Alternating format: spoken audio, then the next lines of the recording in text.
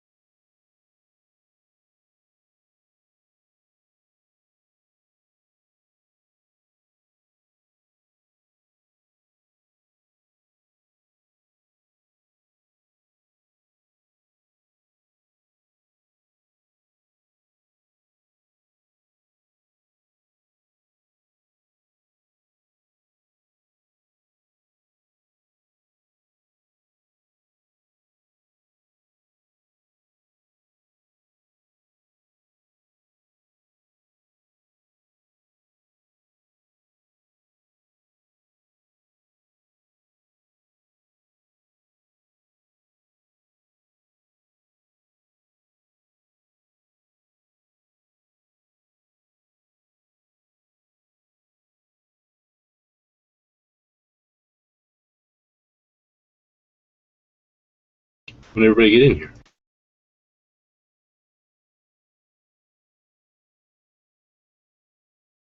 Hello? What'd you say? I didn't notice people were in here. No. I think everybody's just sitting quietly by while they do other things. I'm just waiting for the chat to get a little more lively.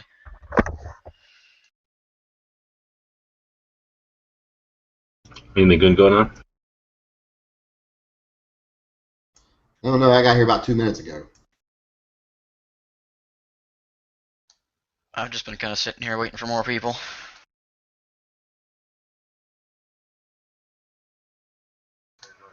Oh.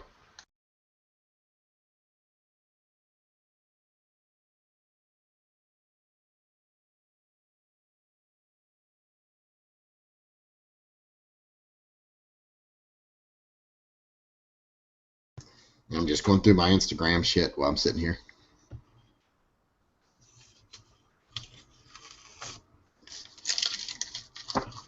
Is that other zombie show over now? And like the regular Walking Dead show will start? Yeah, it's the fuck is I just had something stuck to the bottom of my shoe, and I'm looking to see what it is, and it's someone whose initials are PP that lives in Tucson. It's an address label with your name and address on it. Oh. What, I send you something? Still doing patch things, I see. It looks like I guess I had some patches that addresses that didn't print right, and I wanted them up, threw away, and somehow I stepped on yours, and it stuck to the bottom of my shoe.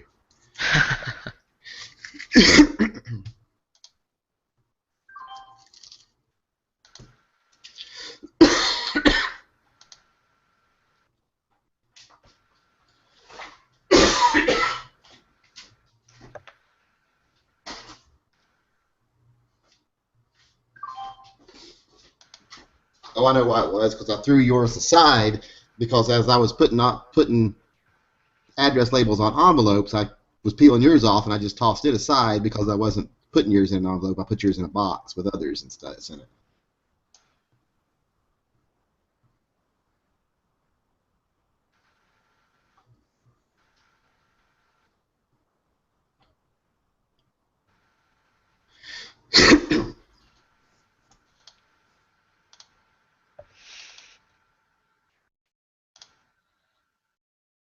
Since I do this basically every time, you guys can hear me alright? Because my mic never wants to work properly.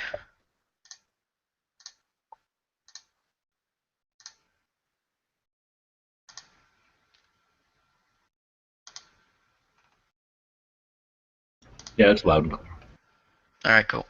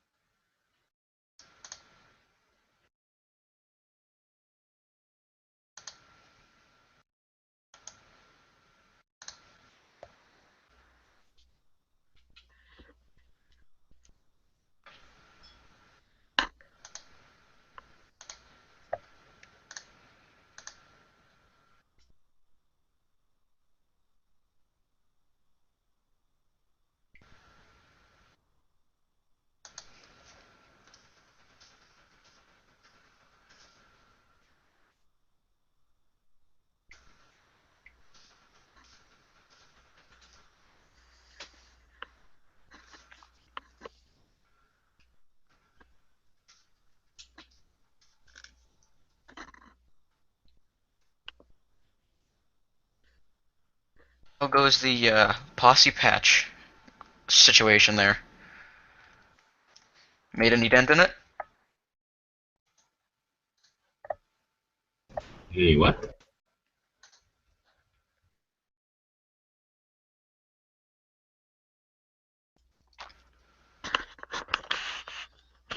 You posted a picture the other day. Send them.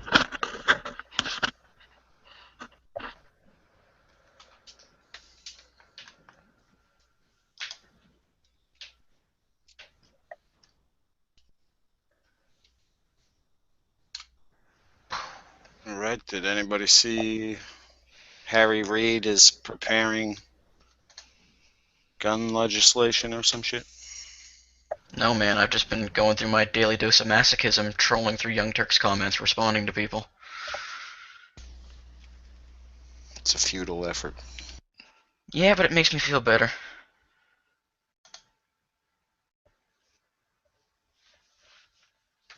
I think he meant Harry Reid's efforts are futile. Oh, alright. Well, probably both, but... I don't I know. guess it would apply to both. Yeah. Young Turk comments. But yeah. I mean, it's as if they're not even trying anymore. It's just like some of the shit they were saying was just statistic. Like before, it was just statistics that were being misinterpreted, and now it's just blatant lying. It's so easy and it's wonderful.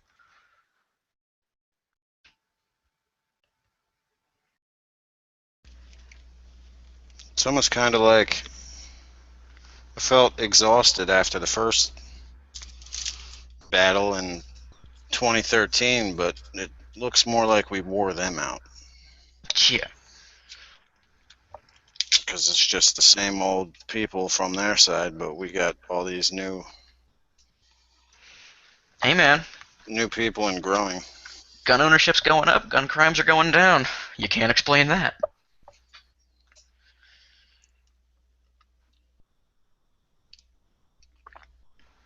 Actually, gun ownership is going down.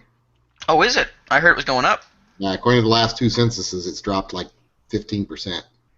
Oh, I heard over the last couple of years it's been steadily going up. That's because that's our side misusing statistics and saying just because gun sales are up, therefore gun ownership must be up. It's not. According to the census. Oh, it was gun sale. Okay, that makes more sense. According to the census, which is a more accurate representation, which you can always say, well, that's the number of people that are willing to say they have guns, but probably the same number of people that were willing to say in 2000 were willing to say in 2003. And True. But yeah, it's been dropping. Number of households that actually have firearms in them has dropped slightly. No. Well, I mean, I know if I lived in, what the hell do they call it, a blue state when it's liberal in the United States?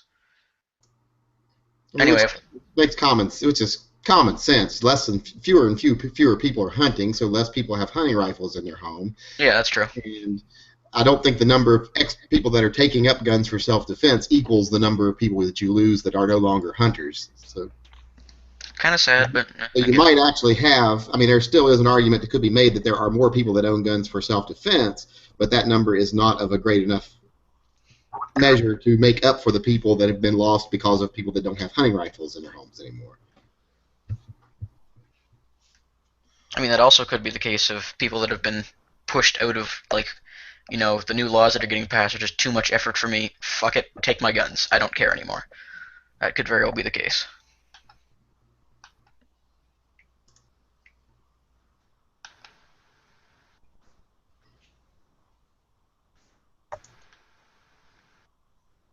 Or you know what? I might be thinking here. I think I might be thinking of Canada. That could be very true.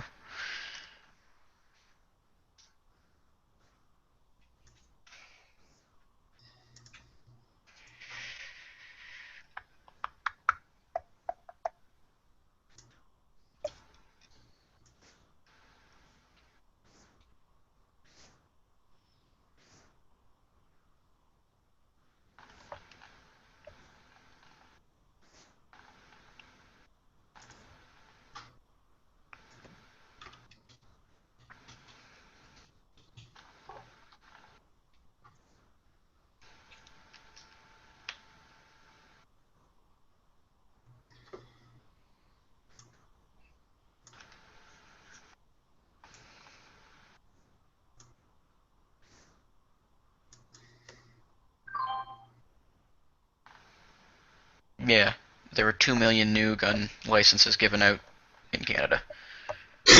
That's what it was.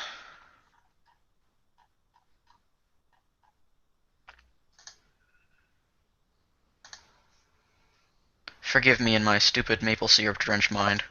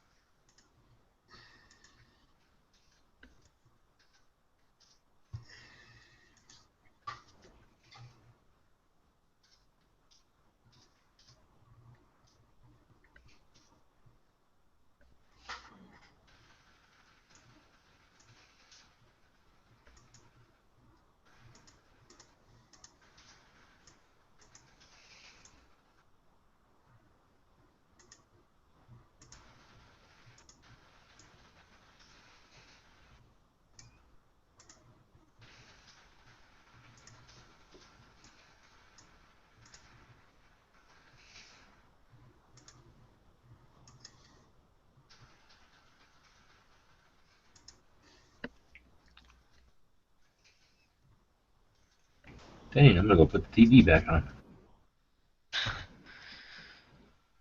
What are you watching? No, I'm just kidding. On TV. I've been watching the Netflix. What was it called? Something like How We Got to Now. Yeah, that's what it is. How We Got to Now. It's pretty awesome. What's that about? Interconnections between things. So there's like 6 of them, I think. The first one was about clean. One of them was about coal. One of them was about glass. And it's just all the different ways that they're interconnected and brought us to where we are. Really, really cool. Oh, is that kind of like that? I think it was on the History Channel. It was like a firearms, or no, it wasn't a firearms. It was just in general technology, like how this one technology, like how the wheels, how wheel was like connected to the plane or something like that. That would be cool. Yeah. I haven't. But yeah, that's the kind of concept. Do you guys know what I'm talking about? I forget what that show was called. Yeah, it may have been that same show. I don't remember, but there was one of them that was about firearms. No, Yeah, that's it's not the same one, but I know there was one about firearms and there was one about general technology. Yeah, there was a whole series of them, but I can't remember. It was the history of everything or something like that. Yeah, that's I think that what it was. Maybe that's what it was. History. Lovely the fact that we're sitting right in front of computers. Yeah. Short history of the theory of everything. All I'm getting is Neil deGrasse Tyson interviews, which are certainly good watches, but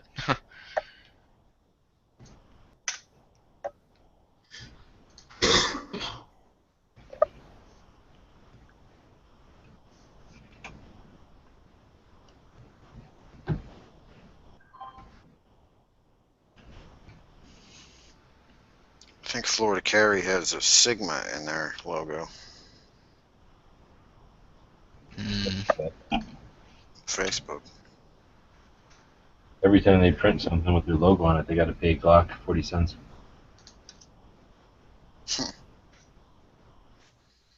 ugh.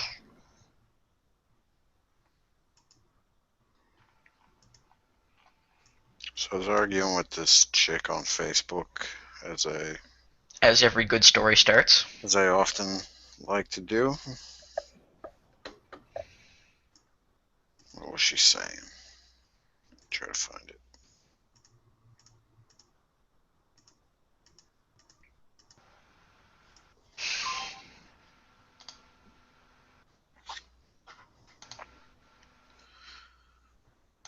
Oh, they hate the car analogy, so don't. But the car analogy, it's not even an analogy.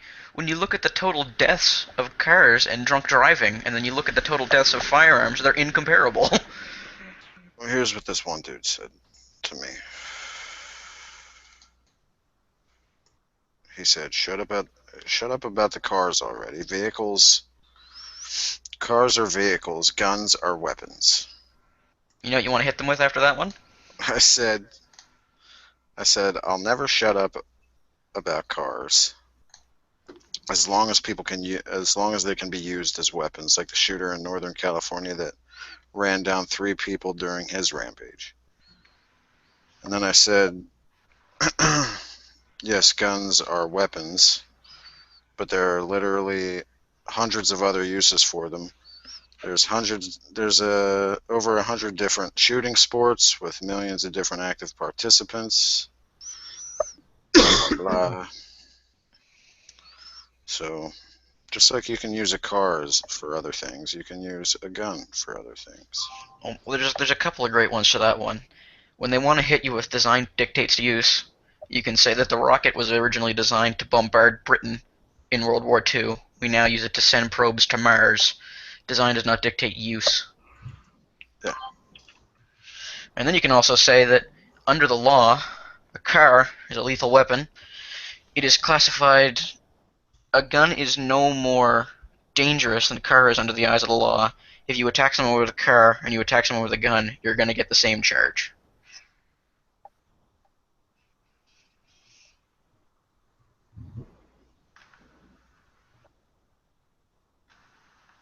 And this lady was going on about the smart gun.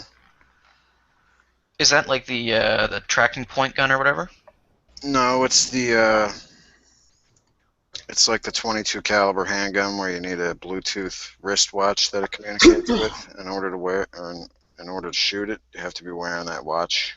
Yeah, the last time I was at a party and tried to hook up my phone to a Bluetooth speaker to try to get the music going and had to fumble for about 2 to 5 minutes to get it to work.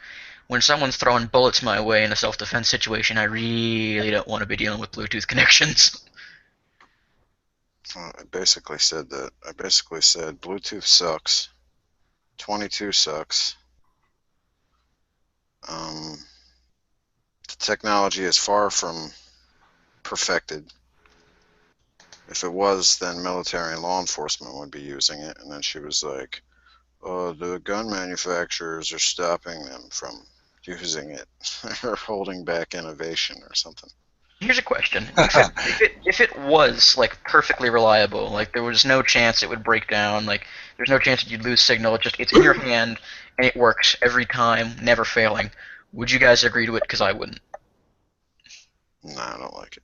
Maybe if it was like the year 2072, I trust it. I mean, in concept, I mean, it's a good anti-theft device because someone can break into your house and steal your firearms, but as long as they don't have the bracelet that you wear every day, I suppose you could say that the gun's basically useless. So there's no real way they could use the argument of what if someone steals your guns. That was another thing she was talking about was legislating keeping your guns in a safe or safe storage legislation or something. I don't necessarily disagree with that in certain situations. I do, because then who's going to enforce it? And as an American, I'm not letting people, some kind of like government enforcer into my house. Those type of laws are only enforceable through punishment after. You mind? When I say that I don't disagree with the safe rule, I'm saying that as a Canadian. In America, I would absolutely oppose that, and the reason why I say it as a Canadian is because the majority of our firearms death is from suicide. So when you have these safes where people put their firearms in, which was required by law, you can't store a firearm loaded or have it unlocked. You're taking that suicide away. You're taking that open. I know there's other ways to commit suicide. Pushing it to another. Yeah, you're pushing it to another thing. Yeah, just like people that use from my- suicide as I know. an argument against firearms here. Suicide rates are in no way relatable to the number of guns in your countries. No, I that- know. No, I know. Well- but what I'm saying is when you But take that. anti-gunners throw it out all the time. Yeah, no, I know. But what I'm saying is when you take they're just going to use another means of committing suicide, and they're going to throw themselves in front of a train or something, which, from what I understand, is also a huge thing up in Canada. Oh yeah. That, Well, the that's train suicides are huge. I know apparently. the biggest thing around here is bridges. I live by like a gigantic bridge, so yeah, that's the big thing. I'm pretty sure. But what I was saying is, it's sort of like how I really hate the Balisong ban because you can't own butterfly knives in Canada, but the tax burden because of how our medical system is set up, which is also why I don't think you guys should have anywhere near our medical system. I mean, just for like basic ER visits. Idiots that hurt themselves or people that shoot themselves in socialist countries like this one seriously put an economic burden on us. So that way I can understand it here. But in America, you have no ability to use that as an argument in any way, shape, or form because someone committing suicide does not affect the general public in any monetary way. It doesn't affect the government. The suicide argument's ridiculous anyway because Japan doesn't have guns. They have twice the suicide rate we do. Canada doesn't have as many guns as we do. Your all suicide rate's higher than ours. So saying that you could affect suicides by removing guns is illogical. It doesn't make any sense. The number of suicides that make up gun deaths those people would still die by another means. That is very easily implied by the fact that states or countries that have no guns have higher suicide rates than us, so therefore the guns are not needed for suicide. That's true. And I'm just saying. the anti-gun side here uses it the opposite way anyway. They just lump in suicides with all gun violence. Which shouldn't be the case. I mean, if someone wants to take their own life, within reason, if within reason, it's not like, oh my god, my girlfriend left me and Well, I killed try me. to make a point to people when they say, well, those 33,000 gun deaths. I'm like, no, let's not worry about the 33,000. Let's worry about the 7,000 that are actually murders. I thought it was Because 10. others you can't do anything about. They're going to be there regardless of how they die. They'll just jump off a fucking bridge. I thought that was 10,000. That was the gun Yeah. deaths. It's about 7,400. Oh, okay. My stats are wrong then. God damn it! I've been putting out the wrong stats on the internet. I've been Oh, giving there's so many bad stats out there. There's I'm 15 sorry, people guys. in one. I've been giving the anti-gunners an extra 3,000. God damn it! 15 people in one thread had like 15 different sets of statistics that they were And you using. also got to count, remember, too, the people who put together that 33,000, not only do they count suicides and stuff, they also count justifiable homicides by police or civilian as part of gun deaths. Yeah, but that's not that very many. It's like 230 or something That's like that. civilian. That's not police. Isn't that like only like 230 though? It's like No, 230. 3,000 between the 10,000 you're talking about and the 7 the Yankees talking about is the 3,000 legitimate ones that are going to happen. Yeah, Oh, I was under the impression that it was only about 230 a year. that's civilian. You're making a mistake of not knowing that police. You have to add the cop. Oh, okay, the police. Yeah, that makes more sense. That makes more sense. Okay, yeah. 230 times a year, a civilian kills somebody else with a firearm justifiably. Right. 90s, like 97% of the time that a civilian draws a firearm in self-defense. Oh no, I know. It's somewhere like the most liberal estimate is like 67,000 a year is, No. and the most conservative is 2 million. No, the most conservative estimate is 675,000 times a year. That's from the FBI directly. That's a fucked up way of saying it, though, because that's more like someone had to use lethal force in a situation created by a bad guy. Yeah, that's Yeah. like I would. Looking at it by rather- justifiable homicide, when they say, well, people only defend themselves with a gun 30 times a year, no, they kill someone when they They defend kill someone 230 times a year. themselves a year. But 97% of the times they draw a firearm in self-defense, they don't have to fire it because bad guy runs away. Saying they Yeah. killed them is not. Well, I mean, is you not joke necessary. around, about that, but there's a very big movement up here in Canada because you can't carry, obviously. I mean, technically, legally, you are legally able to carry a firearm. It's just that they don't give the permit out to anyone other than up in the Northern Territories where they have polar bears, where you are legally required to carry a firearm. But there's a big thing going around where people are talking about carrying airsoft guns that are painted black because they're, in most cases, enough to scare off a mugger. Also, probably enough to get you shot by police. Oh, well, that's actually why model firearms are completely illegal in Canada. you cannot own an item that is specifically designed to replicate a firearm and has no other purpose, because like I think it was a couple of people broke into a church and the cops shot them because they had model firearms. So yeah, they're completely banned in Canada.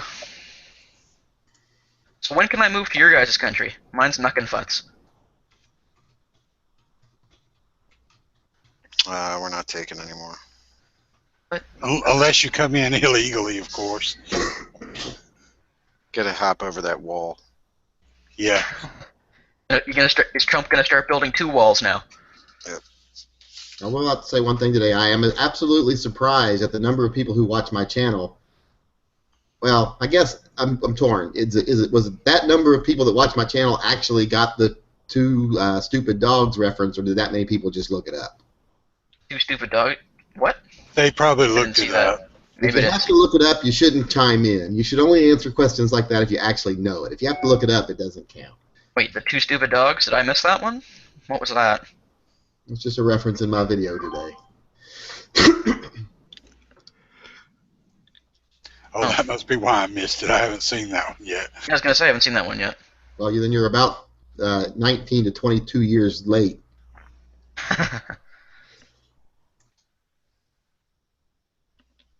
There was another interesting statistic that I saw today in an article. I forget who published it, but it was some guy took all the statistics of deaths in America, just all of them, in natural causes and everything. He cited like the FBI crime statistics and Wait, are you talking about I read a Wall Street Journal article where they were showing mass shootings on a U.S. map with like red circles and dots. Are you talking about that? no, Okay. no, this was different. He went to Okay, like go the ahead. American Medical Association and like all these different places to get like solid data to come up with this. He came up with out of all the deaths in America, only 0.6% are murders. And then out of all murders in America, only 0.2% are from mass shootings. It would have been cool if he did like. Well, there've only been many- like 30 deaths since Sandy Hook, so it's what not, are the percentage of murders from guns? I would just like to see that. I don't know if it's relevant or not, but he just put in mass shootings, but that would be well, I can figure it out. Give me a second. Hang on. 0.2%. I know one stat that I came up with was if you were to look at the crime rate in the United States, look how many guns there are, and if you were to average it out that say every firearm in the United States was to commit 2 murders, for every single firearm to be used in a crime would take, I think it was 200,000 years or something like that. I was going to say I'm going to do a video on it, but this guy, he made a map, and he was talking about Chicago and looking at mass shootings, and he's talking all these statistics, and he said, and blah blah blah, came out of the study, and it shows it where the gun laws are stronger, there's slightly less mass shootings. Anyway, he was talking all this stuff. Well, I looked at the map, and when I looked at the map, I went, this map looks really familiar, like I've seen it before. I went to Google and typed in U.S. population density map, and they're identical almost. Like the mass shootings and the denser population areas overlap completely. I wonder why. It's It almost has as if when nothing- you have more nutty people in an area, you Yeah. get more mass shootings. Holy fuck, stop the presses. What I'm saying is he was looking at it and trying to figure out why the places with the stronger gun laws weren't necessarily less on the mass shootings and stuff. And I'm sitting there looking at it going, because mass shootings have nothing to do with gun laws. They have to do with people.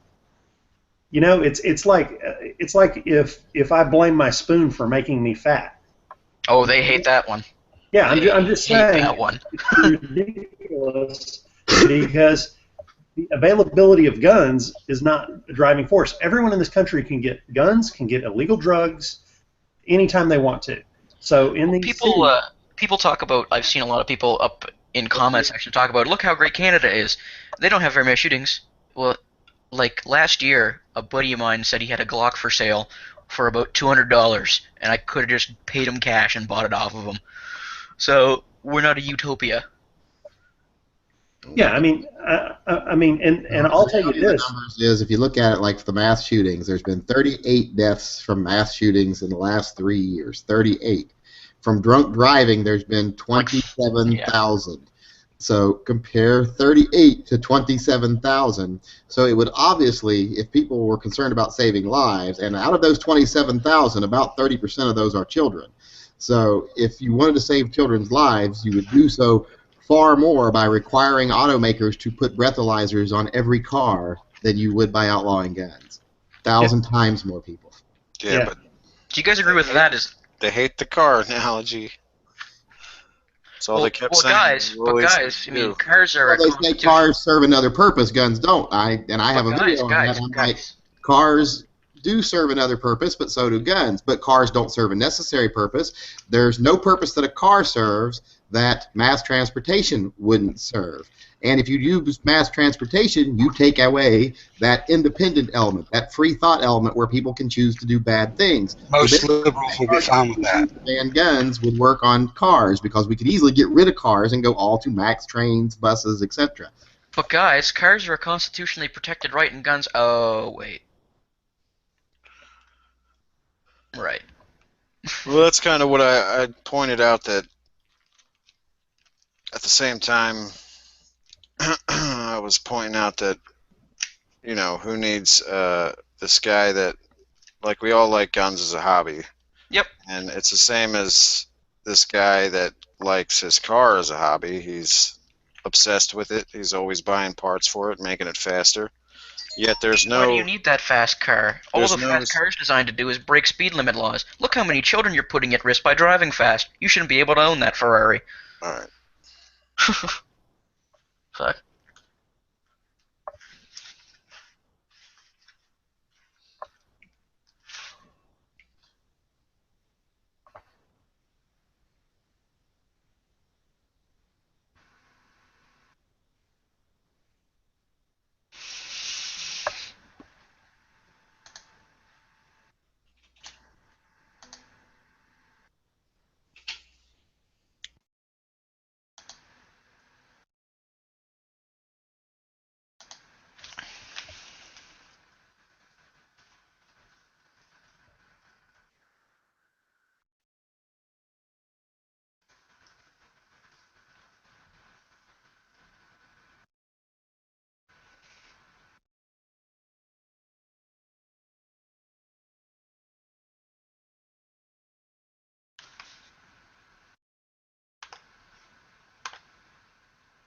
No, what the hell? Did you see on the Instagram how just because I hate all veterans and I think all veterans are lazy and I tase them when they're sleeping? Yeah, I saw that. Are you serious? Cool your jets, buddy. He was like, what are you trying to say? The guy could be a vet? You're saying all vets are lazy? Exactly. That guy could be. There's a chance he's a vet, and now you're saying all vets aren't worth the shit. It's like he jumped 3 conclusions later. Although I did use a example that slandered veterans the other day to shut up a friend of mine that was talking about gun rights. She was talking about, if you do this and own a gun, you're more likely to do this. And if you have this, you're more likely in this category to do this bad thing. And I was like, and you know what category makes you really very likely to be a rapist? To be a United States service member, because they commit rape at a rate about 8 times higher than average citizens. So are you saying that those kind of correlations actually are good things? And she didn't have anything to say to that. That's like police officers are more likely to beat their wives. Far more likely. They have the highest divorce rates and the highest domestic violence rates of any profession. Well, I mean, that sort of makes sense. I mean, we put these guys through hell and then expect them to come back and perfectly assimilate, but not give them any more form of health care or any form of mental health care. Assimilate is assimilate the right word? Maybe their wives are just bitches. Well, that's true. Just tells me that police officers' wives don't know how to listen. Christ, don't get caught saying that. That's what I say anytime I see a woman with a black eye. I'm like, there goes a lady that doesn't know how to listen. Get ready, because you're going to see that in a video tomorrow when someone's calling you out on it. I was trying to remember the wording. I actually already said that. Exact wording from that meme. It's always a meme with a chick with a black eye on it that says something similar to that. Oh, who was it? Bill Burr? He's got a really good one on domestic violence. It's pretty hilarious.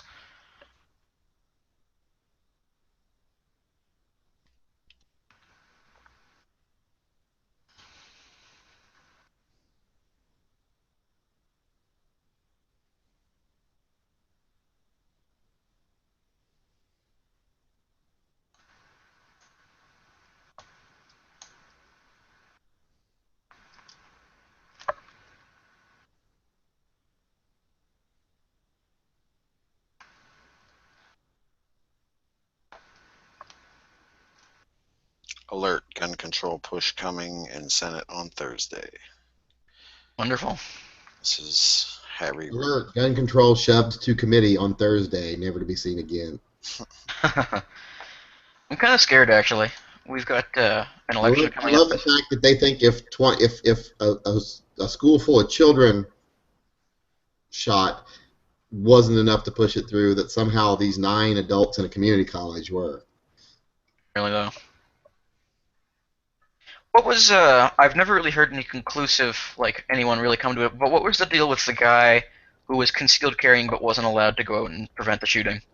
It wasn't that he wasn't allowed. He stated himself that it's not a smart idea to run into a shooting situation with authorities on the way unless you want to get shot yourself. No, but from what I understood, he was trying to at the time. No, Yeah, what I'm sure later he I watched his interview, and at no time does he state he tried to get in. He said he thought that it did not make sense. well, all I read was what was supposed to have been an interview Yeah, but a lot of or people excerpts from the interview or a lot of people something. make It was that shit up. If you don't Yeah, well, watch it was an article and it had some quotes in it or something like that. Because So I'm what sure I they were saw taken was... out of context anyway. Well, and also you got to remember after we had that mall shooting here, which killed a friend of ours, there were several interviews that quoted the guy that supposedly drew his weapon and fired on the bad guy, making him flee the scene. You know, there were all kinds of quotes about that, all kinds of articles about that, and I challenged it up front, saying it probably never happened, and then it turned out in the end it never happened. So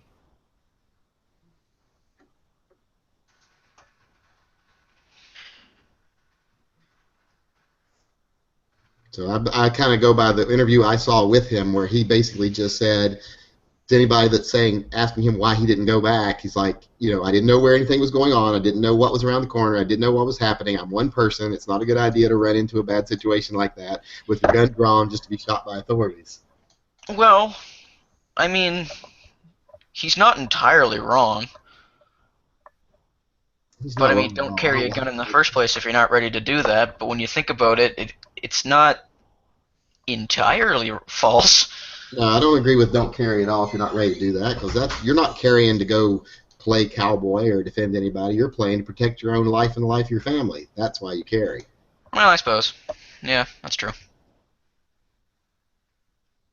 Yeah, we're not like... Other people are secondary to me. Believe me, there's enough fucking people in the world. I'm not that concerned about everybody else that I'm going to make my child fatherless. Now, don't get me onto about what we need is a cull. Don't start me on that, for Christ's sake.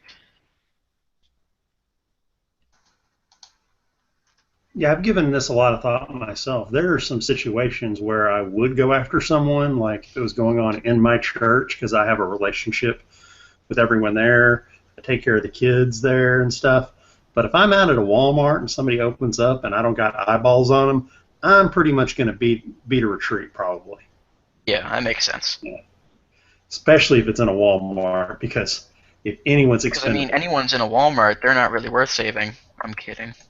I mean, they're a dime a dozen. Anyway. Yes, after the shooting that killed a friend of ours, someone asked me what, because I was there right before it. I left like an hour before the shooting. So they asked me what would I have done if I had been there with my kids. I was like, if I'd been there with my kids when that guy opened fire, whatever store was closest to us, we would have went into it, went back through the back of the store where they have entrance into the back hallways of the mall, went out that back hallway and got the fuck out of the building. And that's exactly what I would have done. I wouldn't have went after anybody or played hero. My first goal I suppose maybe I have a different mentality. I guess. my goal would have been to get my children out of there. Because I don't take it upon myself to put myself in extra danger because other people choose to leave themselves defenseless. They had every bit as much opportunity and right to be defended and self-reliant as I do. Their lack of judgment does not equal an extra obligation on my part.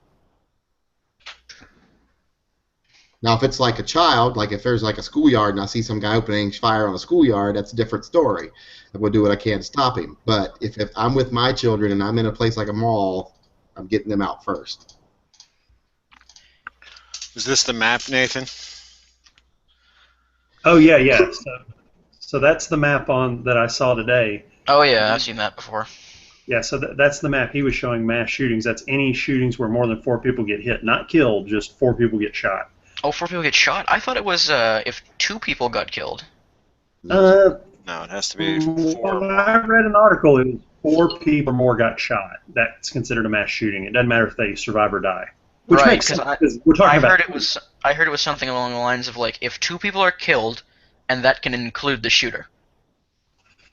Well, they're different. I'm telling you what That's this guy's standard was. like a murder He's homicide. talking about drive-bys, people, Suicide. like not a single target. You know. Okay, yeah. That makes Whatever sense. the news media decides they want to spin that day. Well, yes, it does really matter that, but I want to know the legal definition before I start arguing with people and Oh, sound that ass. is a legal definition. That's I just. don't think there is an actual legal definition. Well, there would I have bet to you if you be. look up. There would have to be. No, there is no Nah. legal definition. But it's funny because that map, if you put it up to the U.S. population density map, it's the same almost. I bet if you put it up against a map on rapes, it'd be nearly the same. You know, any Almost violence. as if no one could have predicted that. Yeah, I mean, it's like you shove a bunch of people in a small area like that, don't give them much of a future. And, I mean, even probably drug arrests would be similar. Yep. Any crime or violence would match that map because people don't understand. It's not inanimate objects that do this, it's the people. And the people are That's concentrating. exactly what it looks like. You can show someone this map and be like, this is where all the people in America live. And And parts look, that aren't red are very rural. I was about to say, look at that map. Look at Well, I mean, California there was on that map. I mean, it's funny. There was a statistic that was going around where they were trying to bring I mean, back. there's a state, there's like 2 whole states where mass killings never happened. Yeah, there Maybe was 3. there was an interesting one that we have here in Canada called the Coalition for Firearms Regulation or something like that, and they were spreading around a statistic that says 50% of all domestic violence is committed with an unregistered long gun, because here in Canada you don't have to register long guns, you have to register handguns. What they didn't tell you is that there was like 7 firearms domestic violence cases that year, and half of them happened to be with unregistered long gun. So not a nationwide phenomenon. That's like when they use statistics like, oh, out of all the firearms recovered from cartels in Mexico, of the identifiable guns, 60% of them came from the U.S., but they don't tell you that 95% of the guns are not identifiable. So Yeah, basically, when they're mass produced in Russia and they don't bother to even serial stamp them. yeah. So basically, Those are the best ones. half of about 4% of the guns, so about 2% of the guns were from the United States. But they tried to make it sound like 60% of all the guns. Yeah, like I'm gonna admit my sins here a little bit.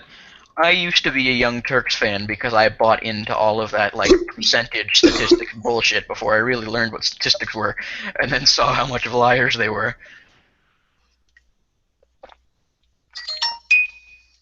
It's incredible how good these people are at spinning shit. You know, I used to go to the gym. Big surprise. I used to go to the gym, but they used to run CNN, MSNBC, and Fox News on the thing, and when they'd go to commercial, I'd flip over to the next one. I'd watch all 3 stations tell the same story in a different way.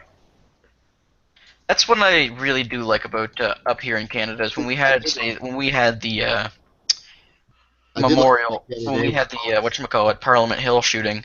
There was no speculation. It was the news media basically waited 2 days until they had the facts instead of just going on there and spewing opinionated bullshit for.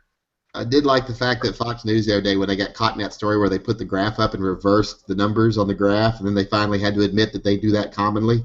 That, we commonly make a mistake and reverse the numbers to make things look the way we want them to look. Doesn't Canada have some sort of media blackout on things like that? Or is that just in special cases? They have Fox News blocked out now because of that. They said, No, Yeah, I they do don't have mean, Fox News. I No, don't we don't mean get. it completely. I mean when there's Okay, so what when there's basically, an incident. basically, it's not blacked out. It's okay. They cover it. They say what's happened. They say this is what we know. This is what we've been told. We're not going to speculate. We'll get back to you when we have all the facts. It's how it goes most times. And there are some situations where they will, because it's government run. So there's going to be some situations where they're biased. We do have some private news organizations. It's not unlike America, where it's just in general get your news from multiple sources in order to prove it's accurate. But I feel it's a lot better because we don't have this opinionated, super, what the hell is it, sensationalized news, because there's no real need to drive ratings. You're also misrepresenting your news. You do not have government-run media. You have government-funded media. Government-funded media. PBS is government-funded. Government-run media is like North Korea. Government-funded. Right, sorry. Yeah, that's like saying PBS is controlled by Congress. You know, it's a joke. It's just funded. Yeah, I hate when people say we have government-run media. No, you do not have government-run media. You have government-funded, which means that the people pay for the media through a tax. That way, the media is not beholden to stockholders or profit. It's beholden to facts. Yeah. Okay, Sorry. So I sometimes use the wrong words for things, and I apologize. Yeah, well, you're Canadian. We understand that. Anyway, so a little slow too. Don't make fun of me. Well, watch out, Boozer. Anyway, so I made a video the other day. I said our news organizations should have a gag order put on them, and don't get me that whole freedom of the press bulls crap.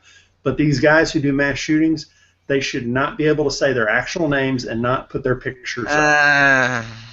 Hold on. I agree with you. Why. I'm just saying, they can say the Sandy Hook shooter, but they can't say the actual name of them. They can't put their likeness up on them, so that they're not getting any fame out there. Like, maybe people could find them on the internet and see pictures of them and stuff, but it's not going to be living in infamy like they want to, because that's what they want. And I thought you were going to say that they should have like you don't gotta call them a shooter; they're a murderer. They happen to use a firearm. I thought you were going to say. I thought you were going to say something along the lines of like that they should blanket, like whitewash, never have his name anywhere, like never have him known. Well, we do have to have the facts out there at some point, but it certainly shouldn't be on the broadcast television. Yeah, but that's the problem. Is they're making them into building kids. I'm sorry, that's a very complex issue as far as I'm concerned, because I don't want the government regulating the First Amendment and who can say what. But I do believe in there being some sort of accountability. If you hold a news license, that you can lose your license to broadcast if you broadcast false facts intentionally. Well, isn't I also do believe that people should come together as a nation. We should all come together and agree to say whichever news media mentions these people's names or puts their picture on TV and makes them famous, we will turn the channel and we will tell all advertisers that we will never watch your station again. Oh, let's do that along with forcing big oil by not buying gas for one day, Yankee. Anyway. People got to go to work. People don't got to watch Fox, don't got to watch MSNBC, don't got to watch CNN. Well, I mean, you want to say that that's not possible, and I understand you. You guys will probably not know this from fuck all, but I'm someone who does the Gamergate controversy pretty hardly, which is essentially corruption in gaming journalism, where they essentially people pay for ratings and shit like that. So we've basically proven on multiple different news networks that we were able to get to advertisers and basically tell the advertisers that you need to be cognizant of who you're advertising on, and we've cost Gawker multiple millions of dollars, and they've really scaled back all the bullshit they're feeding. So if we could get the same kind of unity that we have in the tech community with the gun community and hammer advertisers like that, fuck, spam them, I don't care.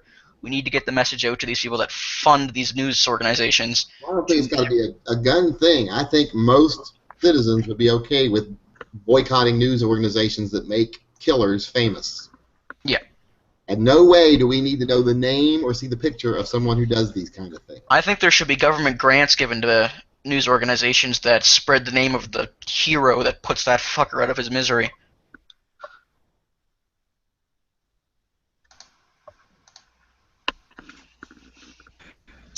Did any of you see the?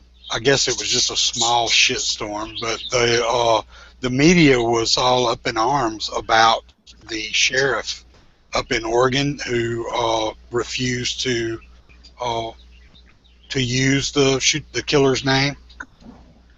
Yeah, I don't get that. They were just ripping him a new one because he refused to give the guy the spotlight that he was wanting, and they were just going off on him like he was the freaking bad guy in the whole thing. But you know, I mean, I know we're making progress because I watch a couple of other YouTubers who do like the more philosophy and the techie and the sexism shit and the atheism shit. Not get into that debate. And they were actually, these are guys that would be mostly anti-gun. Like a lot of them, they're anti-gun, and whenever their opinions start to come on that, I just kind of tune out. But even some of them, one of like my favorite YouTubers was going on about this shooting, saying the shit that they're spewing about this shooting is simply not true, and we need to stop believing the media. So even when the anti-gun, super progressive liberal people are slowly starting to realize what the liberal and progressive media is spewing is bullshit, I think we're making progress.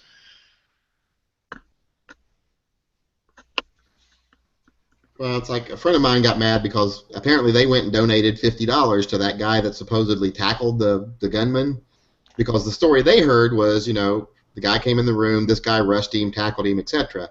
And then after they donated their money, they found out he never tackled the guy. He just tried to hold a door shut to the room he was in, and the guy shot through the door and shot him.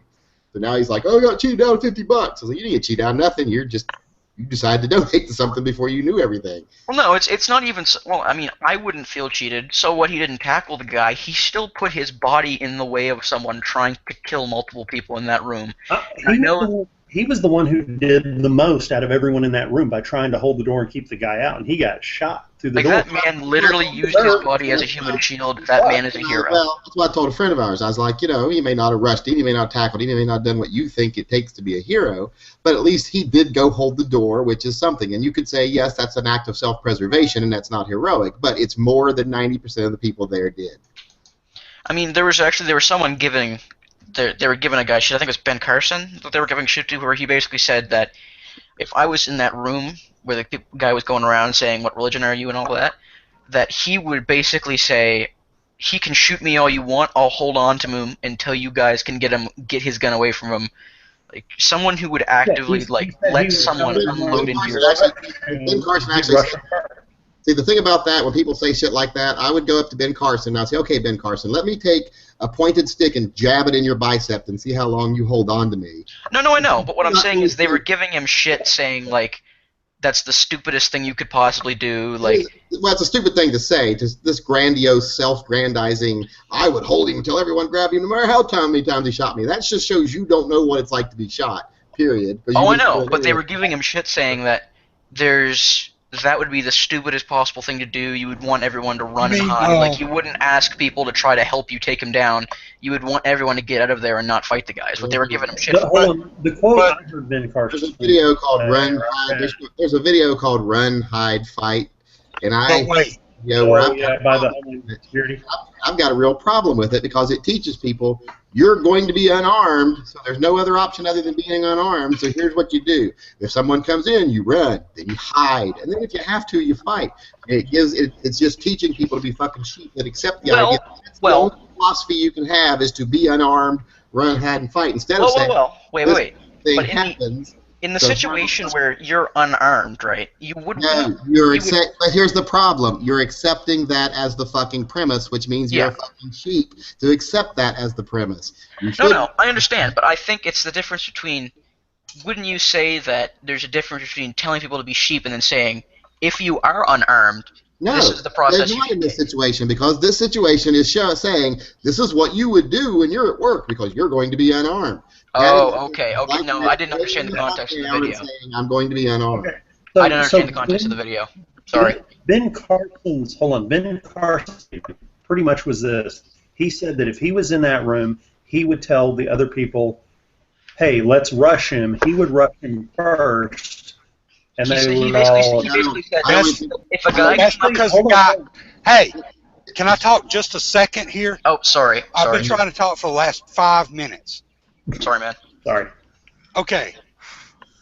While he was reloading and asking people the question, people have hypothesized that that would be a good time to rush him while he was taking time to reload his weapons and Absolutely. asking people that question.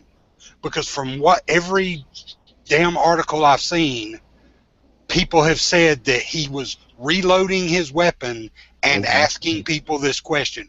Why didn't half of the fucking room rush Well- him at that Well, I made the time? point Okay, that so would have been the here's- good Because they're good little That's- victims. Listen. That would have been the time to shoot him if you had a gun on you. People say you Well, never had time to draw your gun. But That'd you have been- didn't. draw your And that gun. was what Ben Carson was asked about Here's one specifically. thing, though. I was know that you I still don't like the fact that Ben Carson stands on a stage and goes, "I'd be the first one to rush him." I doubt it, Ben Carson. I don't think you're that macho of a guy. No, it wasn't. What he said was, if someone came up, put a gun to my chest, and asked me what religion I was, I would hold the gun to my chest, tell everyone in the room he might be able to shoot me, but he can't hit That's what all I'm of saying. us. That's bullshit. That's fucking Okay. bullshit. He would drop to his knees, cry, say, "Please don't kill me. Please don't kill me. Please don't kill me." He wouldn't be this grand hero for his Bible like he pretends he would be.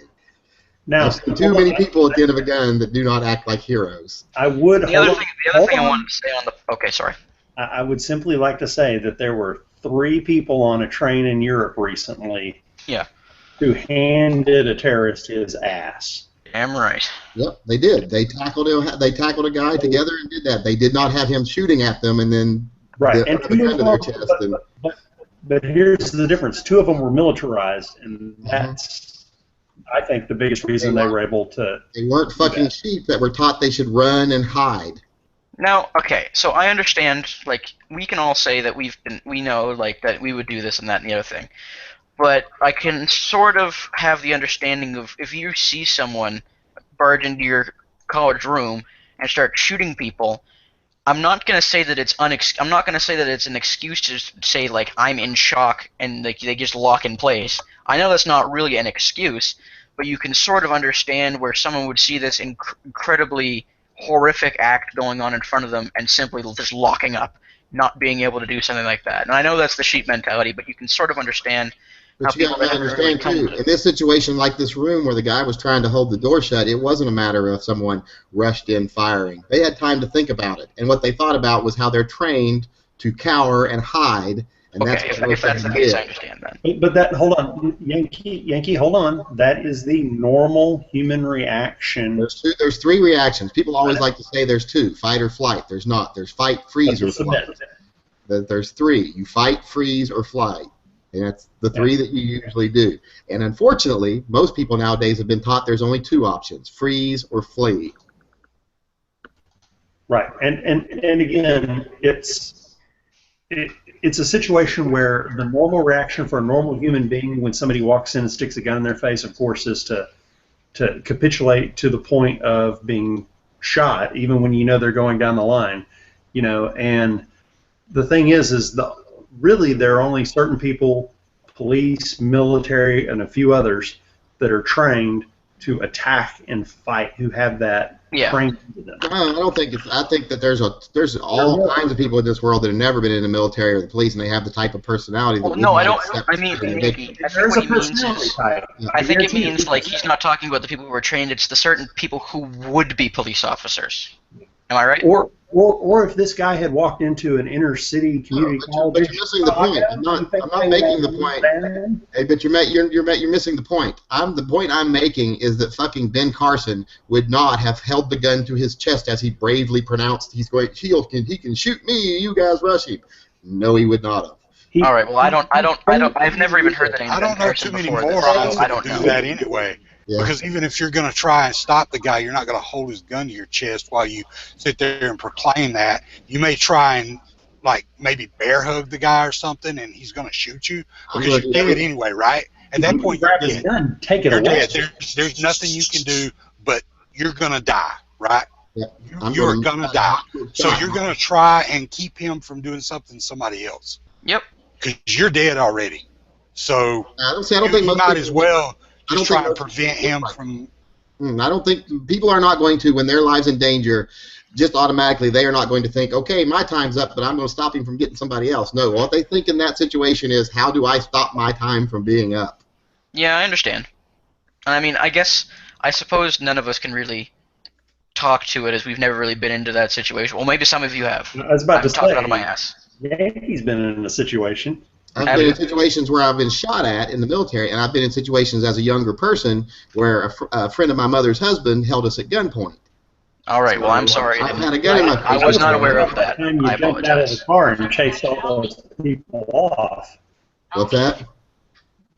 When you jumped out of that car with your 357 and ran off the gang of people who were I trying didn't to. run them off. They ran off, and then I jumped out of the car to wave down a police officer.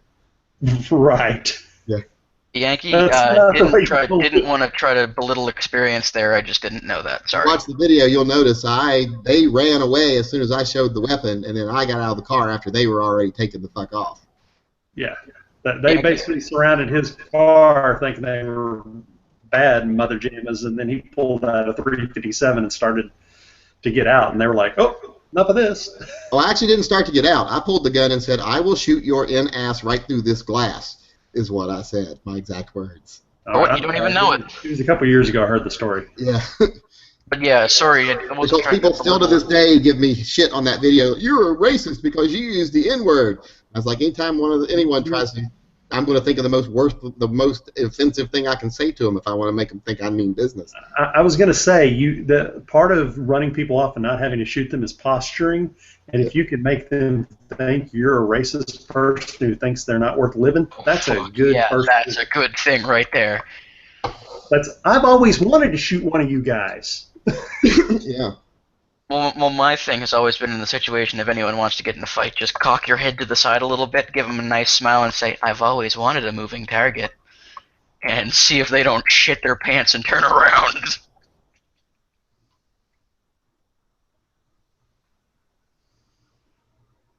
But I just don't like when people self-grandize themselves and talk about what heroes they would be in that situation.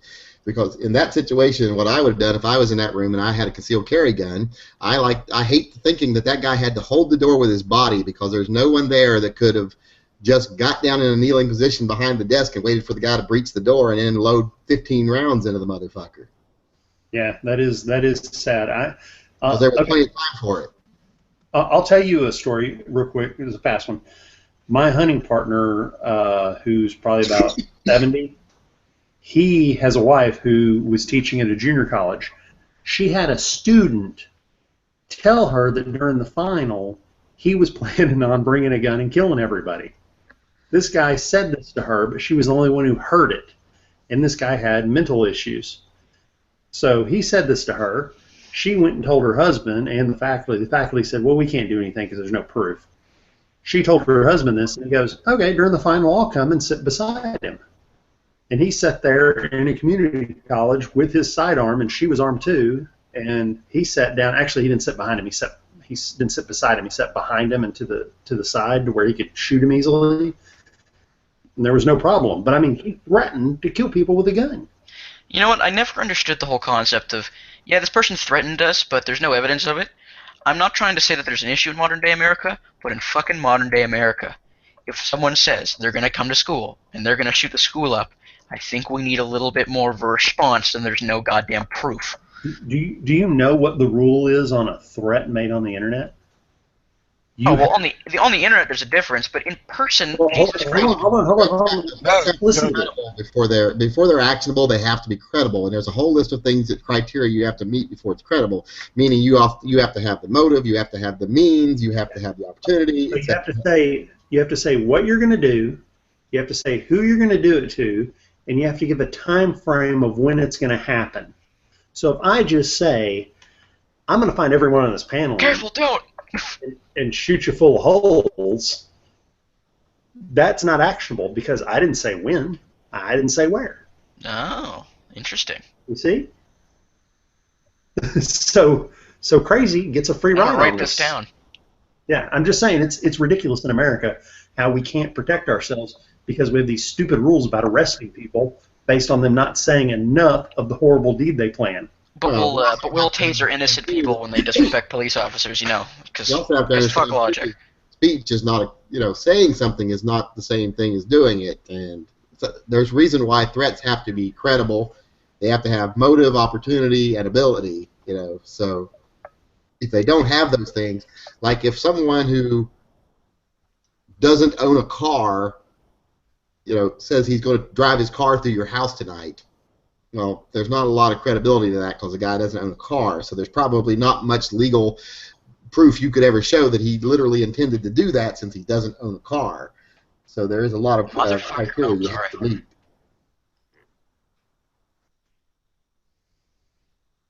I'm sorry if I am playing a rather difficult video game in the background, so if I start cursing for no apparent reason, I don't have Tourette's, I promise. Kick him. Seriously, playing a video game during a live chat, kick him.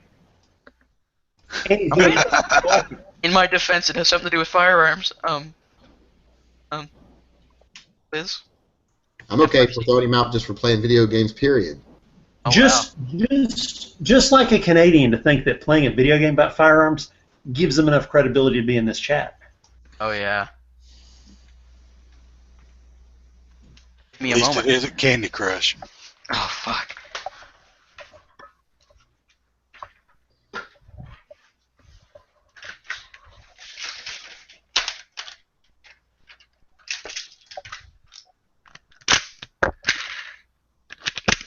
Well, you know what I'm doing? I'm making a holster for a 1911. Ooh. The best gun ever made in the history of Damn mankind. right. What 1911 do you have? It's not a holster for me. Oh, okay. By the way, Yankee, I'm about to dye your holster here in a minute, so I'm working on it. And can I ask what 1911 brand and type this would be for? Edge has a 1911 with a rail on it, and I don't know anything more than that, and I don't need to. It's a 5-inch and it has a rail, and guess what? I happen to have a 5-inch rail airsoft gun here that's the exact same size and shape, and I'm using it as the mold. With Yankees holster, I had to go with the aluminum Beretta mold, though. Didn't have an airsoft gun like that. That's a good idea. But yeah, I use a combination of aluminum and blue guns, depending on the models and availability of what I need. Cool.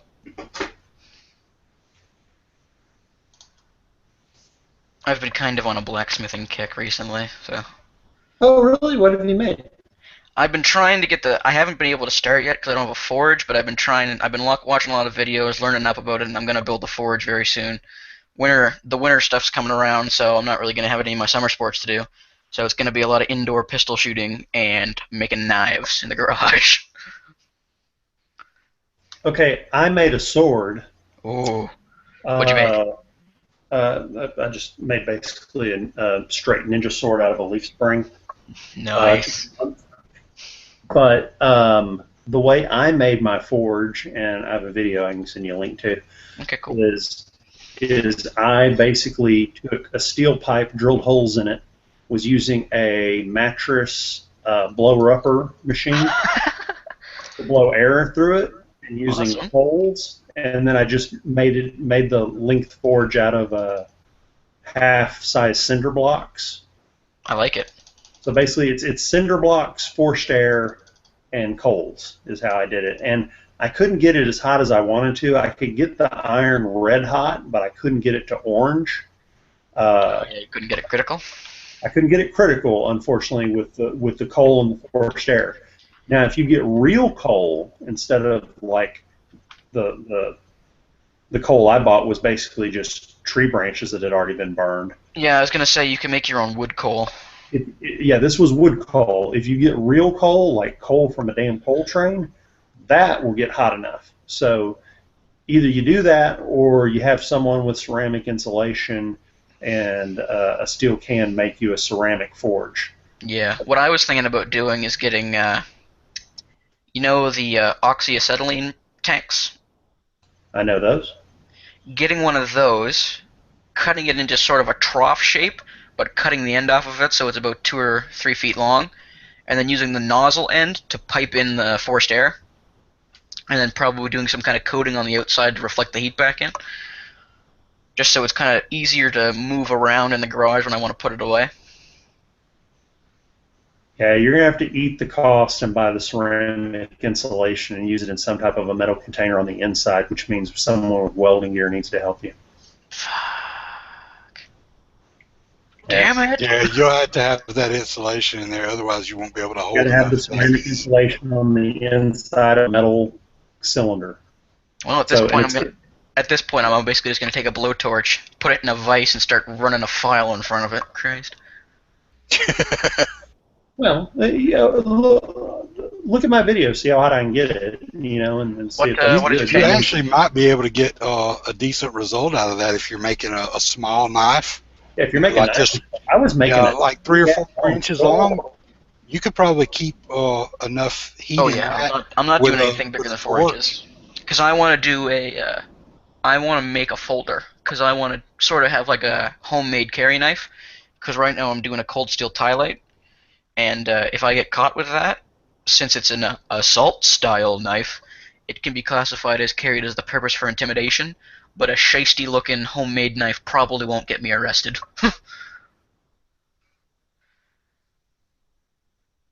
Here, give me a second. I'll find that video and link it to you. Alright, cool. Just put her in the side chat there. And if any of you guys like blacksmithing, there's a great show on now called Forged in Fire, which is partially why I got on a knife making kick, I'm gonna admit. But it's like a cooking show, but with blacksmithing. So it's like Master Chef, but blacksmithing. And it's wonderful. Have you ever seen the guy who makes replica weapons from like movies and video games? Oh, there's a couple There of used to guys be that do that. there used to be a show that was like on Discovery or somewhere. It didn't last very long, and then that guy went to YouTube and started doing his show. There's a place to do Or it nowadays a similar anyway. show, and then there's another guy that does it too. But they make weapons from Final Fantasy and World of Warcraft and some other games. They've made some of the like the iconic weapons from those games. The Master Sword from Legend of Zelda, Badass. stuff like that. Just wanted to point out, I like the tiger striping on that semi-auto there. In the intro.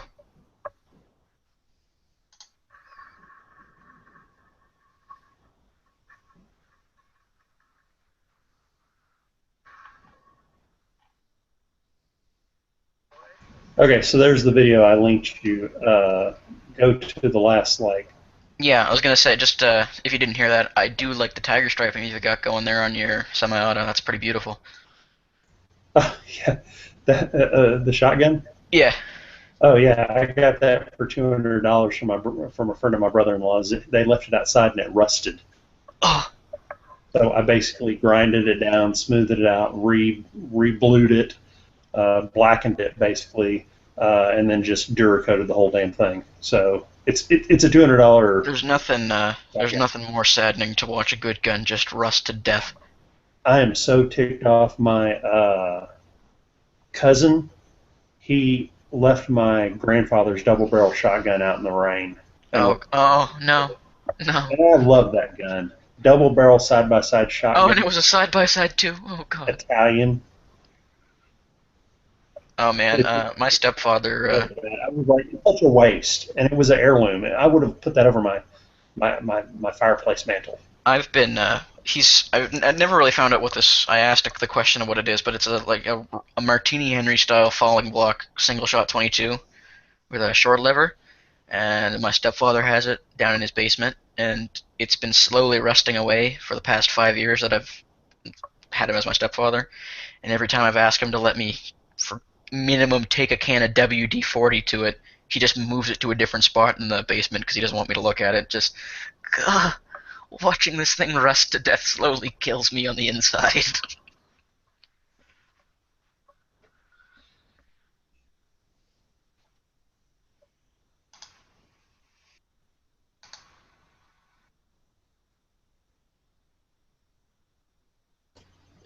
Yeah, I mean, the one thing I would say about making knives is one thing.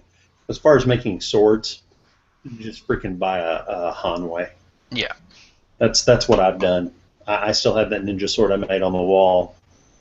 My Hanwei is such a better piece of steel. Just only $300, and I souped it up and made it nice and stuff. But again, it was kind of an experiment, kind of just seeing how things were with making the actual sword blade. I'm glad I did it in hindsight, but it was the cost versus the effort was not worth it. I'm gonna try to link a. But I mean, you said you're making a knife. Yeah. Making a knife ought to be a lot easier than freaking making a 3-foot chunk of knife. Yeah. You know, that was a long time sitting on a bench grinder. I bet. I was using not a bench. What are they called? It's a thing that you go. It's got the grinder wheel on it. And Angle grinder. Yeah, an angle grinder. Dude, I angle grinded that thing for weeks to get it the right shape. You've got more patience than I do, brother. Oh, I'm crazily determined when I want to do something. I mean, Awesome. obsessed, crazy. Luckily, not divorced yet. But that's kind of like how I like making these holsters now, though, because it helps my OCD, and it also is something that each holster only takes X amount of time to produce, and people like them. I don't know. It's kind of a combination of all my hobbies, and anyway. Cool. I like it. Yeah. There's just something interesting about having something you made yourself. It's like hunting. It's just there's something so satisfying about having a warm meal at the end of the day that you tracked for 2 days and then harvested yourself. I don't understand how people can't like that, but Well, horses for courses. here's the deal, and this is just my opinion, but hunting is something that certain number of individuals have had to enjoy throughout history to make our species survive. Okay. Yep. And there's a lot of people that are rejecting of hunting, but you'll then go and find that they play video games that are basically hunting all the time and stuff like that. So we have these alternate resources to satisfy that need. You know, it's kind of like, why do women like to shop? Because that is something that satisfies The hunter, the gatherer aspect. gathering need, yeah. And why do men like to play video games and watch sports? Because that's violent and it's related to hunting and combat and being machismo. So we, as much as we love to think that we as a species have evolved, we really haven't. Well, we have evolved. It's just shit's We have hidden. better technology and we have more knowledge and more learning, but we're not any different than we were 200 years ago, genetically. I mean, go ahead. Oh no, I was agreeing. I was going to say, I got 2 schnauzers. If you reach underneath the bed and you scratch it like a mouse, their ears perk up, they look at it, they pounce, they nibble at it and bite at it like it's a mouse. My schnauzers have never seen a mouse. They have no idea what a mouse even freaking is. But on an instinctual level, they know what to do because it's hardwired into them. And we have a lot of hardwiring we don't admit. If you like that kind of thing, I don't know if you're into the whole like the sciencey situation, but if you like the whole thing, there's a guy called Godsad. He does evolutionary psychology and how that affects consumerism and stuff like that. And it's quite interesting to listen to him like talk about it. How it talks about like why guys like Ferraris and how like the gender roles of like guys buy things and all that, and how that relates to evolution, and it's kind of neat. Spell it. Pardon? Gadzat. Spell it. GAADSAAD. Yeah, I never would have guessed that. Okay, yeah, I'll look it up. Yeah, he's a guy from a university out here in Toronto. It's kind of Okay. neat. Yeah, it's that's the biggest problem with certain people on the other side of the argument is they have a belief that we've evolved and grown past certain things, that we've grown past, say, the Constitution, that we've grown past Well, needing there are certain fire. things we have grown past. What? We have grown past like the social acceptance of beating a woman over her head and dragging her back to your cave. That's Yeah, but about it. that's different. That's That's about it. something That's what I'm that saying. That's never about it. should have We've been evolved tolerated an to ethics start code. with. We've involved an ethics code. A lot of people had that to begin with. There were a few people who didn't. Just the fact that those people happened to have been in charge of society at the time is the only reason it was accepted anyway. It was just something that people didn't want to rock the boat about. Yeah. Because too many important people I mean more of a were- societal evolution and less of a physical and genetic evolution. Well, okay, think of it this way. So, Sharia law has rules about how you're supposed to beat your wife. Oh Jesus! Don't get me started. No, I'm just saying that there are more people who are of a religion who have permission to beat their wives than there are people in America, or that there are Christians or other people combined. I mean, you're talking about the Muslim group that allows them to beat their wives and has it socially acceptable that makes them wear masks over their head. That's Oh, there's actually an interesting thing about why that's the case. well, I was just saying that's a huge. No, I know, but there's actually a misconception So about if you want to say you're evolved, go look at friggin' more than 50% of the planet that makes their wives wear burqas and beats them. No, but there's actually an interesting thing about there was a study done where a woman in I think it was Saudi Arabia wore like tight jeans, a tight shirt, and men were openly coming up and talking to her like, "Why is this woman being sexual? This is interesting." And they were having a great conversation. And near the end of the video, women started coming up to her and screaming at her how immodest she was and how sinful it was. So it's a lot of. There's another thing about it where women wear the burqa a lot because men are so much more likely to be victims of random acts of violence. So the best way to show that you're a woman from a distance and not be a victim of a random sniper is to wear this garb. But that was an interesting view on it. It's an interesting theory, but on the flip That's side, a total load of bullshit. yeah, that's a total. There are a lot of countries where they wear burqas and they do not wear them for that reason. They wear them because they know if they go outside they will be beaten to death by other people. Yeah, women don't wear burqas because it's good sniper hide. That's ridiculous. Oh, I'm not specifically talking about like a good sniper hide. It's just that there's more violence I towards think it was the men in same that community. premise. Yeah. Those stories are basically propaganda to show, look, we don't abuse our women. They want to do these things. It's all propaganda bullshit. All right. Well, Yeah, maybe it's I've kind been of like misled. me saying that I like to be in a boat in the swamp so I don't get eaten by alligators. It's really just because I don't want to be in a swamp, not in a But boat. other than sniper, he said the exact same thing you guys did, that they did it to avoid violence. No, they did it because it's a cultural acceptance thing that their But father. Yankee just said that they did it to keep from getting beaten the crap out of. Oh, you mean by their husbands? I'm sorry. And that was the same thing that it's. They have these things that they call, basically, for lack of a better term, morality police. And morality police don't arrest you if you're a woman out in public not wearing your burqa. They just beat you.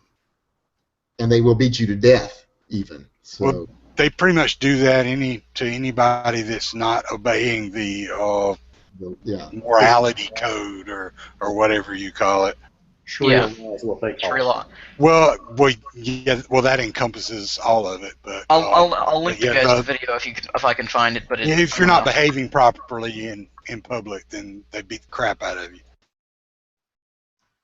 Well, and again, it's I'm sorry to have brought that up because now we're all sidetracked, but my original point simply was if you want to talk how evolved the human race is, look at the fact that 50% of the human race is about 200 years behind the other half. Look at how the entire human race is about 1,000 years behind where it should be because religion exists, period. Whatever.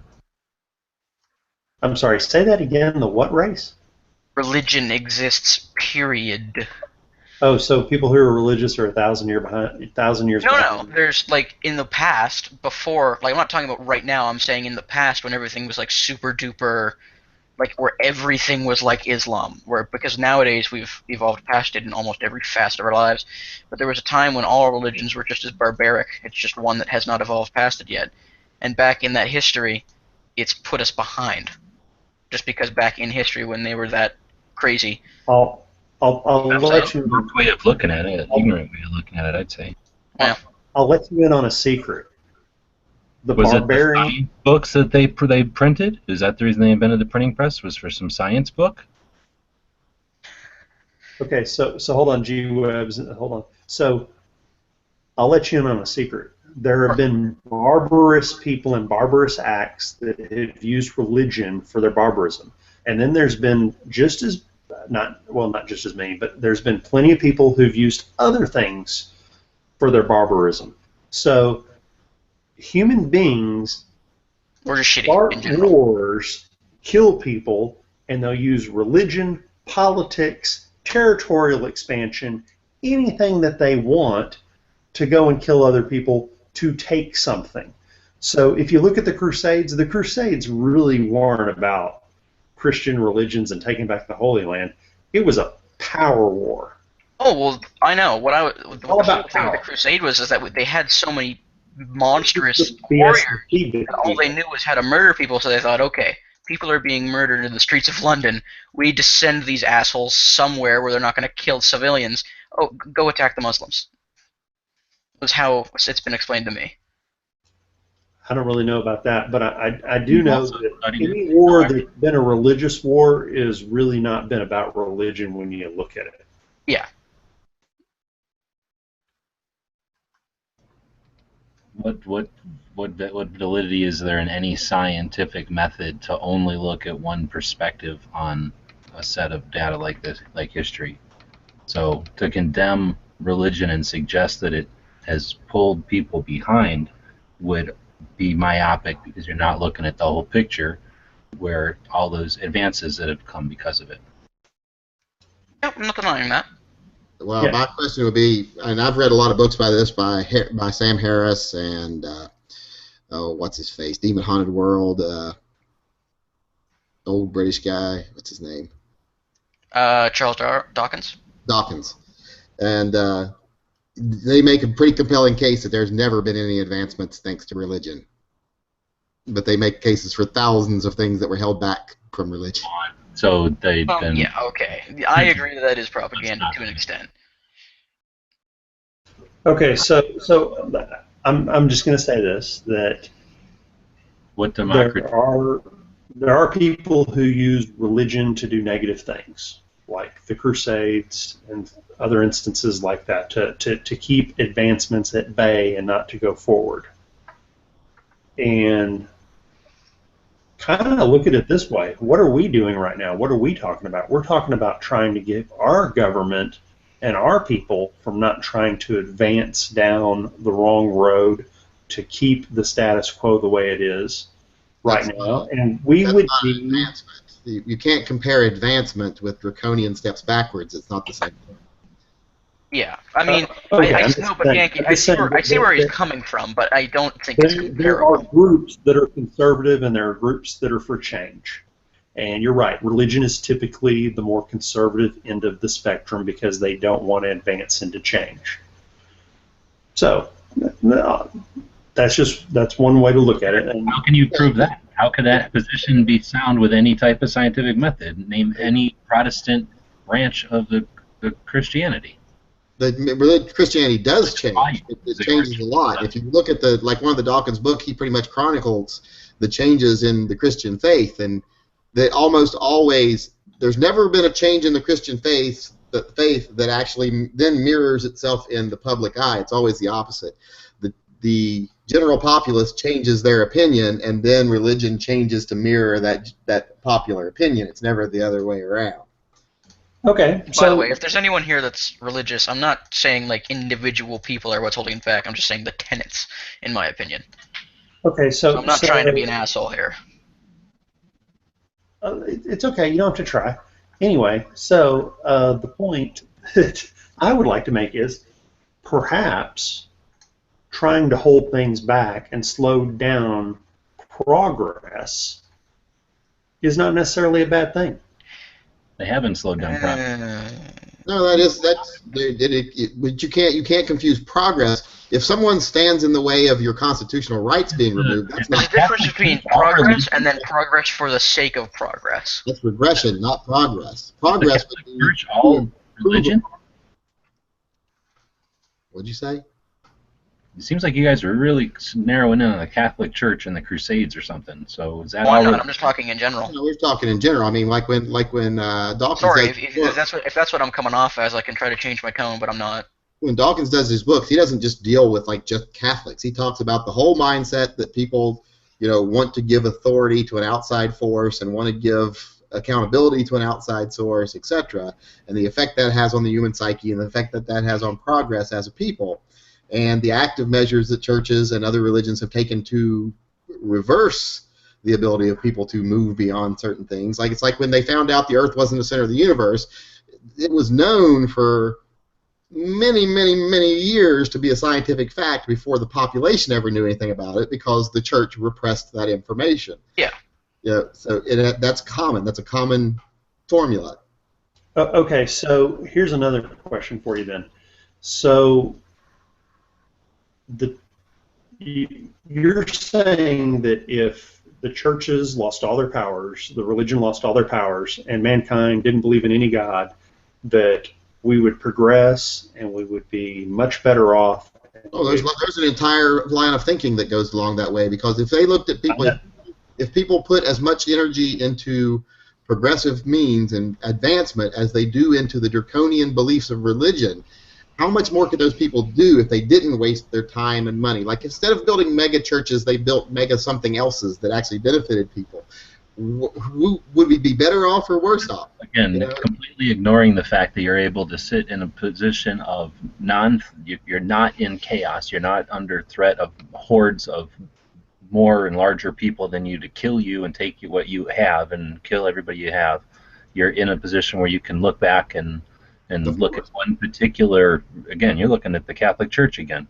No, that's what I'm saying. We're not just looking at. We're just using that as an example in this moment. As an example. But Only that as an example. So again, if you want to cite a couple of books that Okay, well then let's talk about the Islam where they said the study of numbers is the devil's work, right? We can talk about whatever we want to talk about. It's in all religions. We're just using a very open and blatant example. yeah, I would simply say this, that I mean, we'd love to hear examples what major social or cultural advancement do we have to thank the Catholic Church or the Church to thank any religion for? any religion, civilization. No, civilization existed long before religion. Civilization as we know it. Let's say civilization existed. Civilization was evolving long before religion. Yeah, so. Okay, so I would merely present this. In the past 50 years, far less people go to church than used to. Compare that to 200, 300 years ago here in America. Far less people go to church. Everyone went to church 300 years ago. Well, you're right that more people were. And so the question is, Yankee, stop. I'm going to ask you a question now. So going to church and being religious is going down in America. Is this time in America the best time that's ever been around? Correlation, not causation. Correlation, not causation. Causation or correlation? No, I'm just saying religion has gone from 100% back when we were founded down to. Yeah, we also had slavery when religion was the big thing. We also didn't have antibiotics, didn't have television, didn't have radio, didn't have automobiles. You know, you're showing you're taking correlation and trying to show all of those things. You're like a damn liberal and gun violence and God damn it. What I'm asking You is, can't answer what his I'm question. asking You're just answering as the question with another question. But you're as not, a you're not asking a legitimate less question. religious. You're asking me basically the "Have you quit beating your wife?" question. You're asking me to You're asking a validate malformed correlation. question. And I can't validate correlation. What you should be asking me. I'm not asking. Hold on. I think you could ask me a legitimate question like, do I think the declining numbers of churchgoers has in any way contributed to the decline in society? If I do believe there is a decline in society. Okay, so that's a good question. So we know that going to church and churchgoers has gone down since the founding of America, and in the past 50 years it's declined significantly.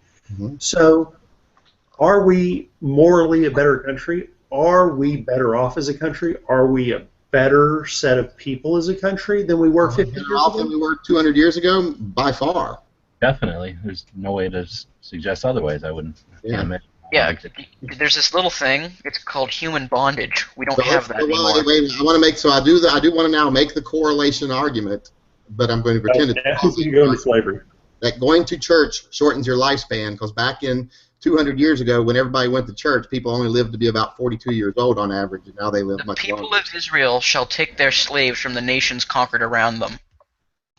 Okay, so You can also take them from people that come to your nation. Also, if they have children, you're allowed to take their children as slaves and treat them as your property and pass them on. So they don't have to be all from the nation around you. Yeah, you my can take- point is I've seen a major decline in the past 50 years in the United States, and I think just part of it. May I go off on a tangent? See, I will go off on a tangent on that myself because if you ask someone like my grandfather that question, he would slap you. He would say, "You are an ungrateful little bitch who doesn't realize how good you had it because 50 years ago it was rough." Yep. May I go off on a tangent though? You're of the- Canadian. You don't have an opinion on this. No, go ahead. Okay. What I was gonna say is I say like the whole everyone put their tinfoil hats on now. We've come to this part of the conversation. But I would say actually I'm going to pause this. I would say that the private prison system, the war on drugs, Hollywood and its fascination with making kids my age and younger and older really infatuated with drugs, fuck bitches, get money, all of that greatness. All of that is just one big old nice system to fund more money into the government by making young kids that are very susceptible to getting things like inner city kids. But let's remember, studies that show kids who play violent video games, watch violent movies, or do other violent things actually don't offend at any higher rate than kids. No. I don't mean that. I mean like the cultural and the indoctrination of being a gangbanger's cool. Do you know what I mean? Like the whole how that's like the popular music culture is everyone wants to be like everyone wants to be easy. That's a new phenomenon. That back in the day they didn't want to be cowboys and Indians, and before that, or after that, they didn't want to be gangsters Sharks like with jets. Chicago, and then before that, they wanted to be something else, and before that, they wanted to be pirates. But it's and- intent though. Before they wanted to be gangbangers, they wanted to be sharks or jets, and before they wanted to be sharks or jets, they wanted to be mobsters, and before they wanted to be mobsters, they wanted to, just it's a history. I don't think anybody ever wanted to be a shark or a jet. Of course, they did. I wanted to be a jet. Who doesn't want to be able to dance like that? No, but I notice a significant. Well, maybe this is just me being naive, but I've noticed the majority of the population of my high school and the minimum is people that really are sketchy and seedy. Like I said, I had a friend of mine last year offer to sell me a Glock because he knew I liked guns, right? The whole system of making people who are already disadvantaged in areas of low income and then taking away I can never really articulate this properly. It's one of my issues. I got everything right in my head, but I can't say it properly. People that already are in disadvantaged situations where they might need to sell drugs to put food on the table, and then making the violent culture surrounding that so very favorable and cool and what you want to be, and just funneling these poor young adult males like myself who are in this lower area. I'm not saying I'm in a lower area, but like my age group, into a system where they essentially get put into high school, sell drugs, and then they start making money from going into a private prison. They get more pissed off in prison, come out, do more violent crime, go right back in, and keep giving the government money. And maybe I'm being a little more conspiratorial on that one, but hey. Those are all choices people make. Oh no, I know. I'm well aware. I'm not saying that people don't have a choice, but I'm saying when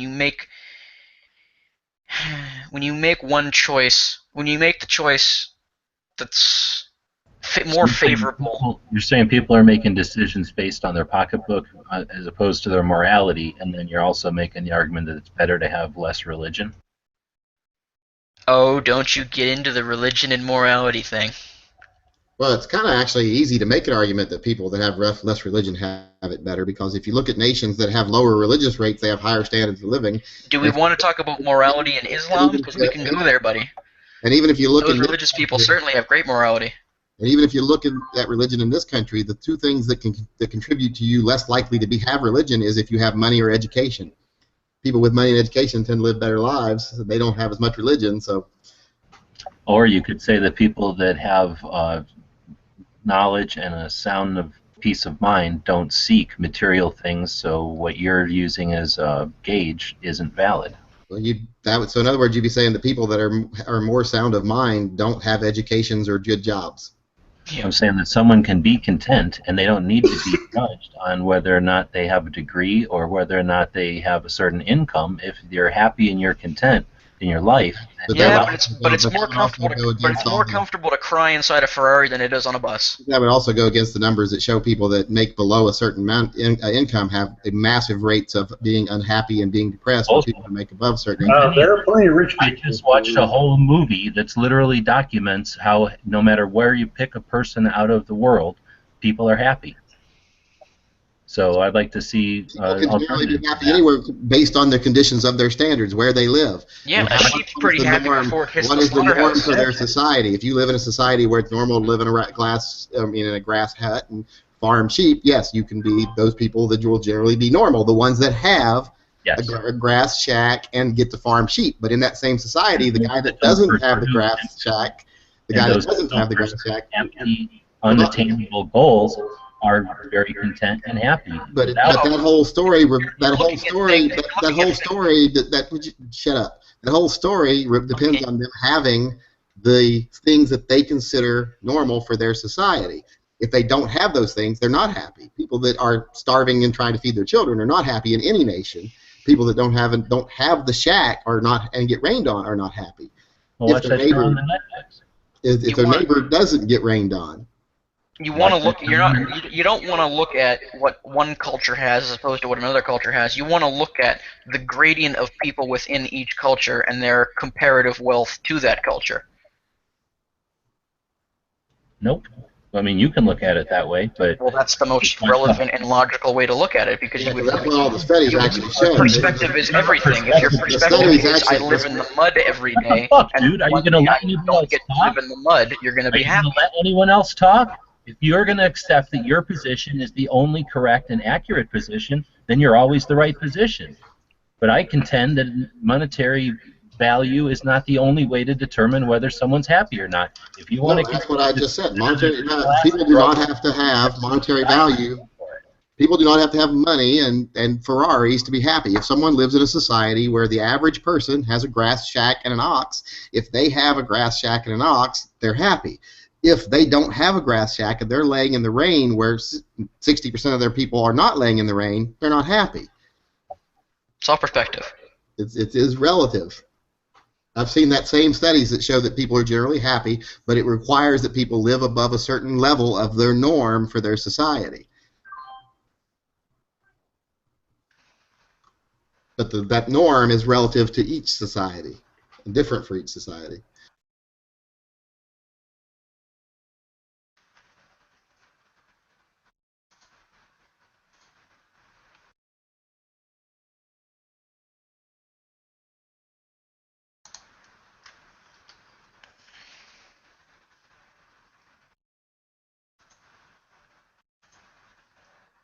Hello?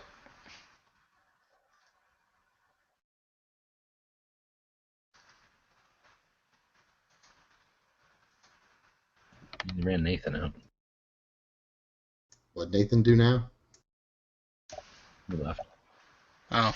Yeah, about damn time. Now we can stop talking about religion. Yeah, sorry for derailing that. I kind of brought us off on that tangent.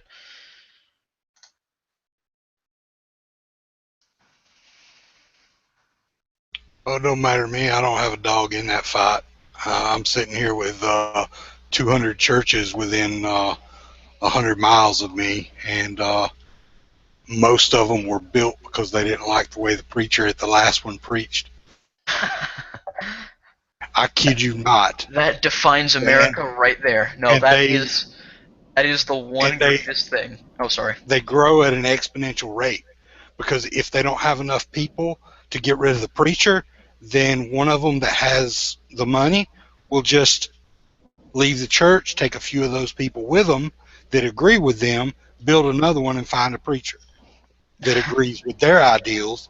And once that changes, somebody moves to another church. There are so many churches in South Alabama that if everybody went to church on Sunday, then there would probably still be empty seats in every one of them. Seriously? Seriously, there's not. I don't know what the percentage of people that actually still go to church are. I haven't gone to church in years because I bounced from one to another trying to find something, and nothing made sense, and I was like, yeah, I don't know where I stand because I just don't even give a crap. Yeah. I'm the poster child for apathetic agnostic. Yeah. I don't know and I don't care.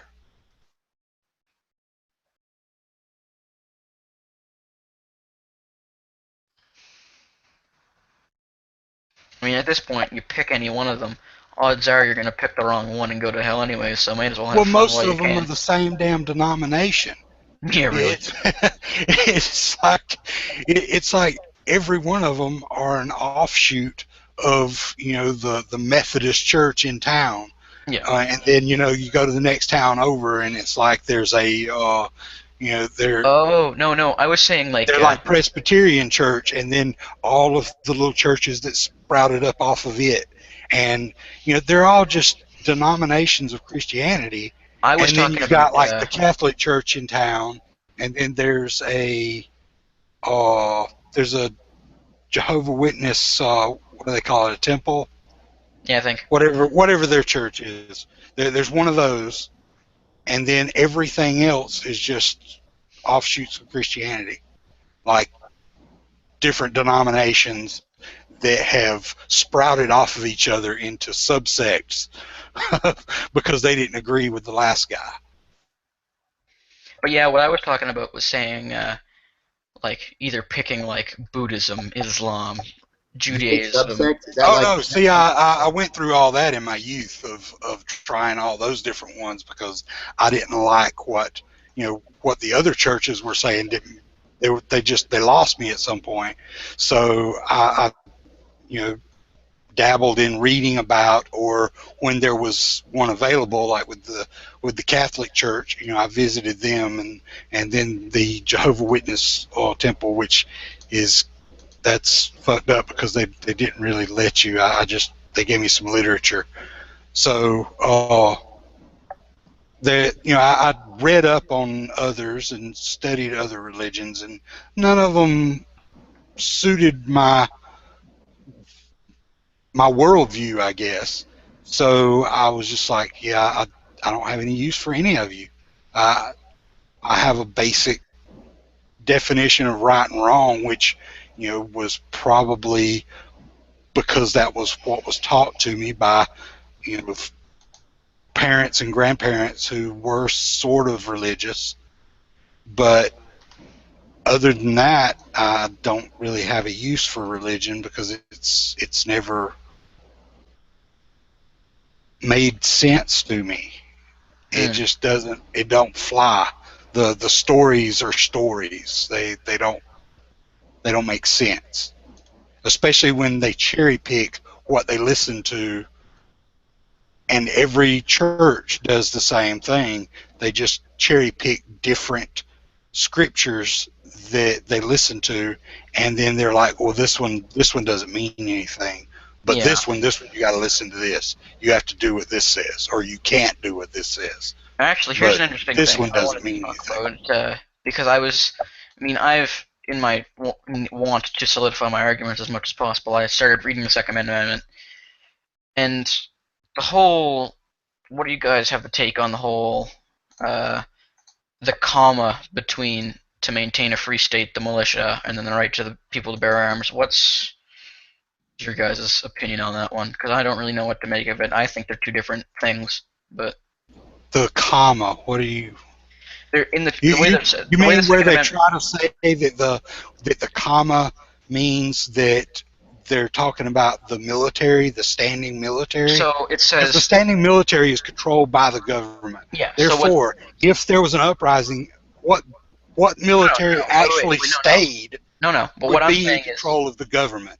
yeah, no, what I'm saying is, when it says a well-regulated militia, comma, to maintain a free state, comma, I think that's one unit, and then the right of the people to keep and bear arms shall not be infringed as a second unit. So it's saying something like that there should be a militia and there should be the people to bear arms. What's your take on it? Militias at the time meant that any ready man could be called up to defend his state at any given time. So that means because they need to be able to, your state, be able to call up the people of its state to defend that state against an oppressive government. That means every person in that state, if they wish to be able to be involved in that fight, should not be restricted in owning what they need to own. And even in 1939, the Supreme Court even supported that decision when they stated that anything that's used in common use in the military should be able to be held by any person inside the state, but the government could regulate whether those items could be transferred across state lines or not. Okay.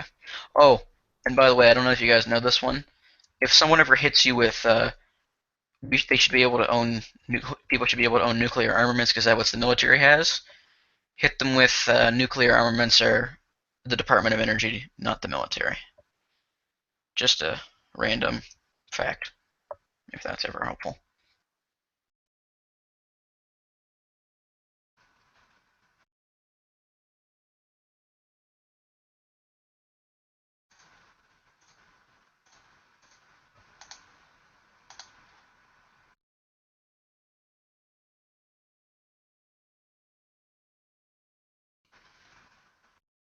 I don't know. They want to ban handguns up here, so I'm struggling with our own fight.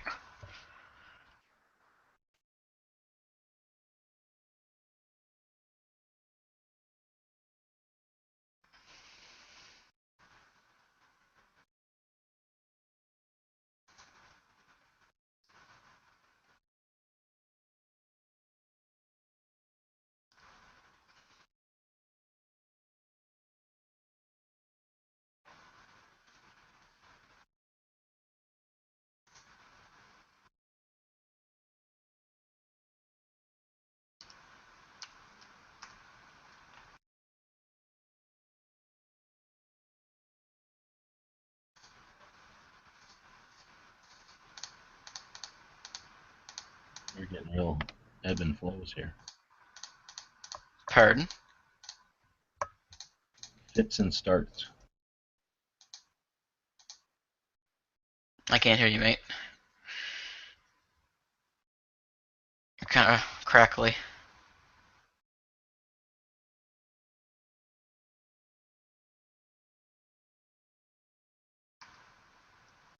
Just saying, there's long pauses. Yeah, I noticed that. You'd have, it would be more interesting, and we might actually be able to, if anyone ever cared to actually get viewers to do a chat for, we could actually get something that we'd put on YouTube for a legitimate chat. We should try to find if we can see anyone from a gun control group to come on and do an actual civil debate on one of these, because it would be more interesting than all of us just agreeing with each other. Wasn't that the idea behind that one podcast? That narrows it down. It's like, what, I hate guns or something like that? Wasn't that what the whole premise of that's supposed to be? Never even heard of it, brother. That was just my podcast, but I just wanted to use that name. But no, we put out the invitation before though. Anytime somebody wanted to join us and try having a debate about it, we'd do it. I'd definitely be interested. We've never. That's one thing I love is a good debate. There's nothing funner.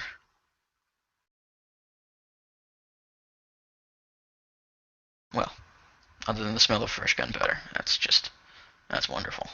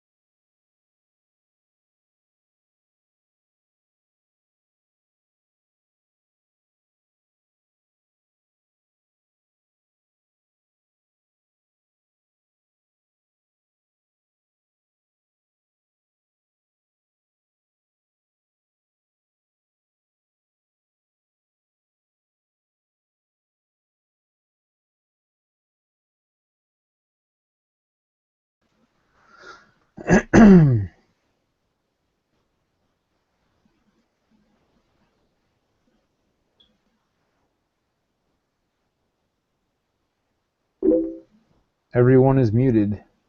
We're having a library chat. We just are having study hall. Yep. Shh.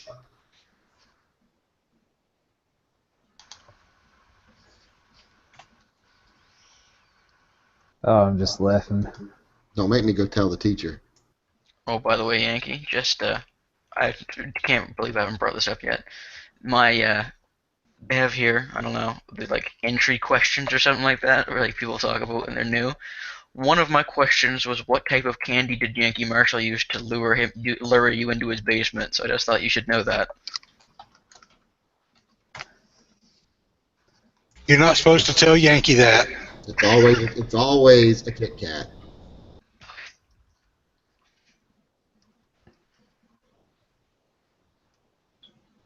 Thought the man should know.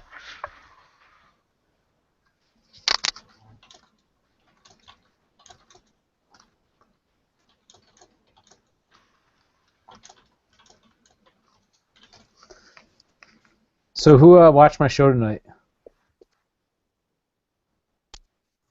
Do a show? I did.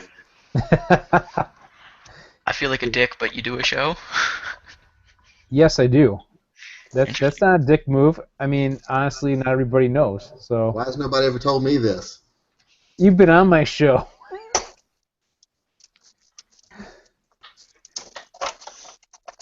Oh, that's funny. Why can I only see you, Rick? Because everybody else has their cams off. Oh, well, that's no. I got my cam on while I'm making a drink, and I don't even know these guys. That's awesome. You don't want to look at my ugly mug. Well, okay, we'll take your word for it. So did you see I put the link to my video from tonight's show on the side chat for you guys, and also on the Gun Channels chat? Alright, But- I'll check that out. But yeah, we had Nubs, Hunter Kale, who's a basically a pro shooter. I mean, he kind of talks it down, but he is, and he doesn't have any hands. Seriously? Seriously, Just with his feet, I assume? If you guys haven't heard of him, check him out. check him out. Watch my Inspiring. video, you'll get a much better idea of who he is then. He does it with his feet, I assume? No, he does it with his nut. with No, his nubs. yeah. That's the best way to explain it, I guess, really. But yeah, not with his feet. Shoots with his hands. I mean, not his hands, with his nubs. But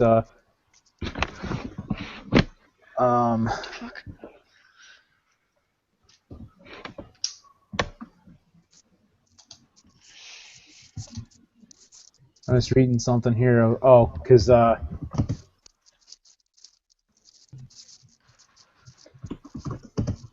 Yeah, I was gonna say, a lot of the guys that do like the Paralympic archery, they do it with their feet. So I was thinking that's probably what it was gonna be.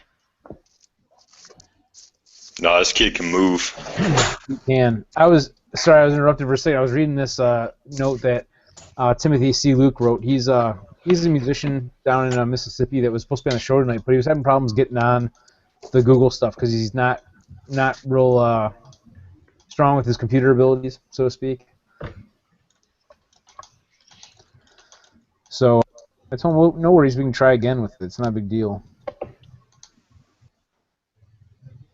Pardon? That was something new we were going to do, actually. Was have someone that actually is a musician play some original music. Ooh.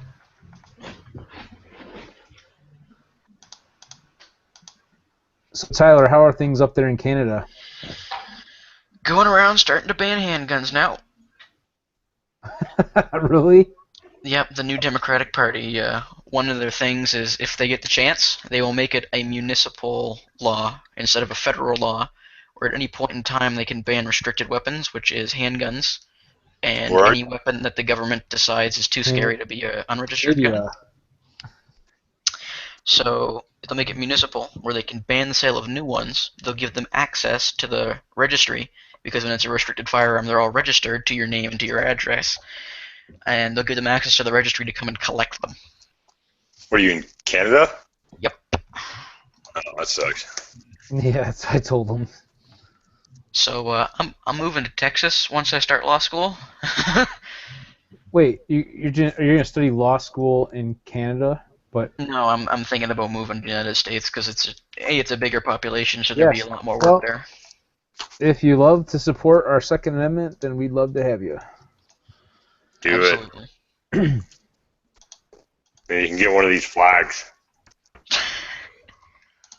There you go. I I got don't one. know. Of those I think too, I'm after too invasion. much of a socialist. They might not like me. Oh, don't say that in Texas. You'll get shot. I'm not even kidding. Yeah, Maybe not in Houston. maybe we're rethinking our invitation now.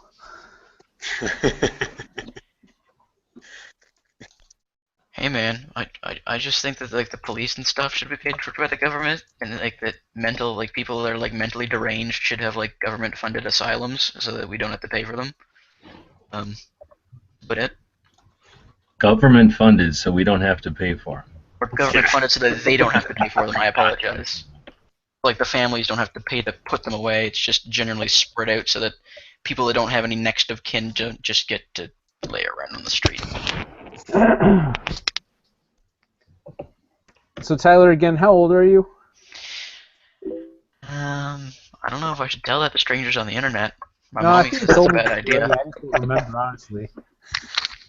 No, I'm a naive 16-year-old. Okay, so I was thinking you said 15, but I knew you were younger than all of us. Yeah. Sounds 30. I swear to God, the liberal MP came up Did you say he sounds like he's 30?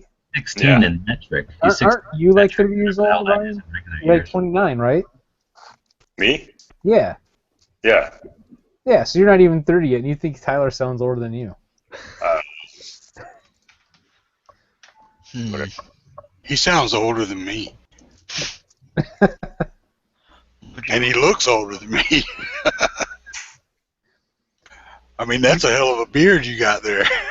Oh, yeah. Oh, me? Yeah, that's a pretty massive beard. Thanks. I actually just took a couple inches off of it. Yep. Yeah, you look totally different without that beard, too. I saw some of your pictures. Yeah, are you checking out all of my my photo albums from the Middle East and shit, where I look like I'm 10? Yeah. I was going to say you look a lot younger. It's funny. But yeah, I had the guy. There's an election coming up soon, so obviously they're going around handing out pamphlets. And I swear to God, there's three parties in Canada: Liberal, NDP, and Conservative. The NDP person who from my area came up to me and said, "So what are you, 2025 now?" It's like, no, sir, I'm 16. Did you guys see this side chat thing? Or the chat on the gun channels? I have This not. is funny. He goes, "Hi, I'm Chris Hansen. Do you bring the condoms and beer to this chat?" Oh, fuck. And I said condoms and beer. And suddenly Yankee is interested. Yeah. I don't mind beer. I'm gonna go eat dinner. All right, Ryan. Take care, guys. Have a good night. So, yeah.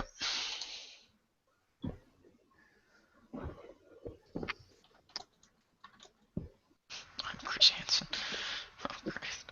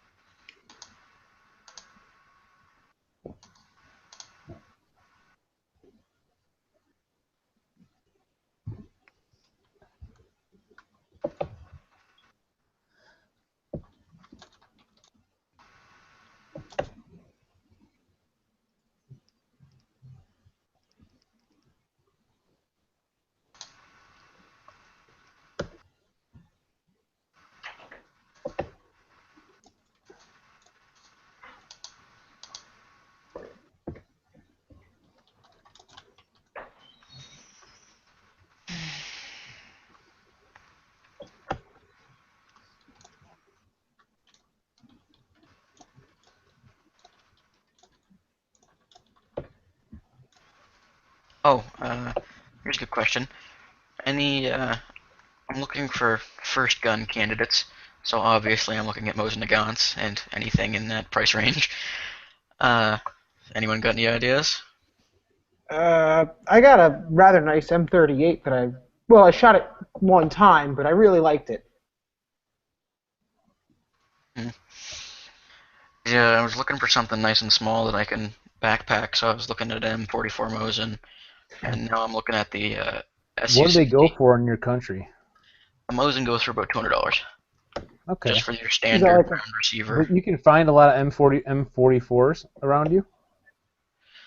There's 2 or 3 in my local Canadian Tire, which would be like just like a general hardware and sports store. Huh, that's pretty awesome. From what I heard, actually, and correct me if I'm wrong, you guys can get SKSs there very reasonable. Oh yeah, they're about the same price as a Mosin. Wow. Like 250. Yeah. And like a Soviet one too, I would- right? Not a. Oh yeah, like you can get a I think it was Tula's they had there. It's too bad that if you leave your I'd country, go for that, bro. with you.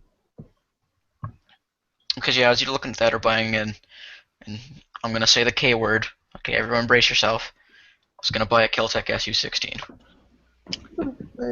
I'd go for the SKS probably as an all around.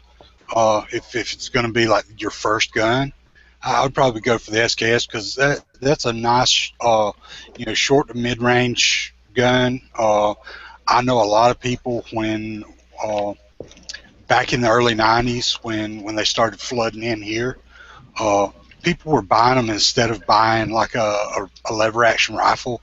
They were buying SKSs as first rifles. Yeah. Because it's a good all-around rifle, and it's a similar, as far as for use for hunting, it's a similar round to like the 30-30, Yeah. which is normally what people buy lever action in here, and they're just good all-around guns for that, and plus they're just nice old rifles. But the M44s are nice too, as far as like for a bolt action rifle. But I guess it just depends on what you They had want. a Whether you pair for about $700. They had a pair of the original PU snipers, and I was so tempted. Wow. Yeah, I was so tempted to throw money on those.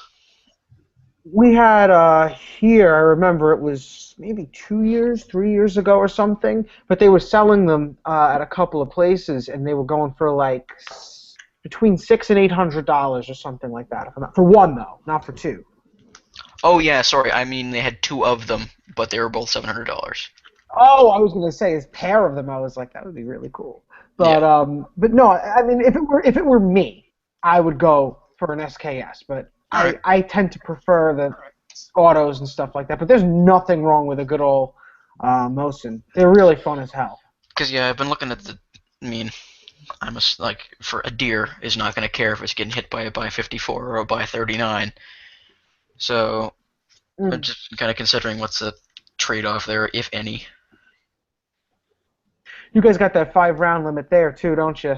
Only for semi-automatics. Manual action, you could have a 50-round drum if you really wanted to. Oh, nice. Yeah, we have 5 rounds for every long gun here. That's one thing I do like here is like shotguns. There's a limit on semi-automatics to 3 rounds during hunting season because that's what are like waterfowl. So you can't have more than 3 rounds running. Yeah, we get that. We have that here too. The 3 rounds for even for dove and quail, you have to have. I guess any migratory bird. Just in general, hunting is 3 rounds for us. But we also have a 5-round hunting limit on what is it? County managed or state managed land. Anyway, if you're hunting on public hunting land, yeah, it's a 5-round limit. But I think that's a state thing here. Well, here's something I know that'll make you guys jealous. Maybe different from state to state. Here's something I know that'll make you guys jealous. In the province just north of me, in New Brunswick, where people, if you own land there, if you own more than 3 acres, The bag limit is 10 deer Wow. Wow. because the herd was just so giant last year that they have to have a cull. Jesus. So 10 deer if you own 3 acres up there. Absolutely. So now I've been considering just emailing random farmers to let me set up a stand on their property. You could eat forever on that. Oh yeah.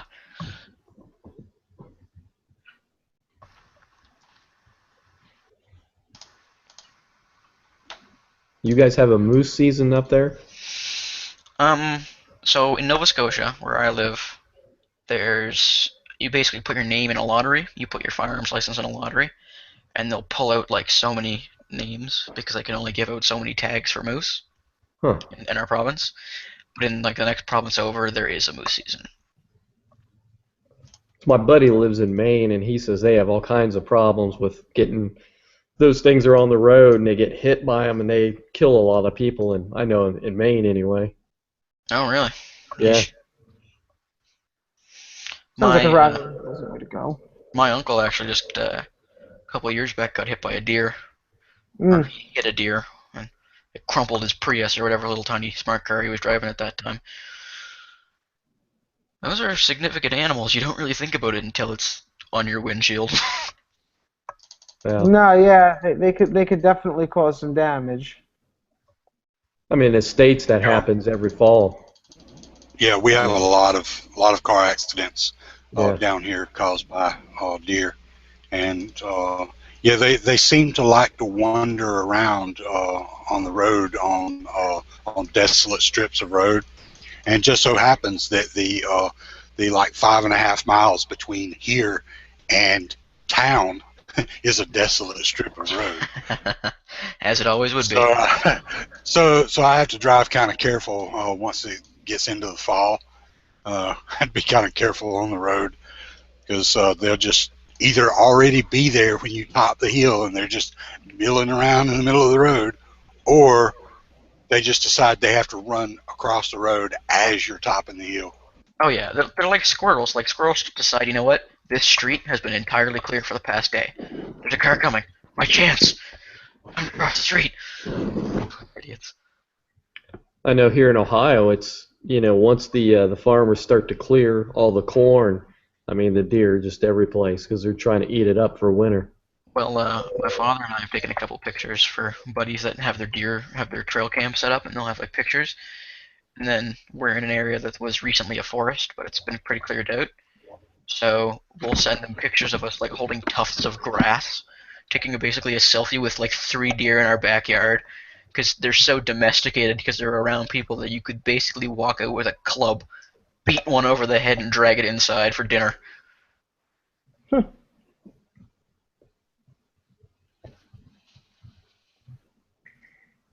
Yeah, we got a bunch of fucking turkeys over here actually that are exactly the same way.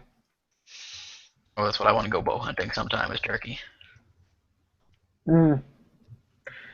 Yeah, can't hunt over here, but I mean, I wonder Where if they ever will actually open up a bow soon. I'm in New York City. Oh, I feel bad for you.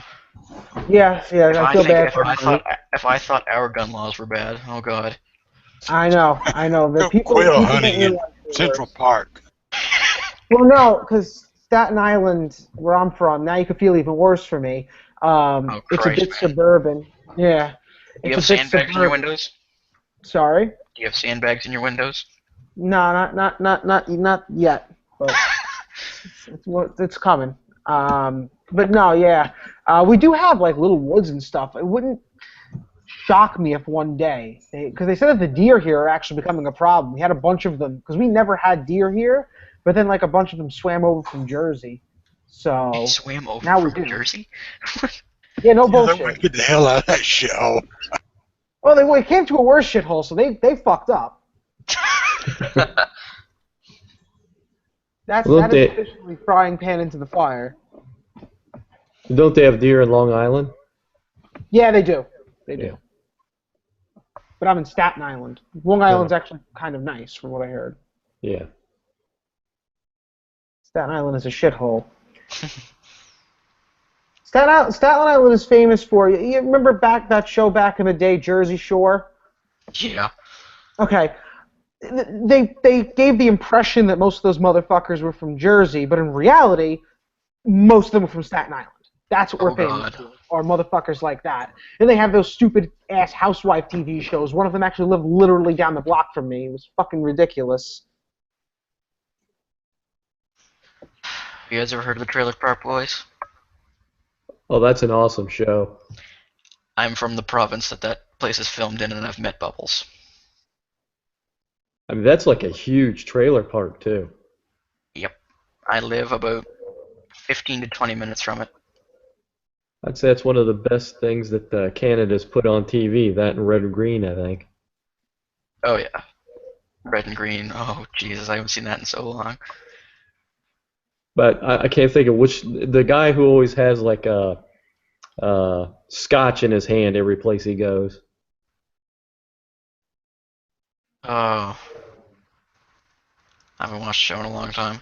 Yeah, it's the guy with he always wears a black shirt and he has kind of slick back hair a little bit, and he always has Julian? like... I think that's the one.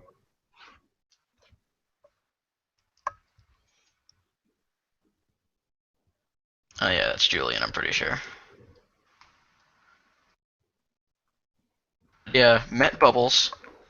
Officer Leahy was my bus driver at one point.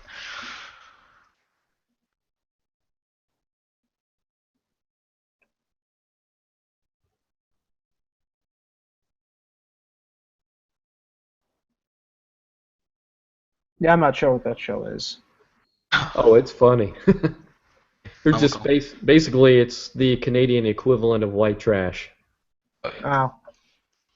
I've never been a reality show guy. That stuff is always... I remember the thing that...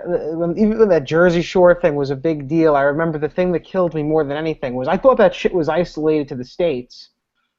And then when I went out to fucking Germany, I see the fucking show on TV, and I'm just like, what the fuck is this? They have like the fucking German subtitle and everything. I'm like, are you kidding me? I'm like, I can't believe this shit is infecting this far. It's following me. Oh, God. Yeah, that's what I was like. I was like, these fucking Staten Island Guidos, they can't leave me the goddamn hell alone. Guido. I thought the first season of The Real World was pretty cool, but that was like what, 89, 90. It was all downhill. Something like that. That was like I can't remember if I was junior or senior in high school when that came out. It was like 90, 91, something like that maybe. But yeah, after that it was just downhill, and then it like quit for a while before Jersey Shore started up. It was like nothing. Well, they started that Road Rules show. And... Oh yeah, and then they put the two of them together. They had like Road Rules versus Real World, where they had those competitions. I watched a few of those because it was like they were doing like races and stuff. So it was kind of okay. It wasn't too much on the drama. It was more about the game itself. There's only ever been one good reality TV show, and it's sad. Well, there's a reason why it's off the air, because one of the guys on it was an absolute piece of shit that deserves to die. Candid Camera? Sons of Guns? Guns. I thought so. Oh. Yeah, I was too slow to turn my mic on. I never liked that show. That was a surprise when that came out. Yeah, he seemed a little creepy though on the show, I gotta admit. But yeah, it was kind of a shocker. It really sucked that had happened that way. It wasn't so much a great show as it was, this is the only show on contemporary television that's about firearms. I need to like it. Huh. Well, Chris Kyle was on there too on one episode. Really? Yeah. Oh, I tried to like that show. I just couldn't. I just didn't like the people on the show. Hmm. Yeah, there's a whole lot of bullshit in Too Little Gunsmithing. If the two, near the end of the show, that one guy that was starting to take over the business and the bigger dude, if those two had their own show, it would have been a great TV show. Oh yeah, that guy was smart too. I mean, he's running Red Jacket now, but he's a smart guy. They changed the name, I think. Yeah, they did. I mean, could you Yeah, blame you're me? talking about Joe No, Mo I cannot blame from them. Achilles' Yeah, Defense. Joe. Yeah. Now Joe compare and the other that guy. compare that show to like what was it, Wild West, or the one that's in Alaska. I'm pretty So sure that they one changed the name of that. I'm pretty sure they changed the name of that company to We Don't Touch Young Children Ammunition. Yeah, the one that was in Alaska, there was parts of that show that was pretty good. The technical bits were pretty good, but it was just kind of boring. It was like it drug. I just couldn't really. I wanted to change channels all the time. But that one was better than the one that was in Colorado, where the guy's wife had the breast implants, and he's buying guns that are like $8,000 and hopping in a helicopter. And You talking about Dan Bilzerian by any chance?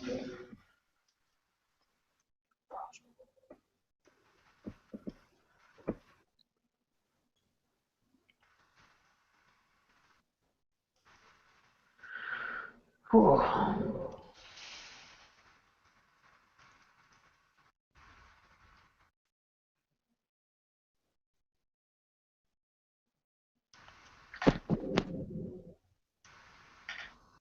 God, I gotta wake up fucking early tomorrow. Not happy about that. I'm feeling lucky I get to sleep in an extra hour. I just have to wake up tomorrow. That's usually a good thing to do. I hope you succeed at that. Yeah. Generally speaking, that's a good idea. Yeah. Well, I can't wake up yesterday. Fair point. Nah, yeah. It's my quarter close at my company, and it's just fucking... Oh, God, I had to stay late today. Then I had a ridiculous commute home because, traffic and such. Now, this shit. Now, do you work on Staten Island, or do you have to go to Manhattan? I'm in the city. Manhattan. I'm there, like, all the time. That's, like... I live in Staten Island, but I'm in the city, like, more than any, just to hang out there too. I mean, this place does deserve its reputation of being a shithole. Unfortunately, there's a lot of real shitty people here. I seldom hang out here. I'm always in the fucking city. Now, do you take the train, or do you take the ferry, or?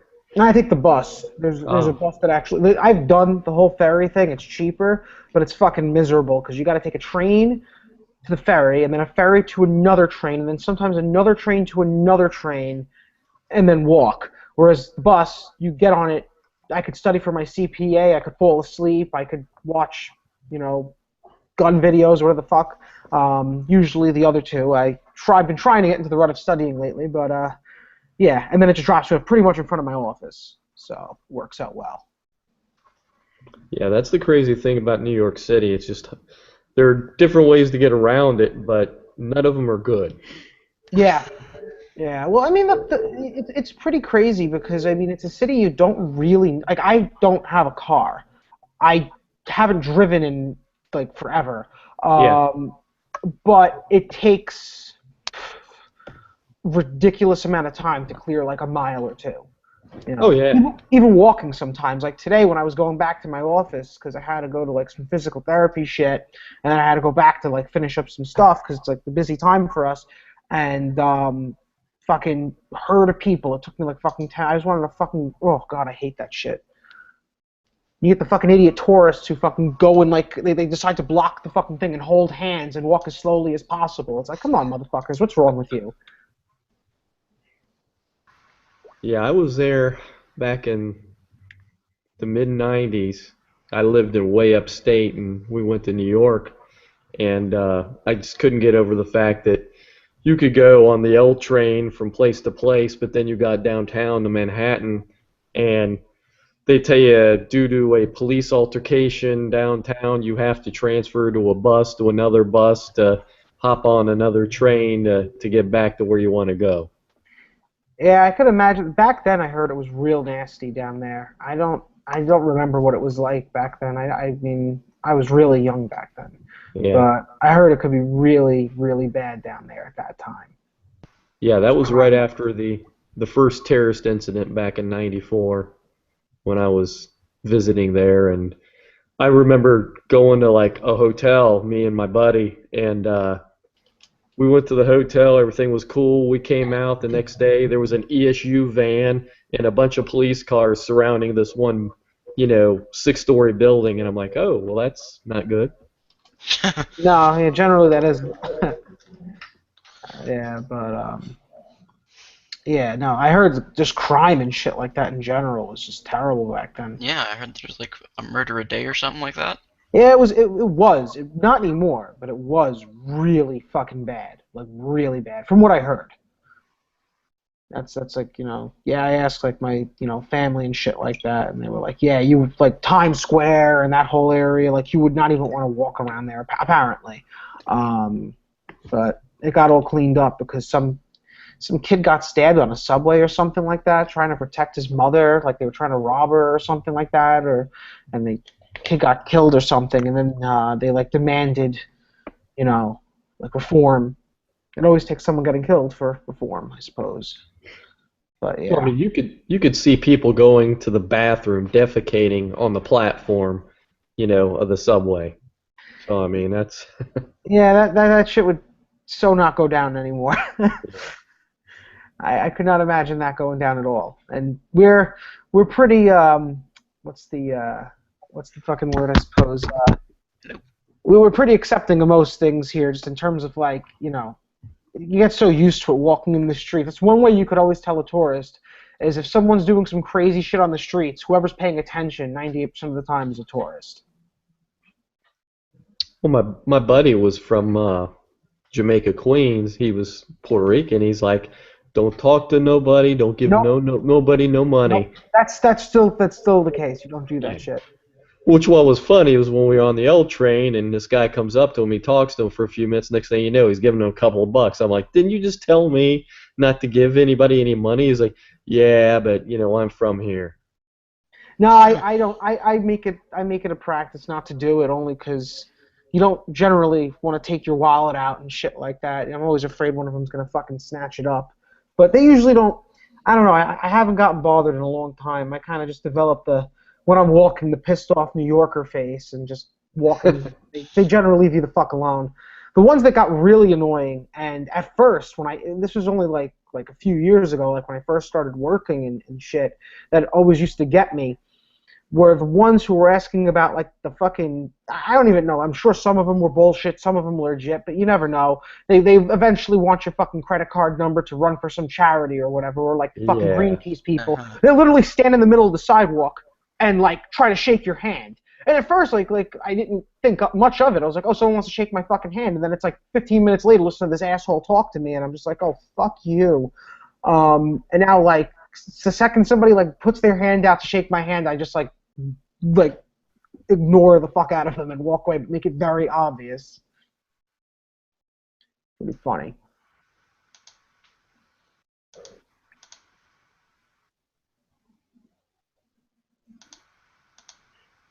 There's just so much that goes on in New York City that people just don't understand because it's such a huge city. I mean, it's like a completely different world. Yeah, I have heard that from a lot of people, because I haven't done much traveling in the States, but from the places I've been, it's completely different. And a lot of my buddies, particularly, like I have a lot of buddies out of Europe, and when they come here, they tend to hit all the states, not all the states, but like a bunch of different states and shit like that. And they all tell me, oh yeah, there's a lot of cool different cities, but there's nothing I've ever seen like New York City. So. Oh yeah, man, I went there for a weekend, back when the weekend they were having the big riots there recently. Oh really? Oh wow. Oh, that was fun. Wasn't that fucking a blast? Did you get caught up in any of the traffic or anything? Oh, well, I got caught up right in the middle of the protest. I have videos of it. It was pretty awesome. Yeah, they were, I mean, I'm sure it wasn't awesome to be there, but, like, as a tourist to come and see, like, that go down is kind of neat. Yeah, I was on the bus, and they come running by. The bus just fucking stops. They start slamming on the bus. You see the signs going and shit like that. They protest out in front of the office.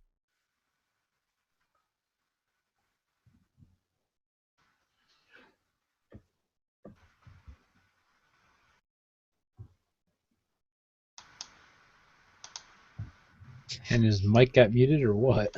Huh. No, I was talking to someone, sorry. Oh, man. Mom, the meatloaf! Oh God. Well, did anybody hear that Trump said that he's a permit carrier? Yeah, that would make sense. Yep. It's funny. He didn't I don't give- think he needs a permit though. Honestly, he just fucking does what he wants to do, pretty much. Yeah, you figure someone like that, if they actually cared, He's pissed off enough Hispanics, so I'd imagine he should probably have it for all the minority groups that he's absolutely pissed the hell off. Well, he's got to have security guards.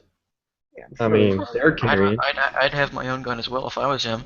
Well, I think he has to now anyway. And there's some kind of thing when you run for president that you're automatically assigned security guards. Well, you're assigned Secret Service, but I don't know what part of the process that happens. I don't think in the primaries you actually have to be in the general election. Oh, is it after the primaries when that happens? I knew that at some point. I just didn't know at what level they Yeah, I did think you that. have to be a candidate. I think in the primaries, if you get killed, that just means you're out of the primaries. Oh, okay. Well, that's a lot more convenient, isn't it?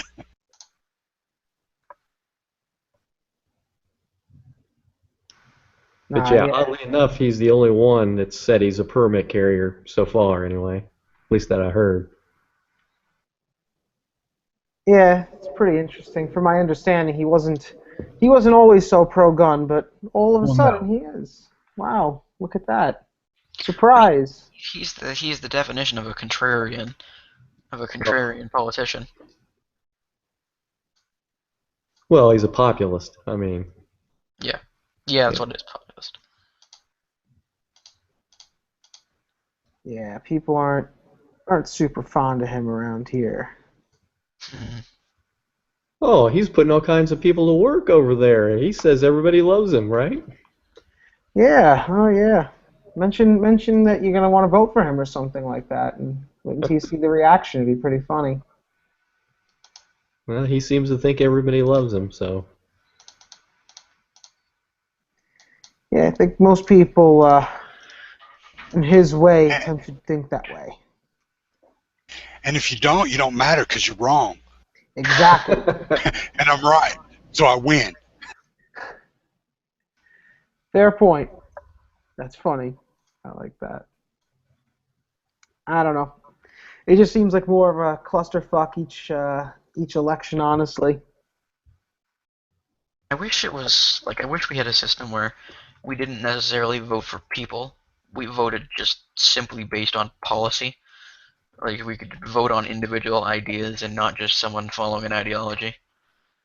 Well, so you have more parties in Canada, though, correct? Pardon?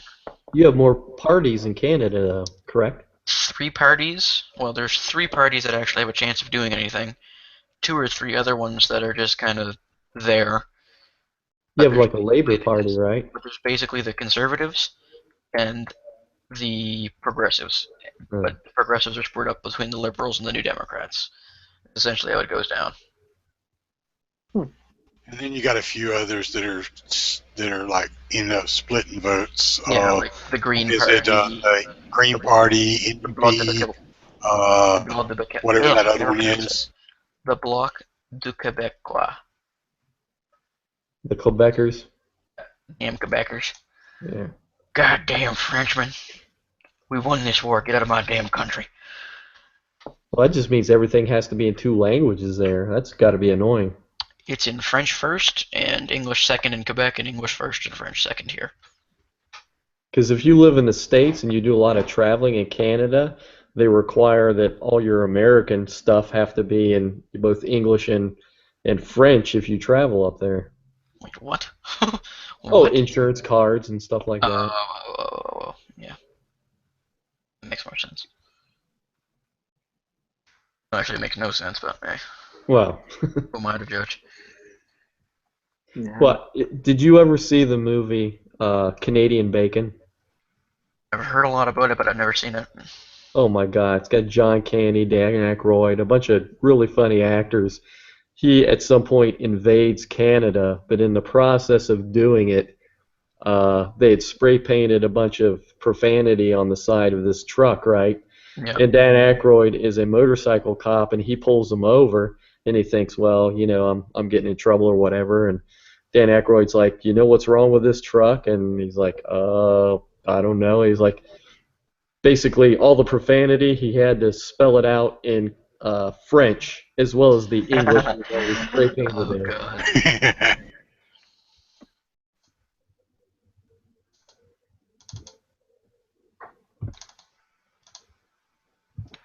I heard it's a nice city to visit, though.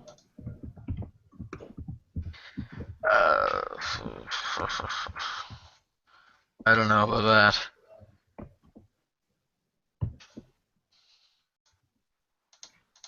I'm learning French, so it should be interesting for me as well.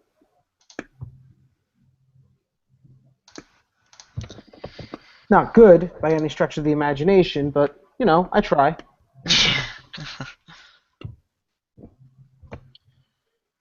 Yeah, I posted the link to that clip on YouTube. You have to check it out. It's kind of funny. All right. Excuse me.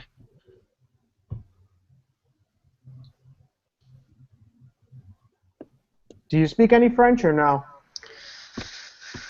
Oh, Christ. I haven't had to speak French in a few years. Huh.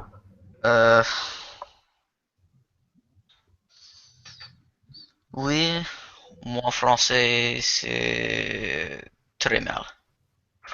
Huh. It's all right. I besides basic introductions, I'm pretty much fucked. So, I went to a French meetup yesterday, and I tried to meet some people, but it didn't work out too well. I mean, I know the one and only true French greeting, which is "Get the fuck away from me, you smelly frog." Oh God. I learned that from being in France and in French Canada. Huh. Now it was pretty funny yesterday though too, because I go to a French meetup, right, and trying to meet like a proper French person to speak with them and everything else like that, and I'm meeting everyone else, but I meet a guy from fucking Canada, not even French Canada though, and then I meet a woman who's a New Yorker, but her primary language before that, because she apparently grew up or spent a lot of time over in Poland. It's pretty funny.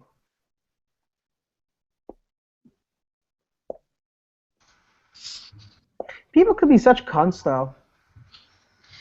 Yep, that is.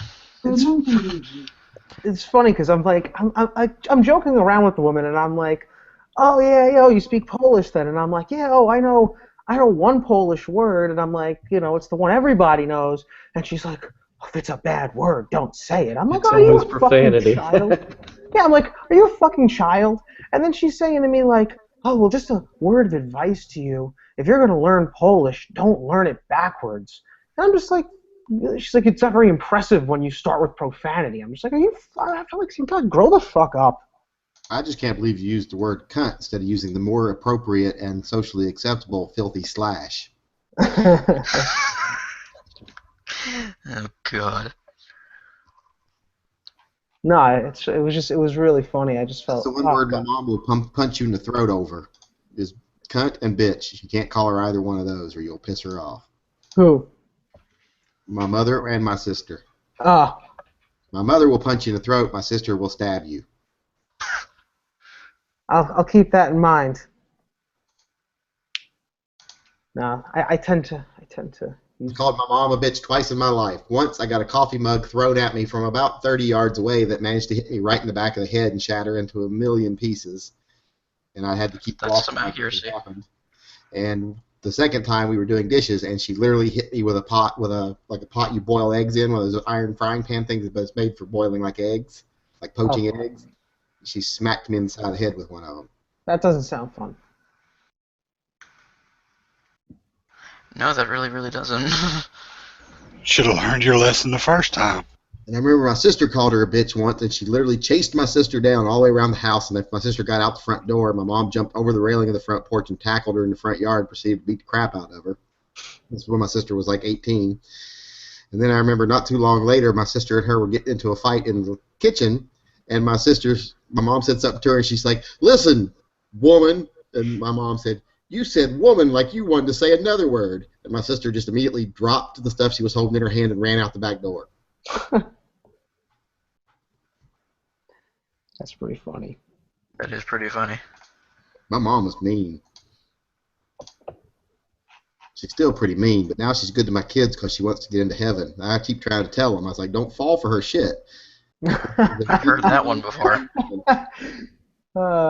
Like, it's just a mean, nasty old hillbilly that's trying to get into heaven by being good to you. She's not a good person. Wasn't that a Bill Cosby joke?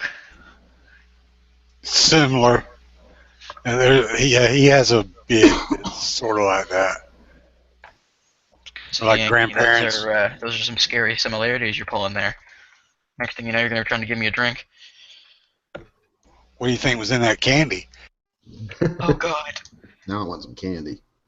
Oh no, you don't want to hear my answer to that question. It was pretty bad.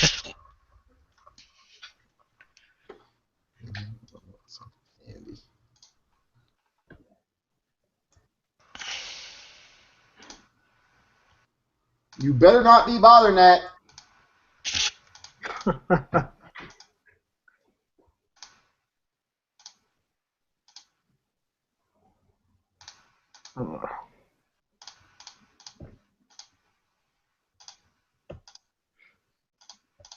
I never understood how people could be so bothered by words, though, you know?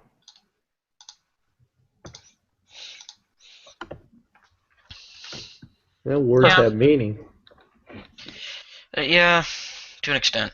I mean, I could see using a word towards somebody. That's just my perspective on it. But I just never understood why people have, you know, such an issue with certain words.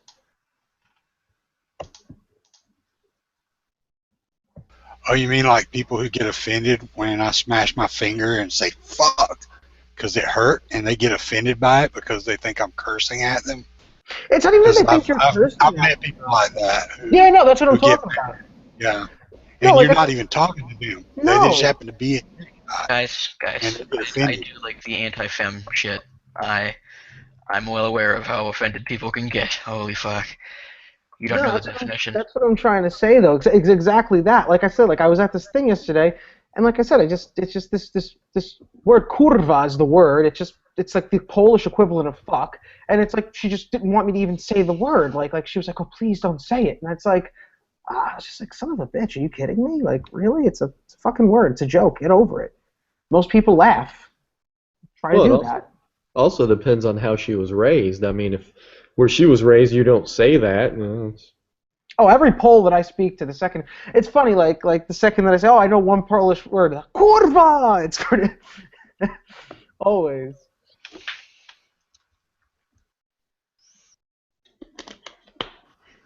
But yeah, I joke. I learned how to speak small amounts of Russian so that I could properly pronounce Russian firearm names because I'm that much of a loser. А ты русский понимаешь? Pardon? Slow down. Русский понимаешь?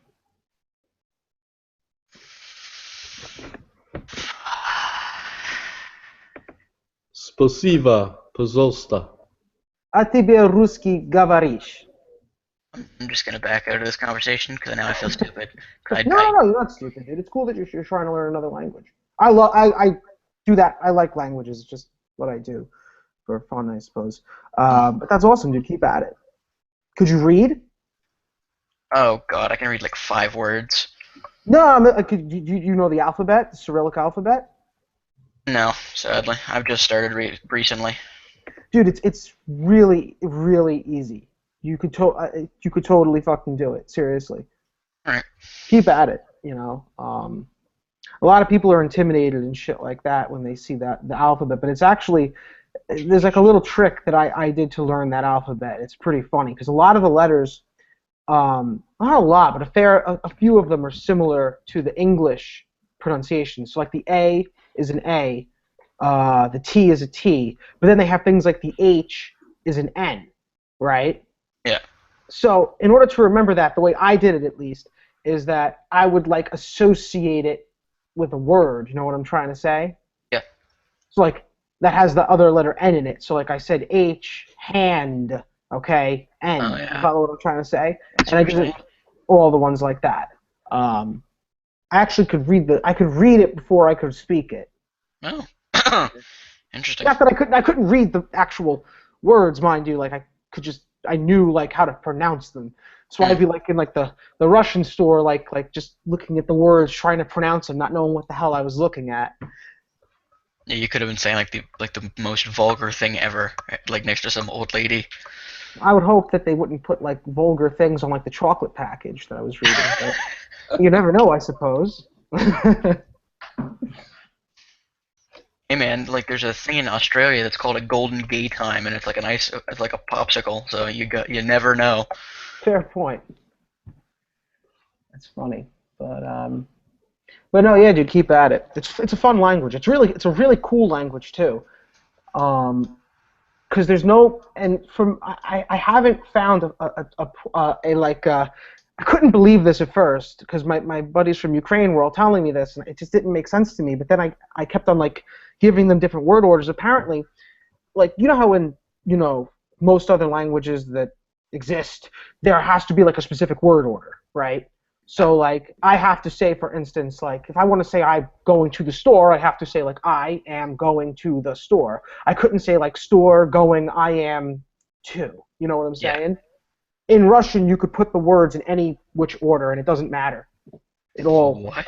Yeah, and I didn't believe my friends at first too. I was like, "You're kidding me," and I was like saying the same. I was like, so if I want to say I have a new car, I say. U mnie jest nowa maszyna. Maszyna jest mnie nowa. Nowa maszyna u mnie jest. And they're like, yeah, that all works. And I'm just like, fuck me. All right then. So there's no conjugation? Oh no, there's conjugation on the words themselves. That's the thing. So like if I'm saying, like ja poнимаю, that means like I understand. But if I say ty poнимаешь, it's you understand. Follow? And then, like, if you add L, like, я понимаю, that means, like, I understood. Follow? Okay. My brain hurts. It's really easy once you get the hang of it. Yeah, probably. I fuck it up all the time, too. If I will give you one really, really crucial piece of advice to learning a language, you cannot be afraid to make an ass of yourself. That's true. Hey man, like one of the first phrases I learned to say in Russian is to tell a girlfriend I love you. I fucked it up, but I still got laid. Я тебя люблю? Pardon? Я тебя люблю. It did not sound like that, but I know that we were saying the same sentence, but it certainly didn't sound like that. No, but you can't be afraid to make a total ass of yourself. Like I remember, like when I first started learning Russian, I went to a bar, and I'm speaking with the bartender because it was like a Russian vodka bar, and I was like, I'm studying Russian. I was like, yo, учить по-русски. I was like, I speak a lot of Russian. I meant to say a little, but I said a lot, and she's like, a lot? She's like, you mean a little? And I'm like, yes. That wasn't the worst one though. That was not the worst fuck up I ever had. The worst fuck up actually was in Germany. When I heard the story of I went to a Russian bar and I messed up something in Russian, I was expecting this to end up in a bar fight. No, kind of disappointed. The funniest Or one. him in the back of a Trabi. Oh god. No, the funniest one actually was during the World Cup final. Because I was with one of my friends from Germany. I'm a big Germany fan and everything else like that. So we were coming back. It was going up to this big party and everything else afterwards. And these girls from, I forget if they were from Germany or Austria. But anyway, I told them in German, I said, ich hatte die Bus hier gefolgt. I said, like, I tried to say I followed the bus here. The thing is, the word flögen is to follow. The word folgen is to fuck.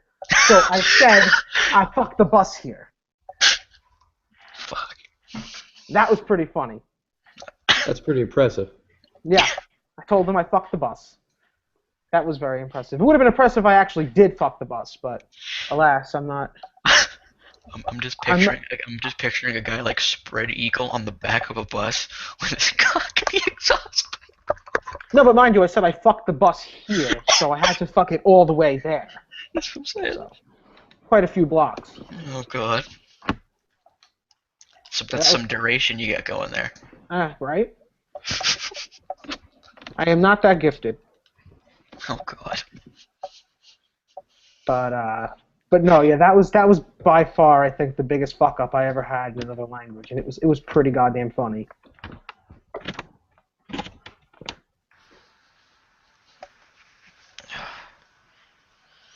That was a crazy fucking night, though.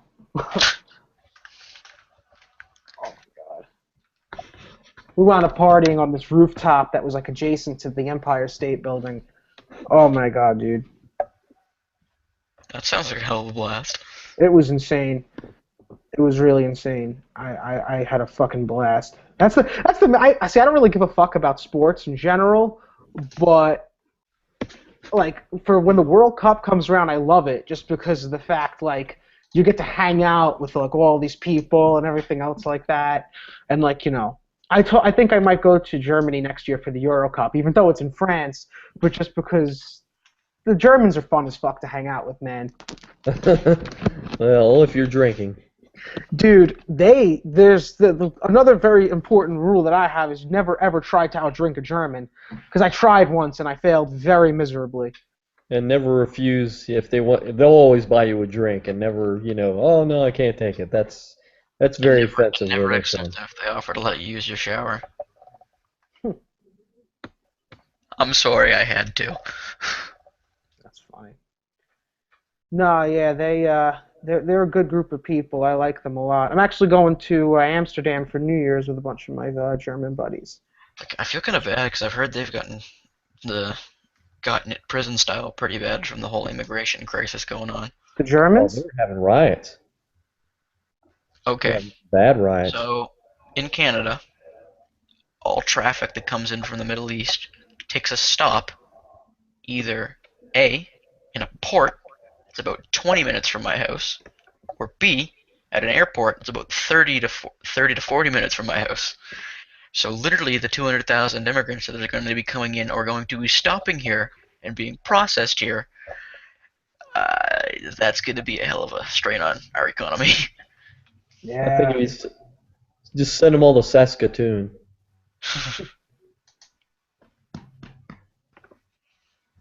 Is that the right way to pronounce it? Saskatchewan. Saskatchewan. No, yeah, I have heard that there's. I haven't actually spoken to any of my buddies about it though. I don't know how they feel about it and everything else like that. There are a lot of pissed off Germans though. I do know that. Well, I know that they want to bring in 200,000 people, no background checks.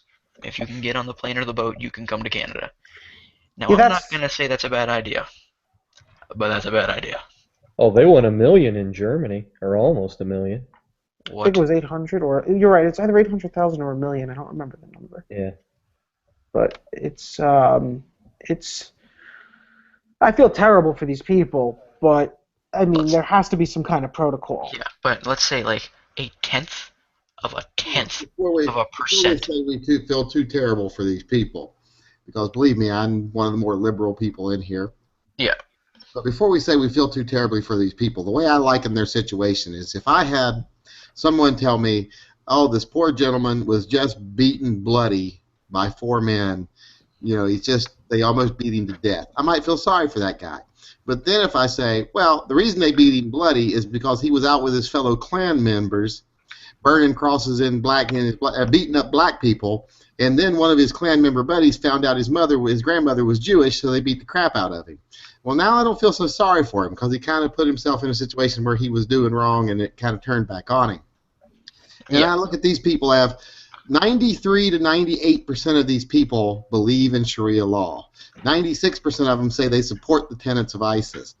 Most of them have lived under a very repressive, violent regime that they were okay with because it was only violent and repressive against people that weren't them. And then when suddenly it becomes slightly more extreme and they are now outside of what is considered acceptable, they're supposed to act like they're victims. I don't think so. So I don't feel that sorry for them. Not only that 73% of these people are military-aged males. These aren't women and children. These aren't elderly men.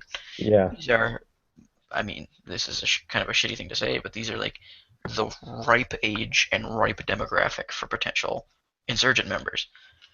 And what I was going to say is if even a tenth of a percent of those 200,000 people are even slightly sympathetic to ISIS.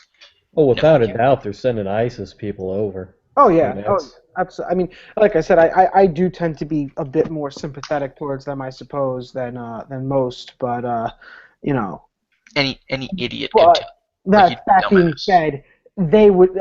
I mean, I wouldn't call ISIS the brightest group in the bunch. But that being said, you'd have to be a real fucking idiot not to take advantage of that situation. Oh yeah. Especially that fact that it's being spread all over the world like that.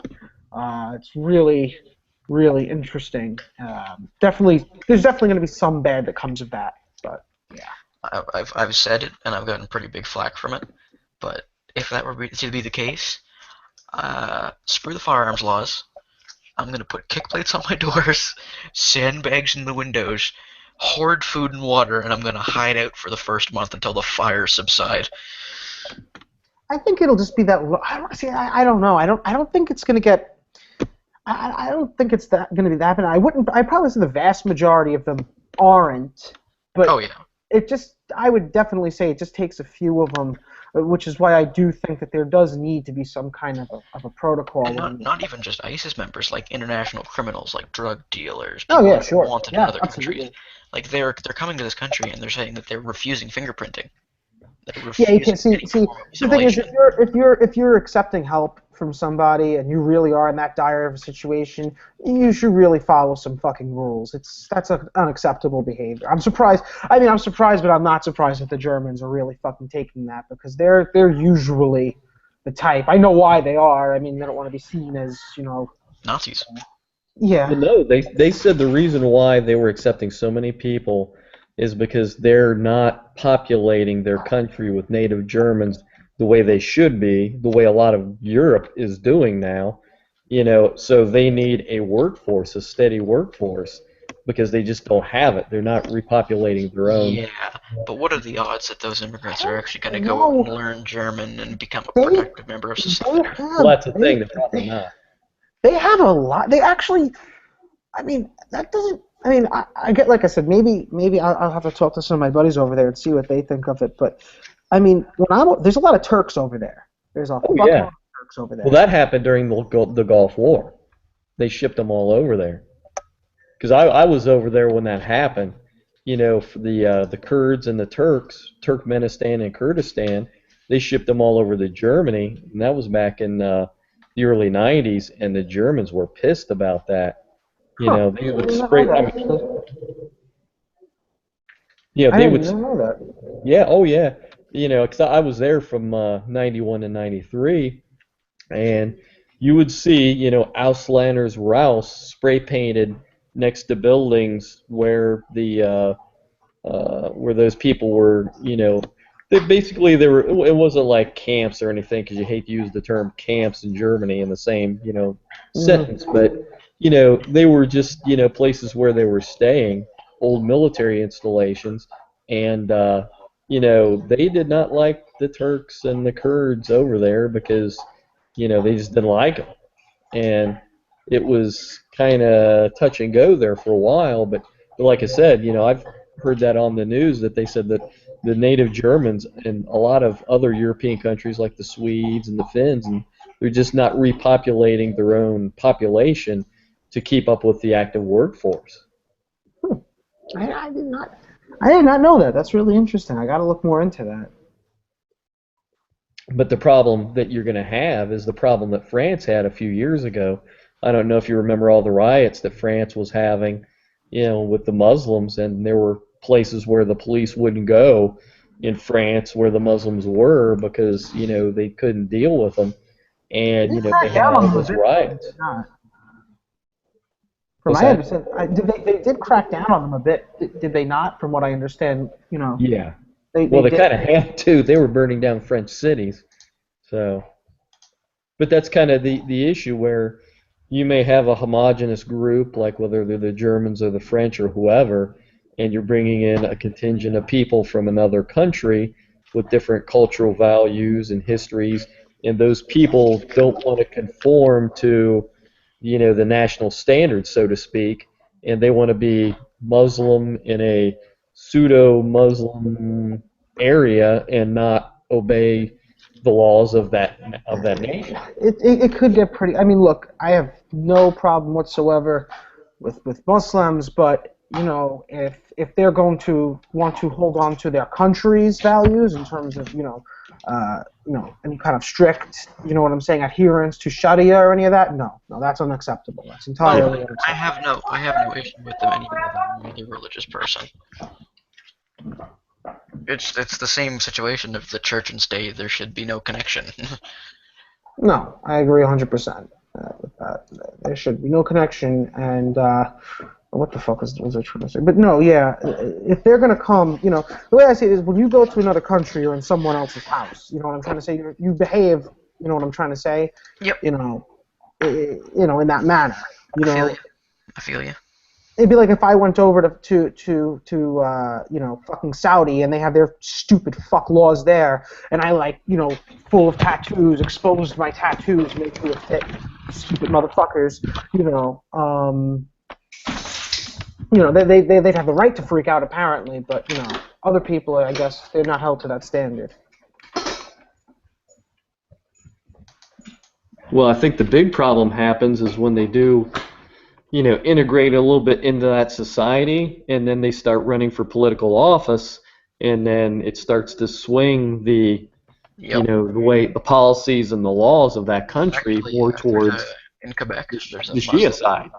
In Quebec, there's a Muslim guy who's rose to the point of MP, which means member of parliament, so essentially like a senator, basically, who is trying to institute Sharia law-style blasphemy laws, so that you can't criticize Islam on the internet, otherwise you'll be arrested and/or fined. And you can't pass a law. Have some hate crime law about speech in Canada? That's exactly what it is, but it's essentially a blasphemy law. Yeah.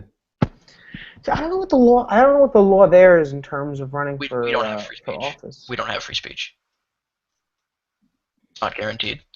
If the government determines that it's inflammatory or offensive, it can be censored. That's not good. We also have a thing called disrespecting police officers. So if a police officer thinks that you're being an asshole to them on purpose, you can be arrested for that. That's great. Yeah. So I'm moving to the United States whenever I can. So am I. Where are you? New York City. Yeah, right. It's its own little special People's Republic, so. It's some place where you can get stop and frisked. Yeah, exactly. That's fucked. I'm all about fighting crime, but that's just one step beyond. Well, you're not even fighting crime, you're just discriminating against people more than you really should be. If you live in a bad neighborhood, hey, everybody in the bad neighborhood gets stopped. You live in a rich neighborhood, yeah, well, no crime happens here, we'll leave you alone. And I mean, the basis of it isn't all that illogical, but it's still unconstitutional. Oh, without a doubt, it's unconstitutional. A lot of things in New York are, but they get away with it for some reason. Again, it's money, but, Break in. One of the things I love is when I see people in the course of conversation with other gun people on YouTube that actually support stop and frisk because they're like, something's got to be done about these people. And I'm like, you do realize that stop and frisk was originated as an anti-gun policy to take guns away from citizens. Yeah, it's just that's simple. what it was written as. It was written as a get guns out of the hands of certain people law, and you're supporting an anti-gun law, a confiscation law. Well, certain citizens are criminals. I mean, at least in the intent. Yeah. Well, yeah, I can't even imagine how many fucking people they screwed on that shit either. Tons probably with that stupid gravity knife bullshit and everything else like that. He was grabbing for my gun. Bang, bang, bang, bang, bang, bang, bang, bang, bang. Well, that actually does happen, but. Well, no, it does happen, but more often I'm not gonna I certainly don't agree with a lot of what they were writing about, but there are certain situations, like the one instance where the guy said he grabbed my taser and ran off with it, and then dropped the taser next to him, right? That was cocked up. Yeah, there are Well, I certain could- situations where it's fucked. But Well, for every with- situation like that, I can show you 1,000,001 times it didn't go down that way.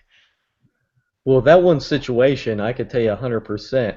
He was in the right drawing his weapon when he took his taser, 100%. But when he drew his weapon and the guy decided, okay, I've got a taser, he's got a gun, and he dropped it, then that officer The should have situation was this reholstered guy- and then chased the guy. The situation was that this guy ran away, and there was a video of the cop dropping his taser next to the body when he called the police, when he called for backup. Well, no, the issue was the guy shooting him when he shouldn't have. I mean, dropping the taser is one thing, but the fact that He dropped the taser to try and say that the guy had taken his taser. Well, he did take his taser. He wanted to well, no, the guy didn't take the taser. The guy grabbed the taser and then dropped it and ran away. I think we may be talking about two different situations because this one clearly showed the guy. Well, I know which one you're talking about, Yankee. You're talking about the same one with the video of the guy. Yeah, Like cleaning the taser. Yeah. One of the things illustrate to me, like that one and the one where the guy was in the backseat of the car and the police just started shooting him, and the one where the guy wasn't doing anything and they started telling him they were going to shoot you, and they knew he wasn't doing anything, but they're like, forget they're on camera and be like, we're going to fucking shoot you and no one's going to care. And all that does is illustrate that all these times in court when it's always the officer wins because it's the officer's word over the citizens, those times that there weren't videotapes, it shouldn't be officer's word automatically over the citizens. Well, when you have a citizen that has a criminal record, 100, well, I'm going to say 100 pages long, that's an exaggeration. It doesn't matter if I've been arrested before for jaywalking. If I go into court for any other offense, I should still be considered just as innocent until proven guilty, until they prove I'm guilty. You don't get to say, you've got a record, therefore I can abuse you, and you have no recourse because of it. But then why would you say that the officer can't be believed just because he's a police officer? Well, in those cases, even if the officer wasn't believed, even if you said, no, that's bullshit, that officer's lying, that guy would still be convicted because of the fact that he's got so many priors. The jury's still going to say, you're guilty because, of course you are. You've committed a crime every week for your whole life, so why is this week any different? Yeah. Even if the officer was full of crap, and it was blatant that he was full of crap, they would still convict the guy. So in a situation like that, the officer doesn't need to trump up anything. But when you go to a court, if you've ever been on a jury, you're actually not allowed to hear their previous record unless it's relevant to the case. Like, I've been on a jury a couple of times. One time, we weren't allowed to hear the guy's record at all. Didn't find out until later that he had an extensive record. But still, I don't think he did what they said he did. But they couldn't bring it up in court because it was unrelated. But the one we were on most recently, the one I was Instagramming pictures from, we were able to hear her previous record because the charge she received was bumped up to a felony charge because of the previous offenses. So therefore, the jury was allowed to hear the reason she's being tried for this as a felony instead of a misdemeanor is because she's been charged with similar 3 times before. Yeah, that's an enhancement for certain crimes. I'm actually going to head out, guys. Thank you for having me and such. It was a good talk, and I will catch you guys around. All right. Have a great night, guys. Yeah, have a good one. Bye. Yeah. Bye. About the rest of it, I've never had him. Never even met him in person.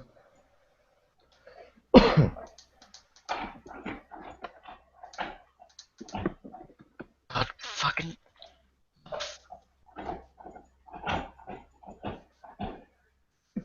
No!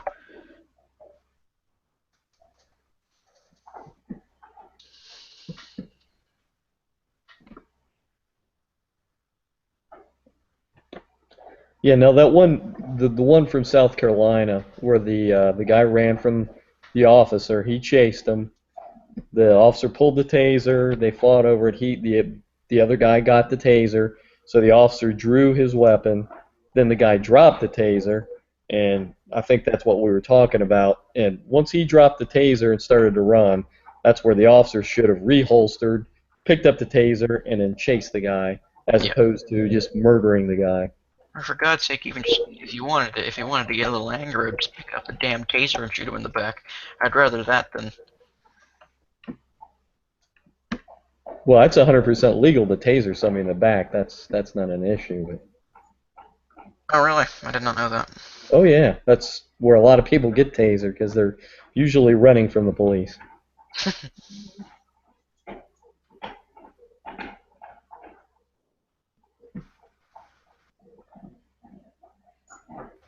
Well, there was one recently where a guy, he had both his hands on the hood of a car, and the officer just decided for shits and giggles to tase him in the back anyway. Well, that officer has a duty to protect the public.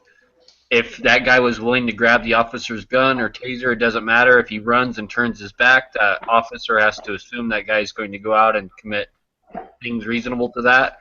That cop was justified in shooting him in the back. With the taser, not with a gun. Not emptying his magazine.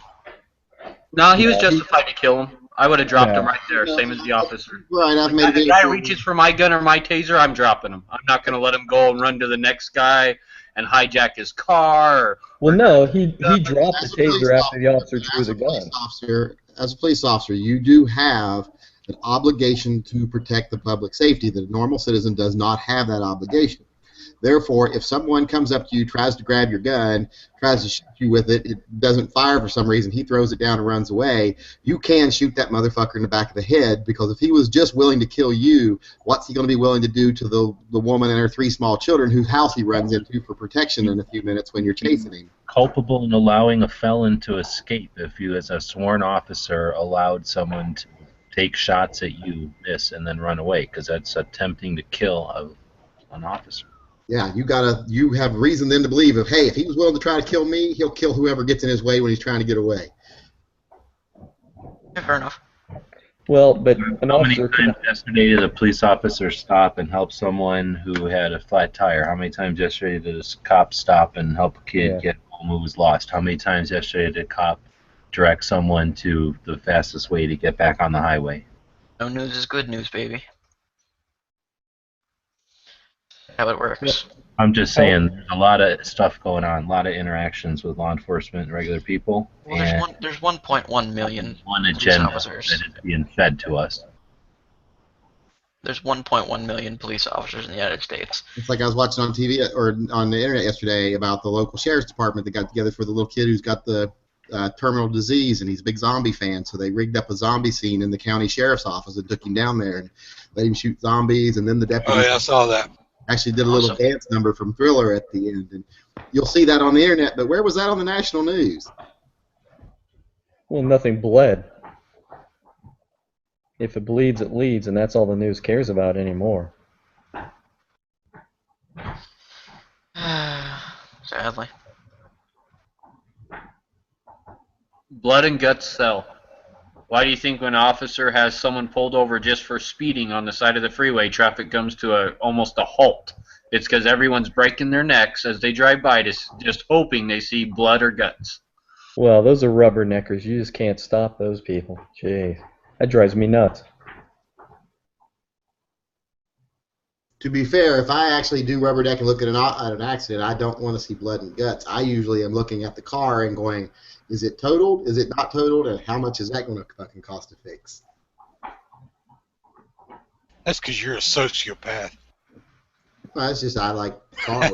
I'm always like, He's an insurance adjuster. Like just the other day, for example, I'm going down 14 from 205 back to my house, and I see an accident up in front of me, and I'm like, oh, how bad an accident was that? I wonder how bad the cars are damaged. And the car that was in the middle between the Ford F-150 and what looked to be like a Saab 9.3, the Aero 9.3, the car in the middle of them was a Ford Mach 1 that looked like it was probably in mint condition until about 15 minutes ago. Ooh. And I was like, that's a horrible wreck. I'd rather seen somebody laying on the ground dead than I would see that Mustang smashed between those two cars. I just want to reiterate my previous statement. There's billions of fucking people. You know how many of those Mustangs there are left? What one? What Mustang? You can make more people without a factory. True. People are cheap.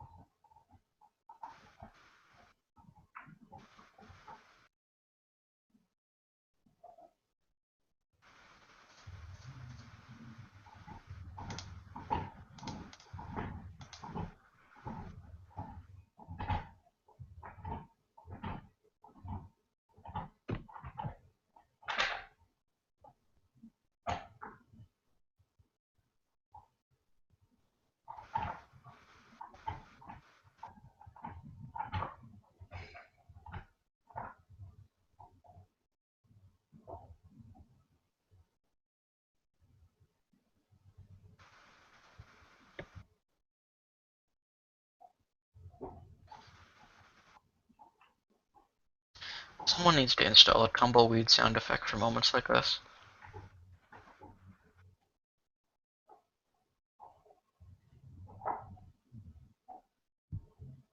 So will the Glock 44 be a 40 caliber single stack?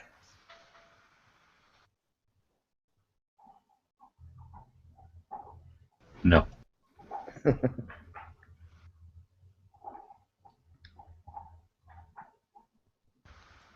Actually, since the 44 caliber seems to be waning strongly in popularity right now, that would probably be a good bet. Glock usually likes to jump into the game right when people are decide they don't want it anymore.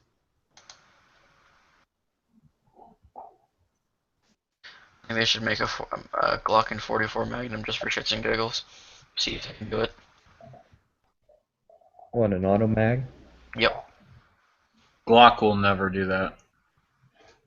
Be like a big Yeah, plastic tuna. That would be expensive. Yeah, the lawsuits would be tremendous. What do you mean?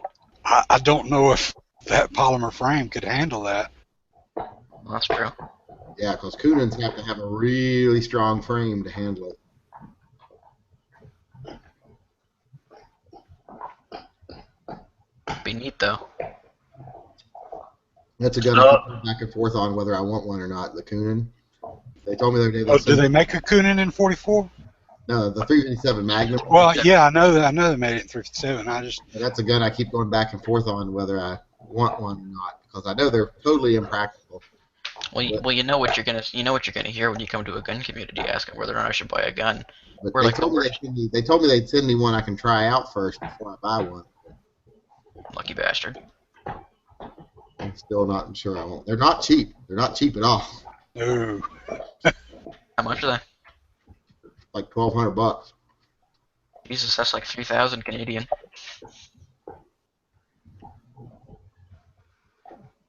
So if you don't think the Glock 44 is going to be a 40 caliber single stack, what do you think it's going to be? What's your best bet? 22 long rifle. I think the Glock 50 should be 50 Action Express.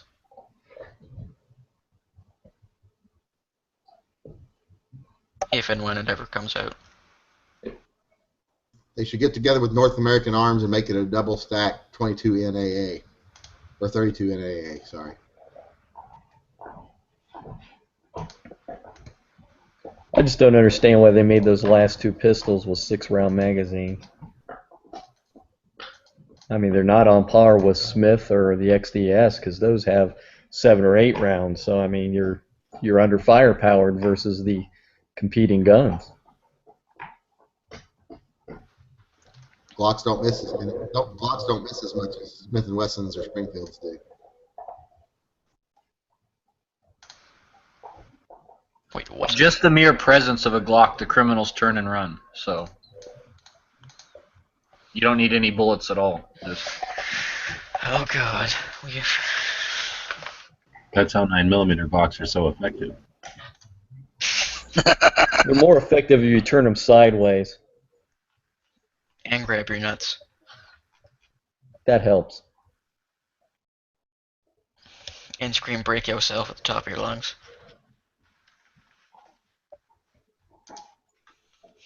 You know, I think it's kind of funny for those of us who remember the 80s how Glocks were always in the hands of the bad guys in the movies, and then there was that shift to now, you know, everybody carries Glocks and it's always the good guys, and the bad guys are, you know, using all these other crazy guns. So I've always Right. noticed that the That's bad super guys important. That's a big part of the way that Glocks influence in, gun culture in this country, because if you read the book, Glock America's Gun, the author gets into how the Glock phenomenon is so interesting, and that's one of them is because the other companies like Smith & Wesson or Ruger, whoever else, might be in the running for a bad guy's gun or something, like, you know, what gun is a bad guy going to have? Yeah. Like you said, most of the time, a bad guy's gun would be like some weird, crazy gun that's out of production or something fake. That's because Smith & Wesson would say, sure, we'll let you have guns at a good price to use in your movie, but the stipulation is you're going to pay full, you know, a wholesale price for them, and you're only going to have good guys have them. So then that tied their hands. They could only do certain things creatively. Yeah, I saw recently. So It when seems Glock, that I'm talking. So when Glock decided that, or when people came to Glock and said, "Hey, can we put guns in your movie?" They said, "Sure, here they are for free or cheap," and then give them to whoever. They didn't care. They weren't going to do that. So that not only opened it up, like you say, that a lot of people got the connotation that Glocks are bad, but that's how the whole concept that the plastic gun could get through metal detectors and all that. Oh yeah, yeah. Comes from that. Die Hard It thing. all spins from the fact that they were willing to allow the creative whatever people to do their directing and do their art, and that literally affected gun laws and ownership here. Plus, Glock was smart enough to say, hey, people are going to see these movies, and that's free advertising, and people emulate bad guys just as much as good guys, so they'll like seeing we want our guns seen in the movies. one interesting thing, what I was going to say here in Canada is I'm sure you all are well aware of the Spaz 12 and its capabilities and what it's all about. Just basic 12 gauge pump action, semi-automatic, 8-round capacity. In Canada, that is completely illegal to own. However, a regular semi-automatic or pump action shotgun with an 8-round capacity and in 12 gauge is completely legal. The only difference is the government's deemed the Spaz 12 far too scary and far too tactical to have any purpose in Canada. That was the old Franchi Spas. Yeah. Yeah, I almost bought one of those in Durham, North Carolina once because it does look, it looks like a badass shotgun. Actually, the same thing with the AK-47.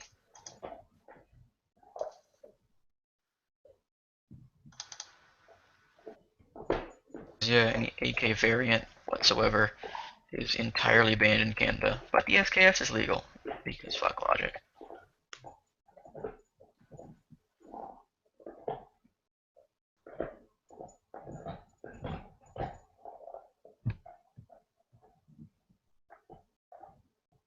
So you guys still get all that milsurp stuff then up in Canada, is that correct? Yep. Indeed we do. Yeah, it just seems like it wasn't that long ago that you could get stuff like that, well, back in the 90s, for dirt cheap in the States. I mean, I'm thinking like a buddy of mine bought an SKS for like about $100 or something like that, maybe mid-late 90s, something like that. And now what they go for these days, it's kind of crazy. To literally buy them by the case. Oh yeah. My first SKS I bought in 94-ish, 74.95.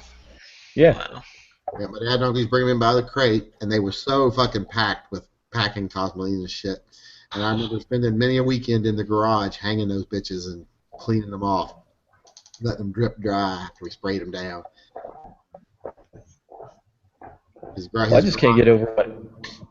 Garage looked like a bunch of dead rifles hanging in like a Here we have the Wild Hunter after he has his harvest of fresh SKSs.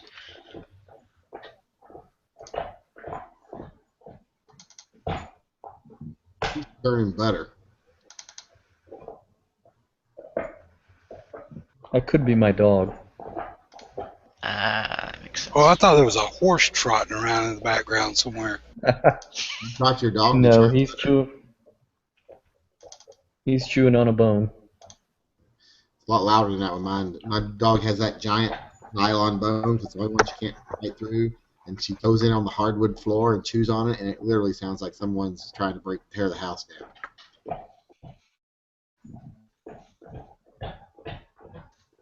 Yeah, he's going to town on the bone, that's for sure.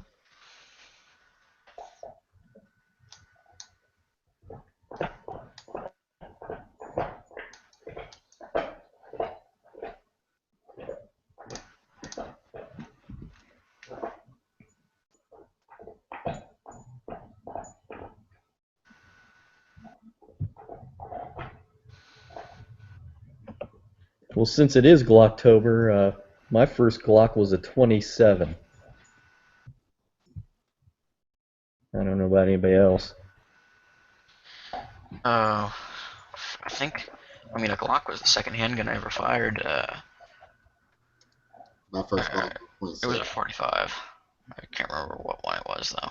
First Glock I owned was a 26, I think. Time when they first came out, because that's when I picked mine up. I think 96 maybe.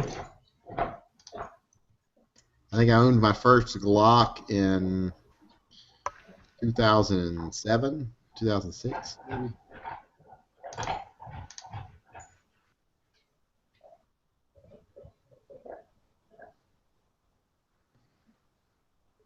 I remember when the 26 and the 27 came out then, and they called it the baby Glock. Now compared to what it is now, it's hardly the baby Glock.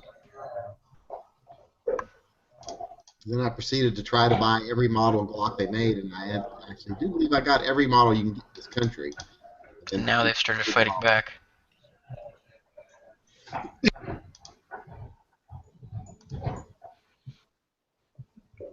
Yeah, I've got about 5 of them.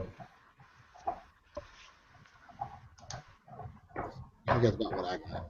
About 5. Got the 219s, a 23, that Franken Glock I got, and a 33. Today's the 6th, though, so depending on where you are, you might still have a little bit, about 10 minutes or an hour and 10 minutes to get to the store and buy one, so you'll have 6 on the 6th, and then maybe buy a second one, so you'll have 7 tomorrow. If you'll front me the money, I'll do it. No, I'll just front you the encouragement. Okay. I'll have to check and see if I've deposited any big checks in my account that haven't cleared yet.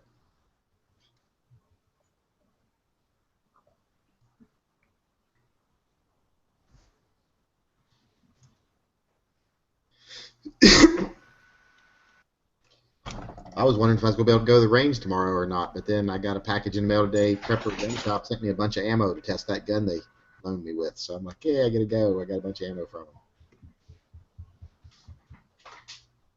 them. Life. Free ammo. So have you done any slide lightning to any of your Glocks? Anybody? That's mostly garbage. The only time you'd ever want to lighten your slide is if you're going to be running really underpowered ammo. Well, I'm using my 17 for 3-gun stuff, so I was thinking about putting an MR or RMR on it and maybe lightening it up. Most people, when they shoot stuff like competitions and stuff, they shoot really lightly loaded ammo, so they want lighter slides. Yeah, I was gonna say the paper target doesn't care.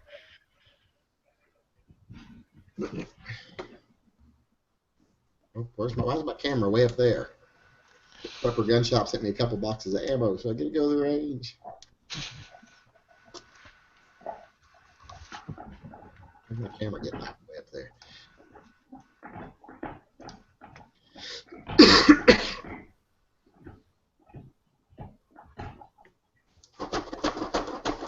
Sounds like 9mm.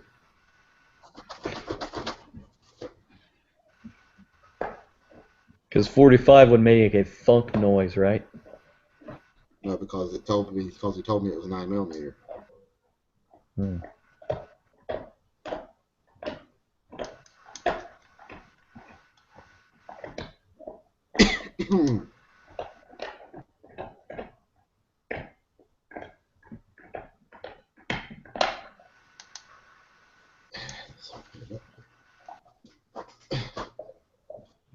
a knife here somewhere. Where's my knife?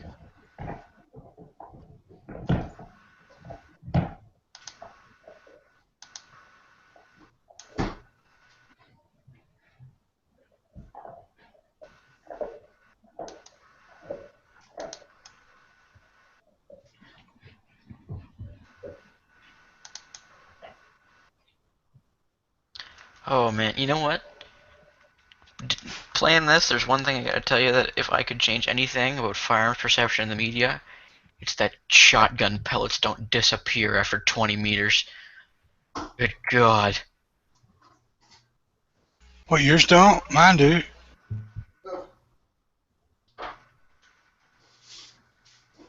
That depends on whether or not you're shooting steel, because then they fly back at you. Only if you shoot water. I shoot rock salt in the rain, so there's only so much distance that it can travel before it.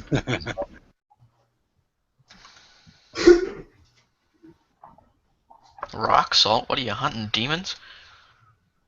They sent me UMC crap. I hate it when the free ammo I'm given isn't what I expected. I know, like, man, this isn't what I didn't pay for.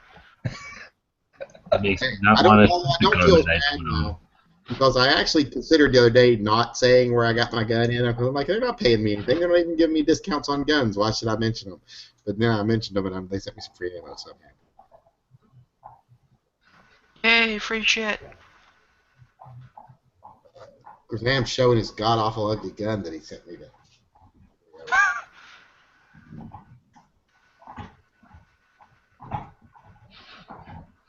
I'm just waiting for Yankee to get upset because they didn't send him the ammo and the gun at the same time. They sent it in 2 different shipments.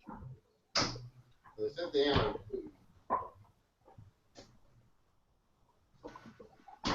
I've shown this gun on here before. This thing's so ugly I can't even hardly bring myself to take it to the range. Looks good.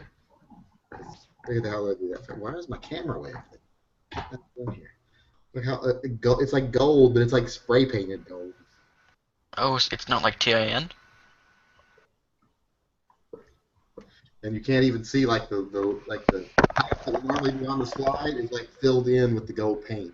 Like, is it TIN or is it actually paint? Yeah, it's like some sort of coating, like a Duracoat or something. Oh. It's hideous. I do like the cuts on the slide better than the ones on mine. That kind of looks like a off-brand wannabe Salient Arms. Looks like an Arsenal Spike 1. Yeah, mine's solid. This one's got all the cuts and stuff on it. Yeah. Cuts and stuff, and I do like their adjustable back sight on the Speed better than the fixed back sight on mine. That gold color is not.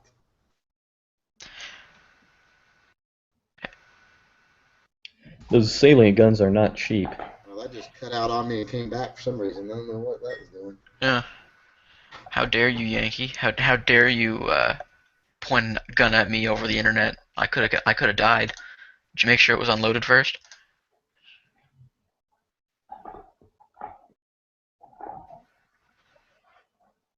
I promise I'm totally not that person. Fuck, I hate those people.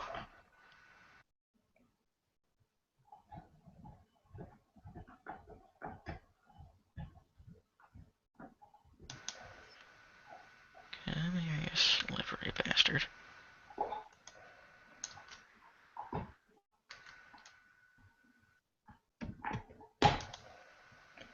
So who has a preference between the Gen 4s or the Gen 3 Glocks? Gen 2. Gen 2? Gen 2? That's what I was going to say, is Gen 2's the big block. I don't like the way the that backstrap is done. But See, I don't like that either. I don't like it either, but I prefer the traditional Glock grip, so I had to throw it on there just to make it thicker. yeah, I just don't like the way that it just doesn't seem to fit right. Like on my M&P, I put the big one on there because I have fairly big hands, and it feels right. But on a Glock Gen 4, it there's not one that feels right on there.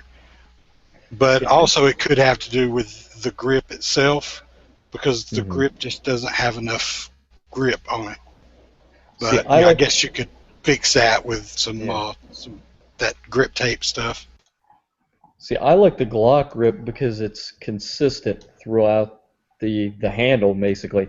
I mean, it's pretty symmetrical. Whereas like with the Smith grip, because I've got a couple Smiths, I don't like the swell, because when you go to where your hand around the front of the grip, it tapers in, and I like it being thick throughout the whole grip. So I just feel like I get a better grip on it than that swell and then a taper to a smaller end. Yeah, well that sentence out of context just that fleshy pad on the palm of your hand. On my hand, I guess that fleshy pad is thick enough that the inside of my hand there, it fits really well on that M&P grip. That was the reason I bought the M&P over all of the other guns that I looked at that day when I bought it, was that the grip felt really good. It already had the biggest backstrap on it, so they already had the biggest one on the display, and then the balance and the weight of it, all that was that was pretty much the determining factor, was the way that it felt in my hand, because all of the others, there was one little thing here or there that I didn't like about them, but that one, it was a perfect fit, so that's why I bought it. Yeah, I think that's what it comes down to, what feels good in your hand. I mean, your weapon to hand, it's got to feel right. If it doesn't feel right, then you're probably not going to shoot it as well. Yeah.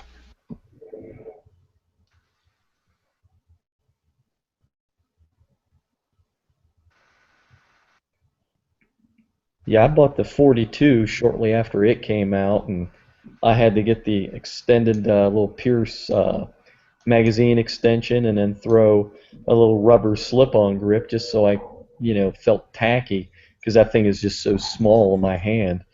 Now I've got the Smith Shield, and it feels better in the hand, but it just feels too slippery, like it needs to either be, coated or even stippled.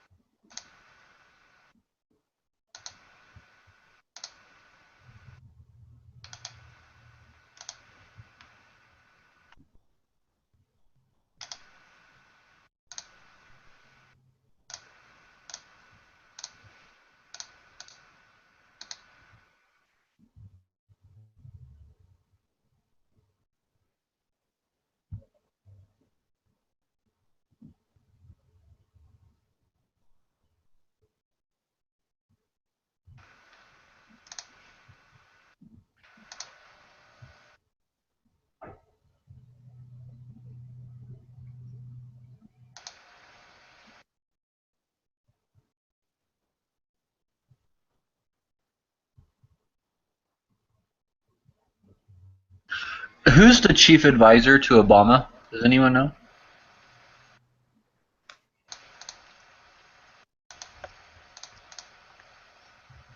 You mean that Jarrett based, lady? based on the way he fact checks when it comes to mass shootings, probably no one. You mean Stephanie Jarrett? Is that who it is? Stephanie Jarrett? It depends on what it is. He's got all kinds of advisors, but I know that's kind of his go-to person. No, I was just reading a thing about like the main bad guy in America is the chief advisor to the president, and that's been like the case for a long time, I guess. Yeah, I think that's one of It's his. the chief advisor that gives all the. They're blaming the chief advisor for basically all of our president's mistakes. Mm-hmm. Well, you have to give them a little bit of blame or credit for it because they're the ones that are telling them, okay, yeah, that sounds good. So even if it is the president's idea, the advisor is still going to, give them that yeah, go ahead with that.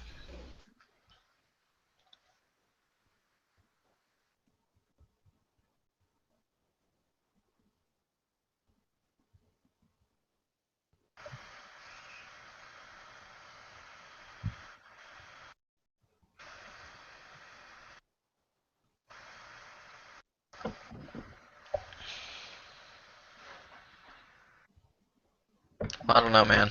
Hopefully I'm a U.S. citizen by the time 2020 rolls around and I can vote for Kanye West.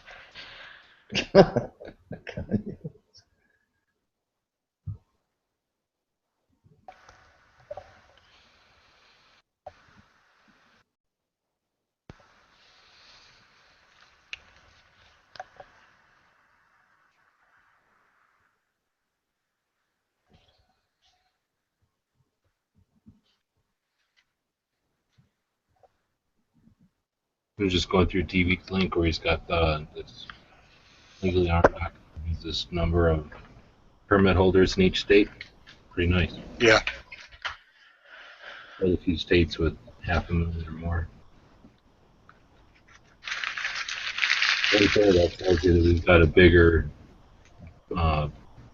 base of support of individuals than the antis. Yeah. They're paid employees. Alright, I'll be right back.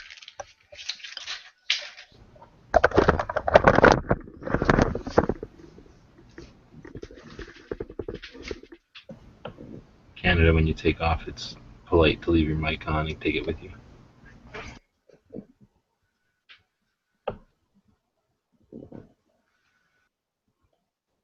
TV's saying there's 30 million. I think we talked about that before, though. If you add up everything that's listed, it might be, but there's people that have. I know I'm on this list at least twice, sometimes 3 times, depending on how many CCWs I have.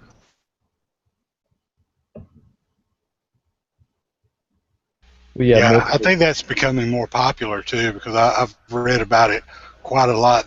Probably the last 2 years, I've been reading a lot about in like magazines about people getting multiple, in order to get those all the states covered, like the Utah, Florida thing, and yep, and then whatever state they live in, but yeah, I've seen that a lot lately in print, like from magazines and blogs and stuff more than in the past.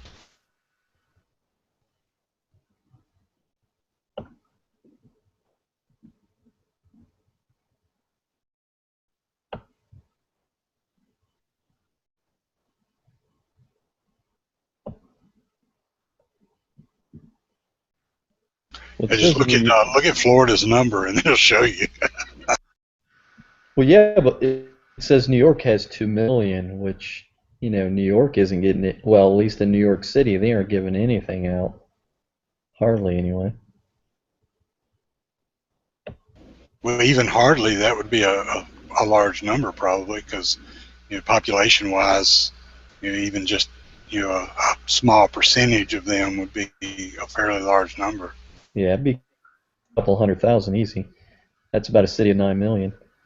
If you have money and you're a person of stature, yeah, they'll give you a permit. But if you're just the average Joe, they're gonna say no, you don't need it.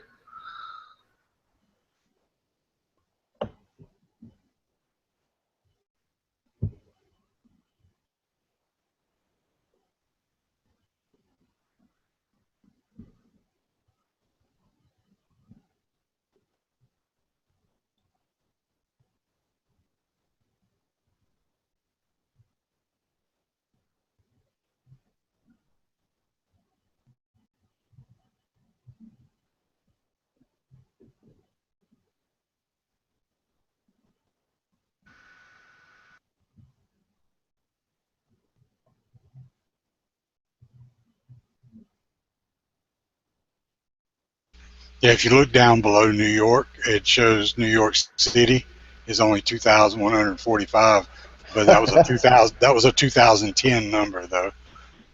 Well, it's a city of 9 million, and they only gave up 2,000. Yeah. A very low percentage. Well, and it's probably lower this year. I mean, I bet that number is going down every year.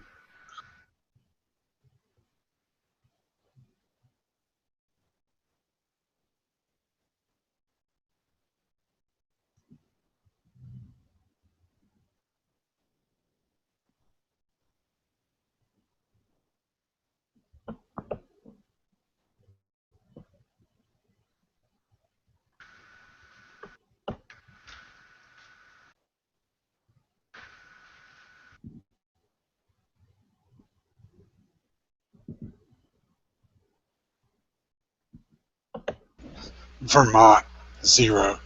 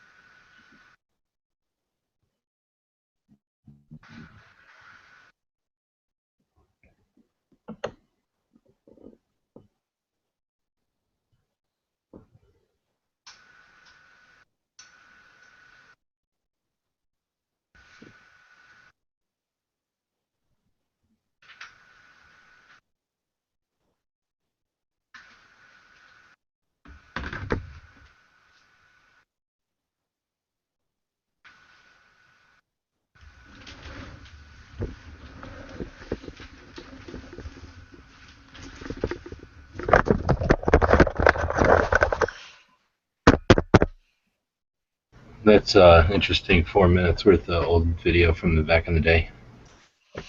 I found that on that site. Hello.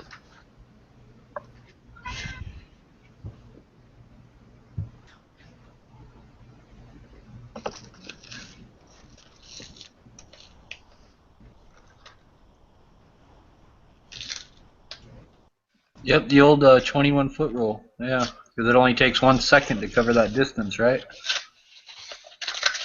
They break it down kind of interesting. They talk about like at 5 feet or at arm's distance how that trouble you'd be in, and then at 5 feet, and 10 feet, and 15, and just show like different scenarios. It's kind of neat.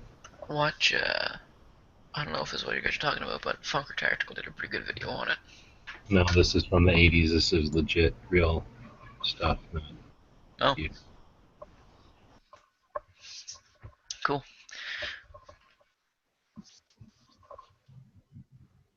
Did you see the one that the Mythbusters did?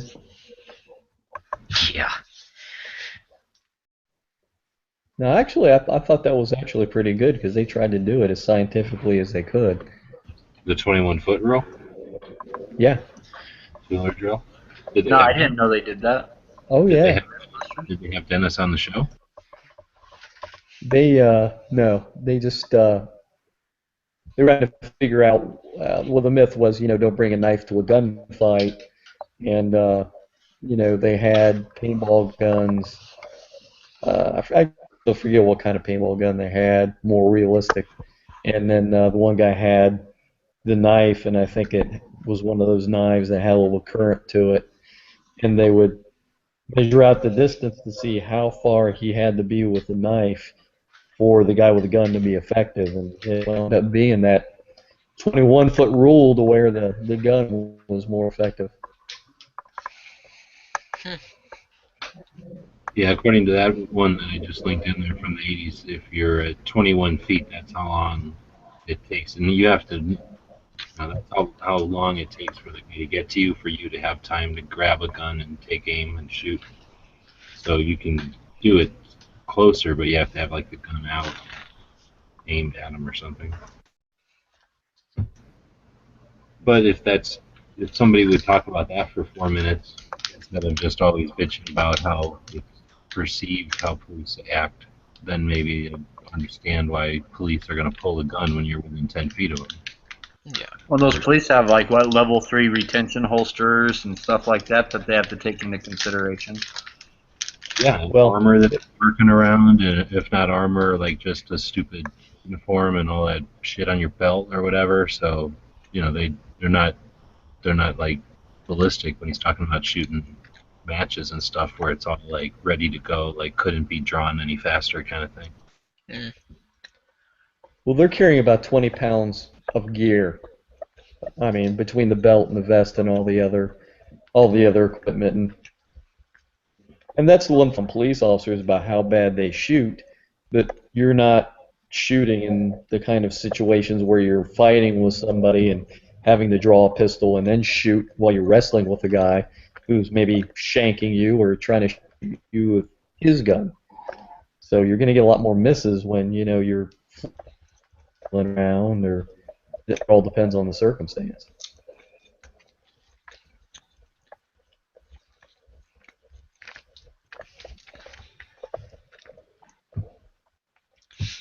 Isn't it true though that your average citizen is still, like, on average, a better shot than a police officer is?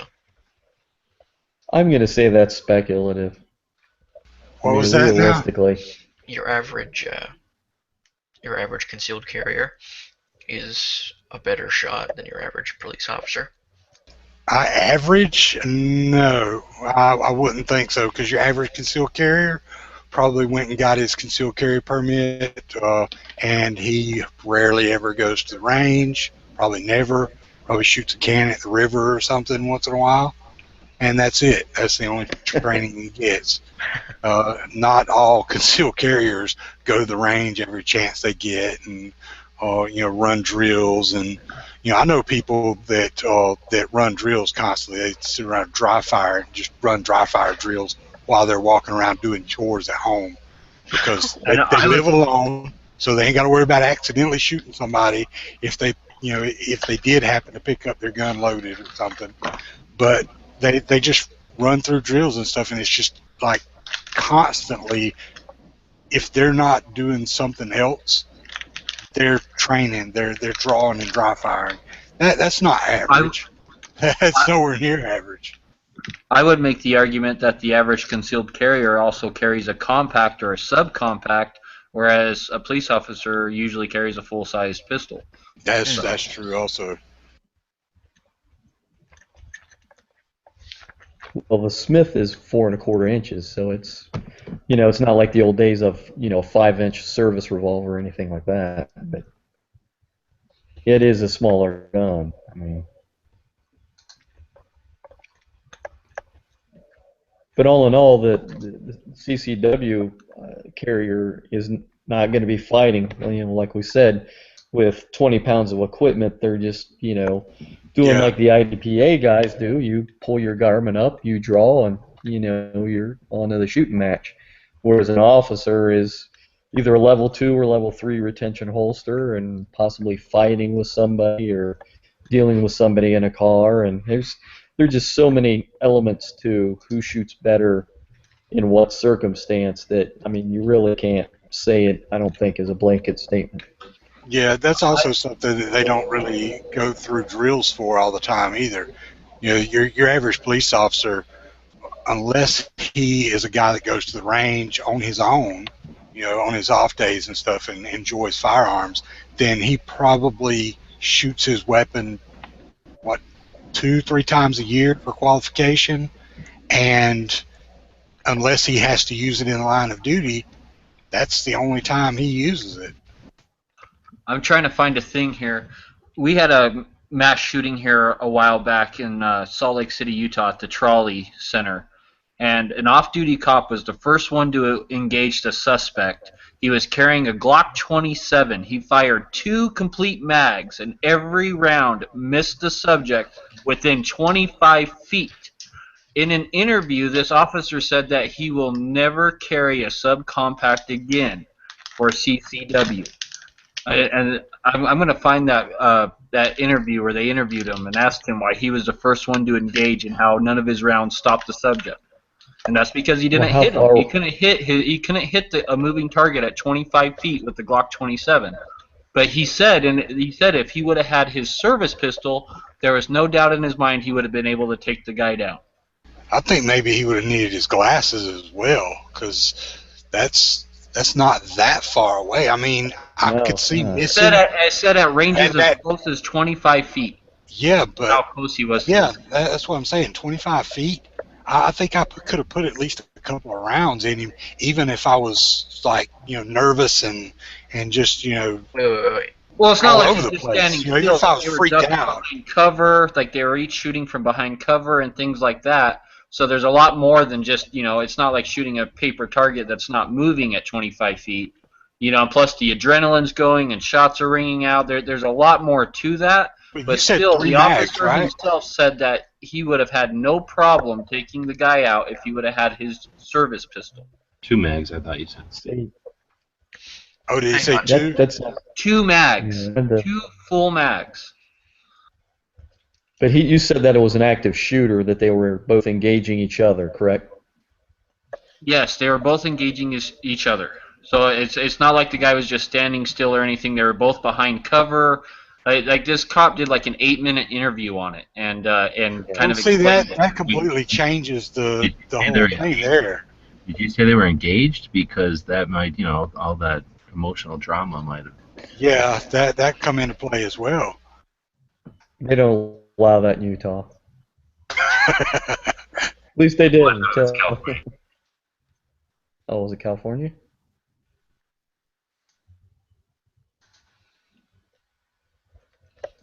Yeah, the only thing I would argue with that is that he probably sent too many rounds down range because, I mean, just like anybody else, you're responsible for that round that you send down range. And if you're not sure of what target you're hitting, even though you're shooting on the move, you need to be careful and not hit what's behind it. So, but that's hard to say. You don't know.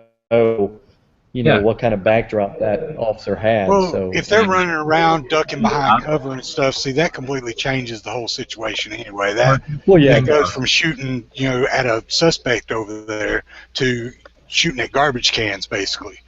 And if he's shooting into an obvious black concrete wall, like a blank wall, then who cares if he shoots 2 mags? I mean, except for the idea that he might want some extra ammo in case he needs it for something else. What I'm saying, if he knows where all his rounds are going, just because we hear that he dropped 2 mags doesn't mean that there was 20 victims. Yeah, well, see that like when he first told the story, I wasn't aware that it was a situation where they were chasing each other around basically and ducking behind stuff. So that completely changes the picture in my head of what's going on. Because to begin with, it's just this suspect has done something, he's shooting at the officer or whatever. The officer returns fire, so I expect him to at least hit him once or twice. But then they're chasing each other around garbage cans, dumpsters, whatever. So there's a lot of cover that they're getting behind. Sure, that's a completely different situation. I'm looking for the interview on YouTube right now. When you watch it, like the officer basically blames his sidearm. He basically blames that Glock 27 is the reason why he wasn't able to stop. Like he straight out blames that Glock for the reason he wasn't able to stop that guy.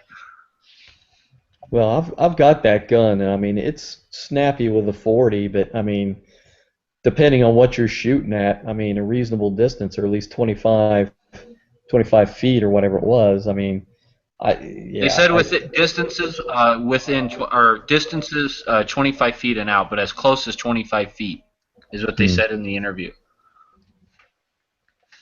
Yeah, I mean, there's too many factors there. Yeah, but to say that it's the tool and that everything is their fault from the tool. Come on. We know there's people that can shoot aspens at 25 feet with a Glock. The officer's name was Ken Hammond. He was an Ogden police officer at the Trolley Mall. There's a ton of videos on YouTube. I'm going through them all right now, trying to find the one where they actually interview the officer, and he blames his Glock for not taking him down. But his name was Ken Hammond, and he's an Ogden police officer. And he said in that interview that he will never carry a subcompact again.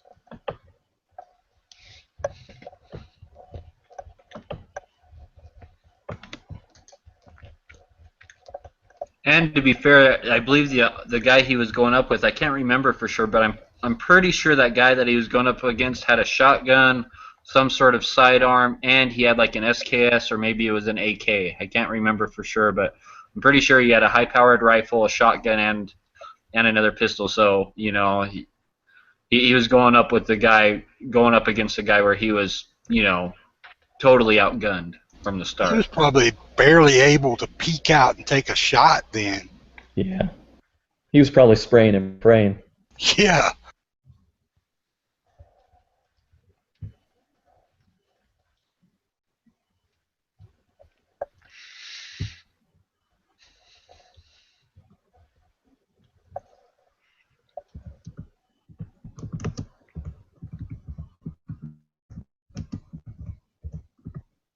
I don't know. I don't get trained in police tactics or anything, but I know that they're not in a vacuum. They know that, and they're a gang by definition. They're a group. They're part of a larger entity, and they're taught that from every level, I believe, when they're in the academy and stuff. So the idea that, again, if there's a situation where some guy is a threat to everybody, and you're there, one guy with a certain amount of rounds. I would think that it's appropriate for him to just keep the guy pinned down, knowing that the gunfire is going to alert his brothers, and they're going to show up and have all the reinforcements and authority and everything else, uniforms that he would need to finish, that would be needed to finish the job. So, what I'm saying? It's not as though he's in the Old West and he needs to somehow come back with this guy over his shoulder. He's just got to keep the guy occupied and engaged to not be a threat to other people, right? So he could, his strategy could have just been, I'm going to keep this guy shooting at me since, everybody else is running the hell out of here or whatever. I'm just playing devil's advocate. I don't even know the situation, but, they got different rules of engagement than we got. They have different things to be worried about. That would seem like a logical approach, though. Seems like he would be trying to keep the guy occupied while he's trying to get somebody on the phone because he was off duty, right? So at most he's going to have his phone, so he can call it in. But it sounds like he engaged him in a gunfight, and his goal is to get that gunfight finished as quickly as possible because nobody wants to be in a shootout that long. I mean, that's just that's just how it is.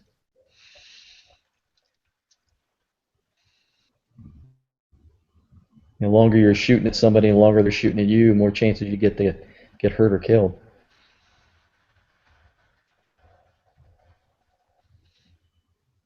I don't know, if you're like Yankee, you get all your ammo for free and just keep shooting.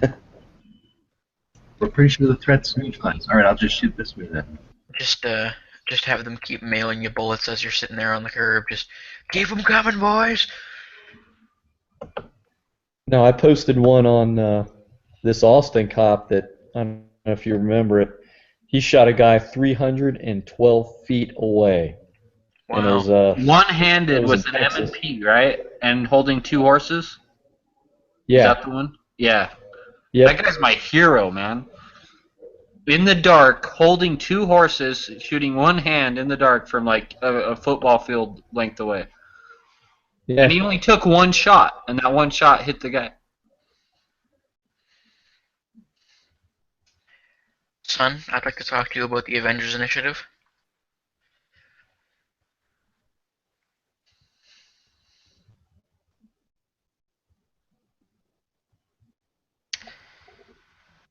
Alrighty then.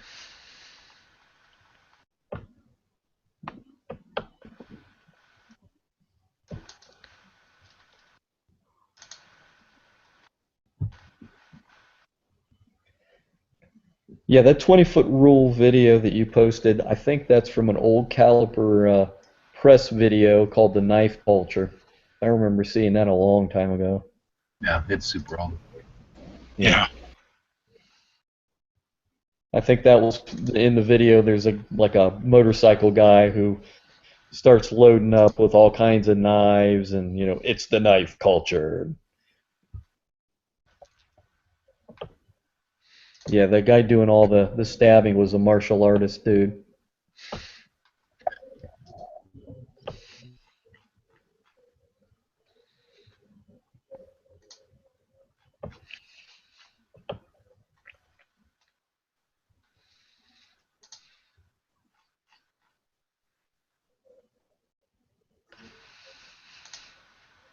We'll keep the room open. I gotta go for a bit. I'll be back if there's people still here later on.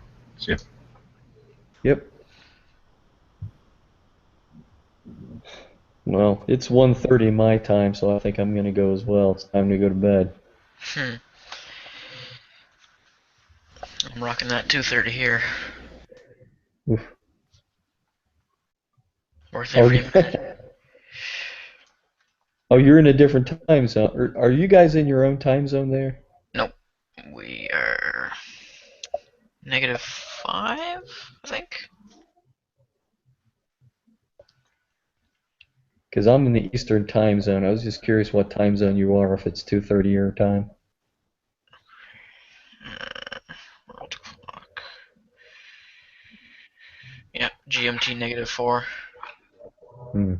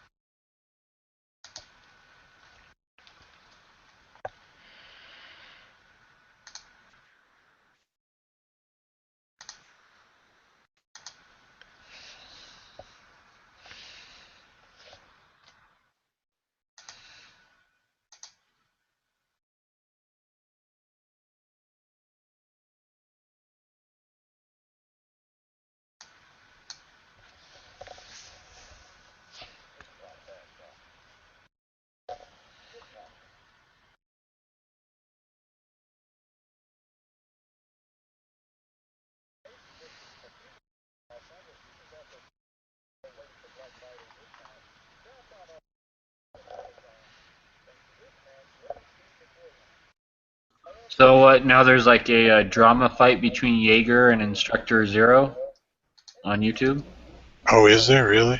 I just thought that somebody. I just watched the Jaeger video. It's like 20 seconds long, and Jaeger's like basically says, "I apologize to you, but next time I see you, I'm going to beat your ass."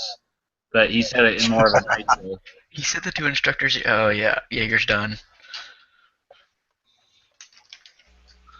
That's messed up. You know, my gunsmith, when he went to, I think it was at NRA. I wonder if it's NRA or SHOT. But at one of those, he met both Jaeger and Instructor Zero. I don't know if it was like same day or different days or what it was, but he said the Instructor Zero was a really cool guy, really nice guy. They talked for like 10 minutes, He met Jaeger, and Jaeger was like, "Yeah, nice to meet you," and that was it. Just like cut him off. Said he was a douchebag. So, what started these guys' whole little hissy fit about each other? Like, who talked the shit first? Like, what's the story? Like, I have no idea what's going on. Does anyone know? Nope, this is the first I've heard of it. Yeah, I haven't ever heard of any feud between them or anything. Why can't we just be friends, guys? Like, why can't we all just get along? God.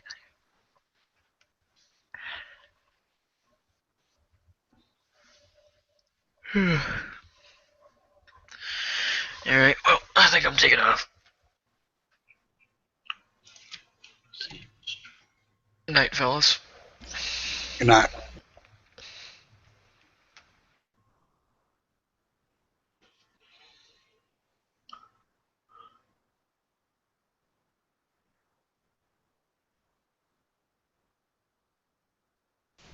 Well, the room cleared out fast, didn't it?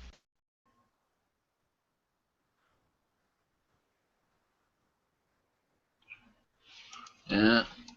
I'm trying to see, I'm trying to look up Instructor Zero's vids.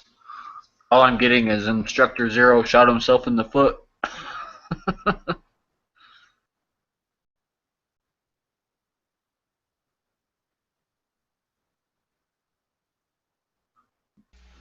Trying to find the little video clip that that Daryl made when they went to that show. He did a little or got Instructor Zero to do a little plug for his gun shop, and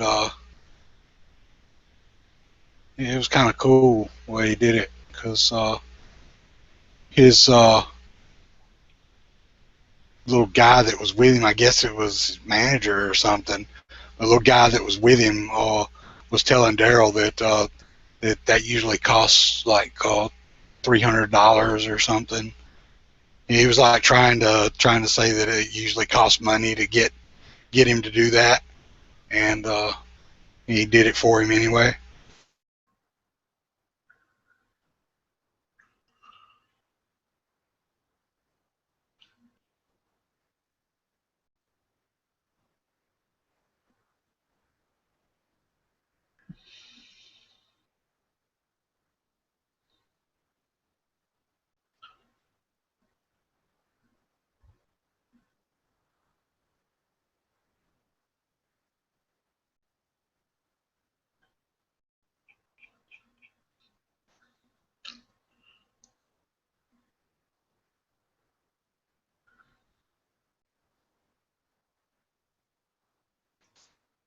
Let's see, Funker Tactical. Doesn't he have another channel too? Like, I can't remember.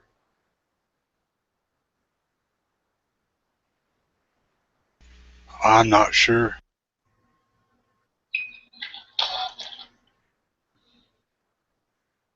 Okay.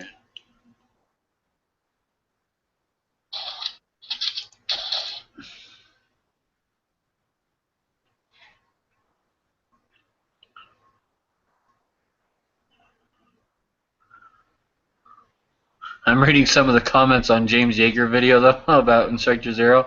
They're like, yeah, like Yeager would just be stepping left to right to left, and Instructor Zero would be like rolling around on the ground shooting back. Some of the comments are really good.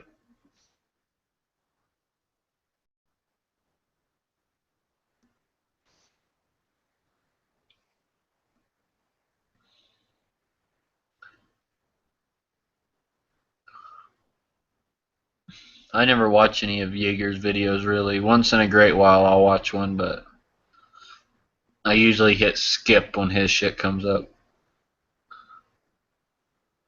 Yeah, I do too, because he's usually just ranting about something and yeah, getting pissed off about something that somebody has said or did. Which I've noticed Matt's doing that a lot lately. Never enough ammo. You seen any of his recent videos? Yeah, I watch him all the time. Yeah, his last few have been Well, so has Yankee pretty too. out Though. there. Yankee's been the same way too. Like, Well, they're not, no one's even talking guns anymore. They're all talking yeah, fucking politics and shit. Like, I yeah, can't yeah, even but remember the last time. Yankee has that. Yankees kind of got that kind of spin to a lot of his stuff anyway. Here probably the last 6 months or so, he's like mad at something when he makes those little public service announcement type things that he does. But yeah, Matt's been doing it a lot here lately too.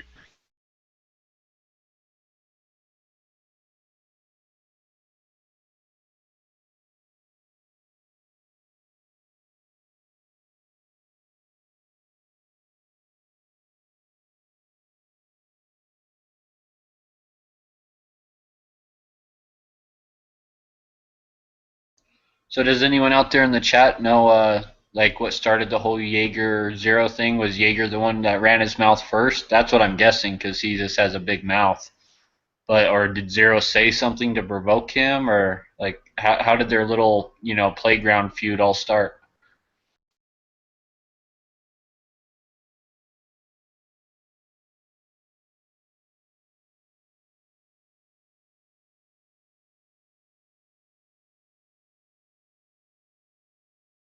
Because I'm trying to find info about it right now on how it started, and I'm not seeing anything on Instructor Zero's vids, but I'm not watching the whole vids. But I don't see anything in the titles mentioning James Yeager or in the description. I'm, you know, and I'm not seeing anything in Yeager's previous videos that's calling out Instructor Zero. Just this apology, 20-second apology, where he basically says, "Hey, I'm sorry for the shit I said about you, but next time we meet, I look forward to hearing what you said about me."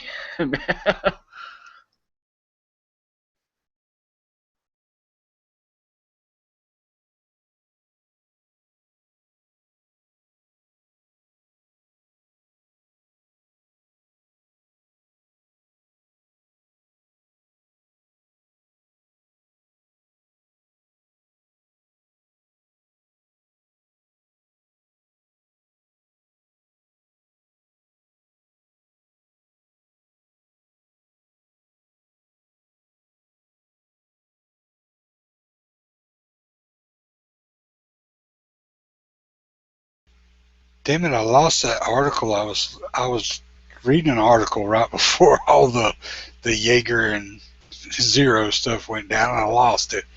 It was something about some Bible group that says that the world's going to end on the 7th. Wait, hey, that's today. Yeah, are they Jehovah's Witness? I don't know. It was I can't remember what their name was. It was something Bible Coalition or I Every don't know. time I I'll hear have to look it Jehovah's up again. Witness come into my door, I just remind them of the last 3 times they said the world was going to end and it didn't happen.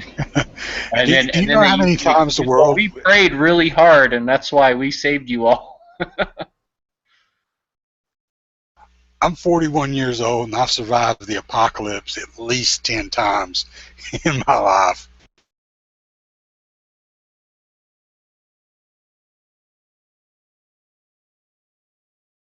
And the end of the world was real big back in the 80s.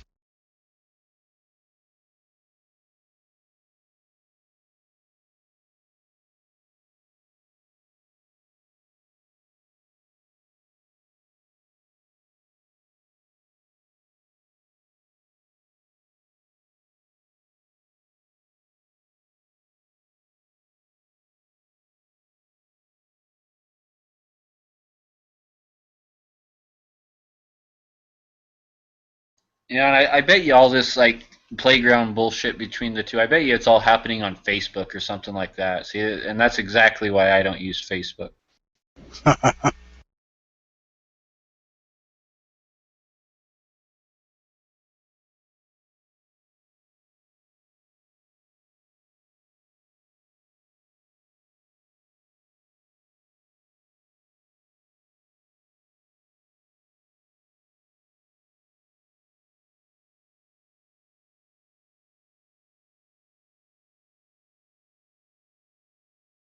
Yep, it is all on Facebook. I'm like Instructor Zero's calling out Jaeger, saying that you have to be born with balls. You don't grow them with time. It's not something you can buy later. That Jaeger's nothing but a salesman. That he's a fraud. Like so, and I don't know if this is what started it all, but 8 hours ago, uh, Instructor Zero is talking mad shit about about Jaeger. Well, I'm not sure any of that's a lie though, because all I've seen Jaeger do lately is sell shit.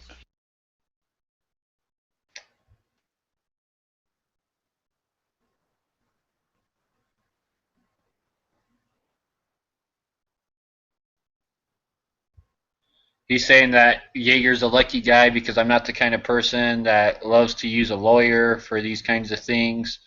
I prefer to explain to him the difference between a salesman and a professional, as I did. Um,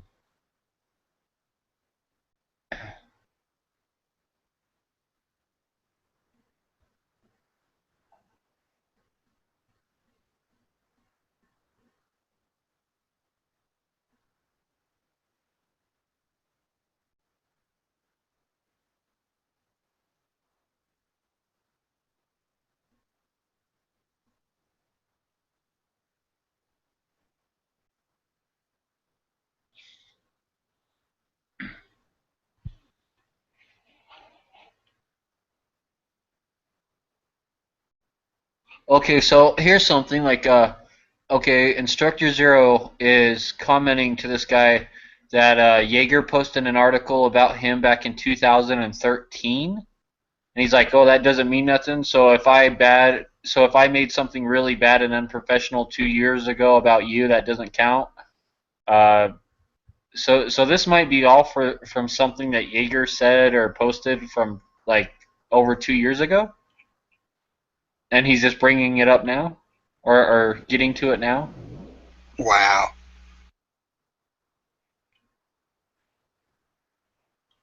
So that's what it sounded like. It sounded like Jaeger said something or posted an article of some sort. I don't know what article it is. That said, Jaeger said something about him, I guess, over 2 years ago, and somehow he's just barely getting to it, or barely finding out about it. So now he's going off.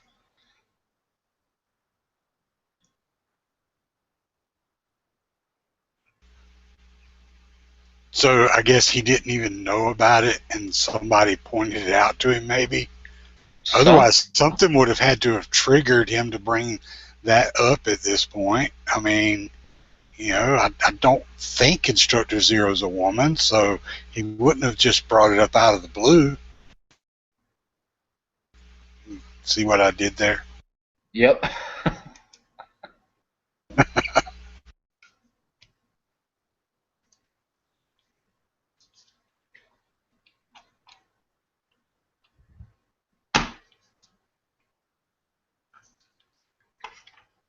And Instructor Zero is referring to the back in like 2013 where Jaeger said he was going to like kill everyone or something, like take his guns, and he was going to do that. I remember they took away his like concealed carry permit for a little while until he. Oh yeah, he just recently got it back not long ago. I remember seeing the video where he had his lawyer with him in the video, and they were talking about where they had given it back to him or whatever, and something about it didn't really matter anyway because something that he had from his police force or something where he could carry anyway because of that.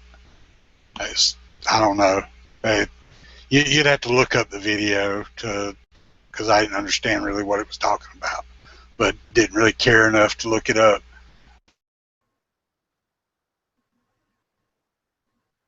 But yeah, they had like revoked his concealed carry, and he had to go through court to get it back or something.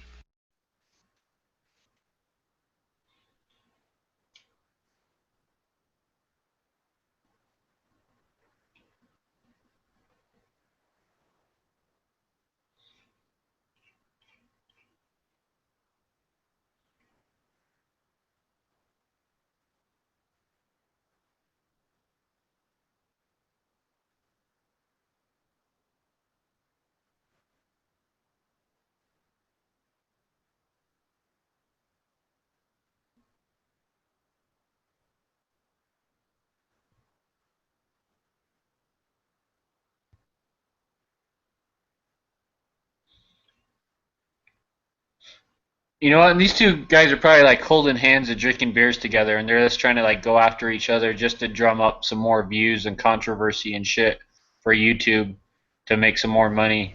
And you know, they're just probably sitting back laughing together, drinking beers, you know, texting each other, you know, like, look, isn't this fun? Yeah, okay. You know, call me a dumbass. That would probably be a smart thing to do. I'm sorry, I just came in on this conversation. What were you saying about calling people dumbasses? That Jaeger and Zero. Zero and Jaeger are, I guess, having a little redneck feud. Redneck feud, I like that.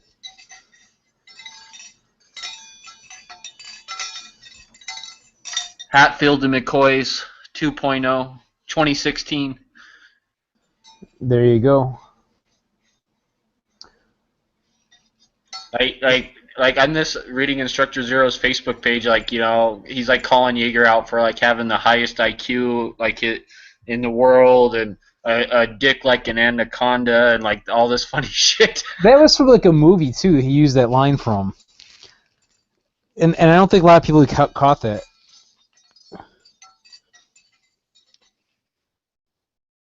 So I don't know.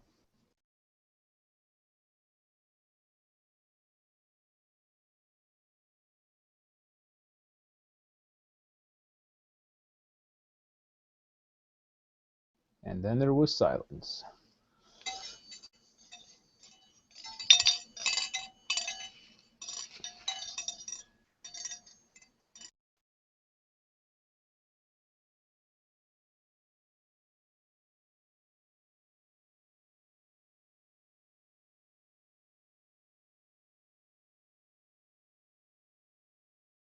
So surprisingly, I don't know if this is true, but just from what I'm reading on Facebook, and which is shocking me, is it appears that from what people are saying on Facebook that Instructor Zero trash talked Jaeger first. And then Jaeger came back and trash talked Instructor Zero, and then Jaeger came out with his apology, and he basically said, when next time I see you, Instructor Zero, I'm going to beat your ass. But he said it in a more of a nice way. Uh-oh.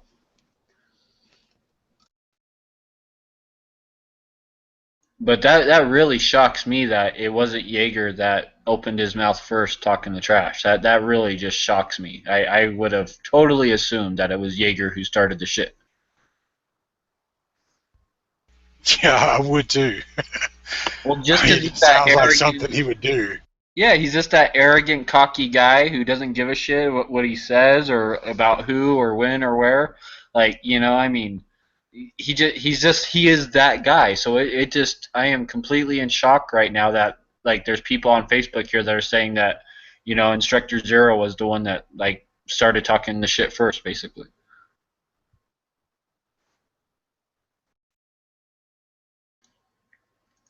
Who gets more views on YouTube, I wonder, Jaeger or Zero? Maybe that's what it's over.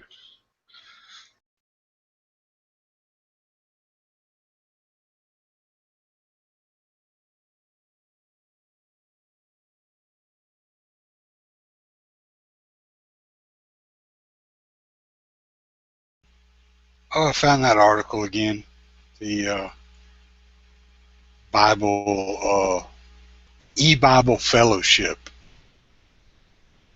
is the ones that are saying that the world's going to end today. I'm not familiar with them. I assume they're an internet-based church, though, since they're called the E-Bible Fellowship.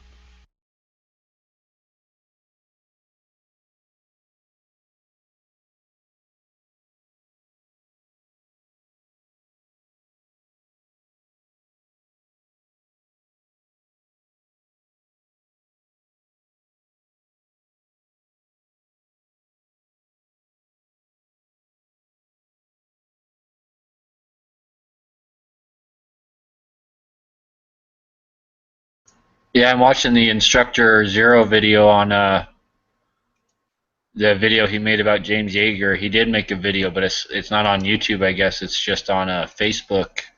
I'll post a link there in the side chat.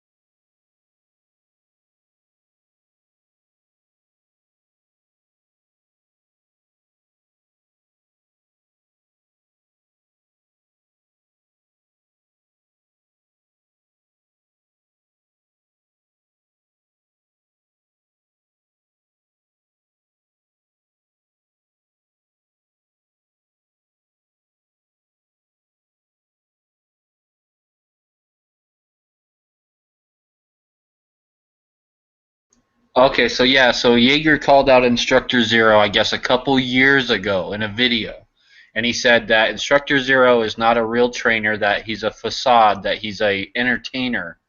And this video is 2 years ago, and I guess Instructor Zero is just getting wind of this now, and so he's going off on a tangent right now, talking shit about Jaeger. So Jaeger came back out with a with his little apology video. But I think it's funny that it took Instructor Zero 2 years to like. I don't know. In a way, that's even more insulting because it's like you're so unimportant and beneath me that it took me 2 years to even figure out who you are. Yeah, no kidding.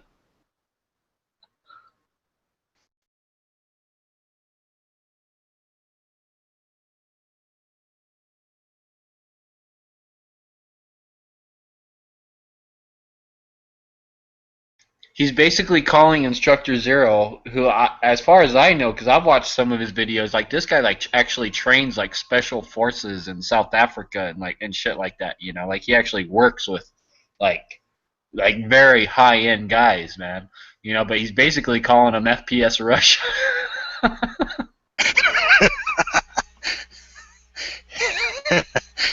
I don't know. I think he would be a lot cooler if he was FPS Russia.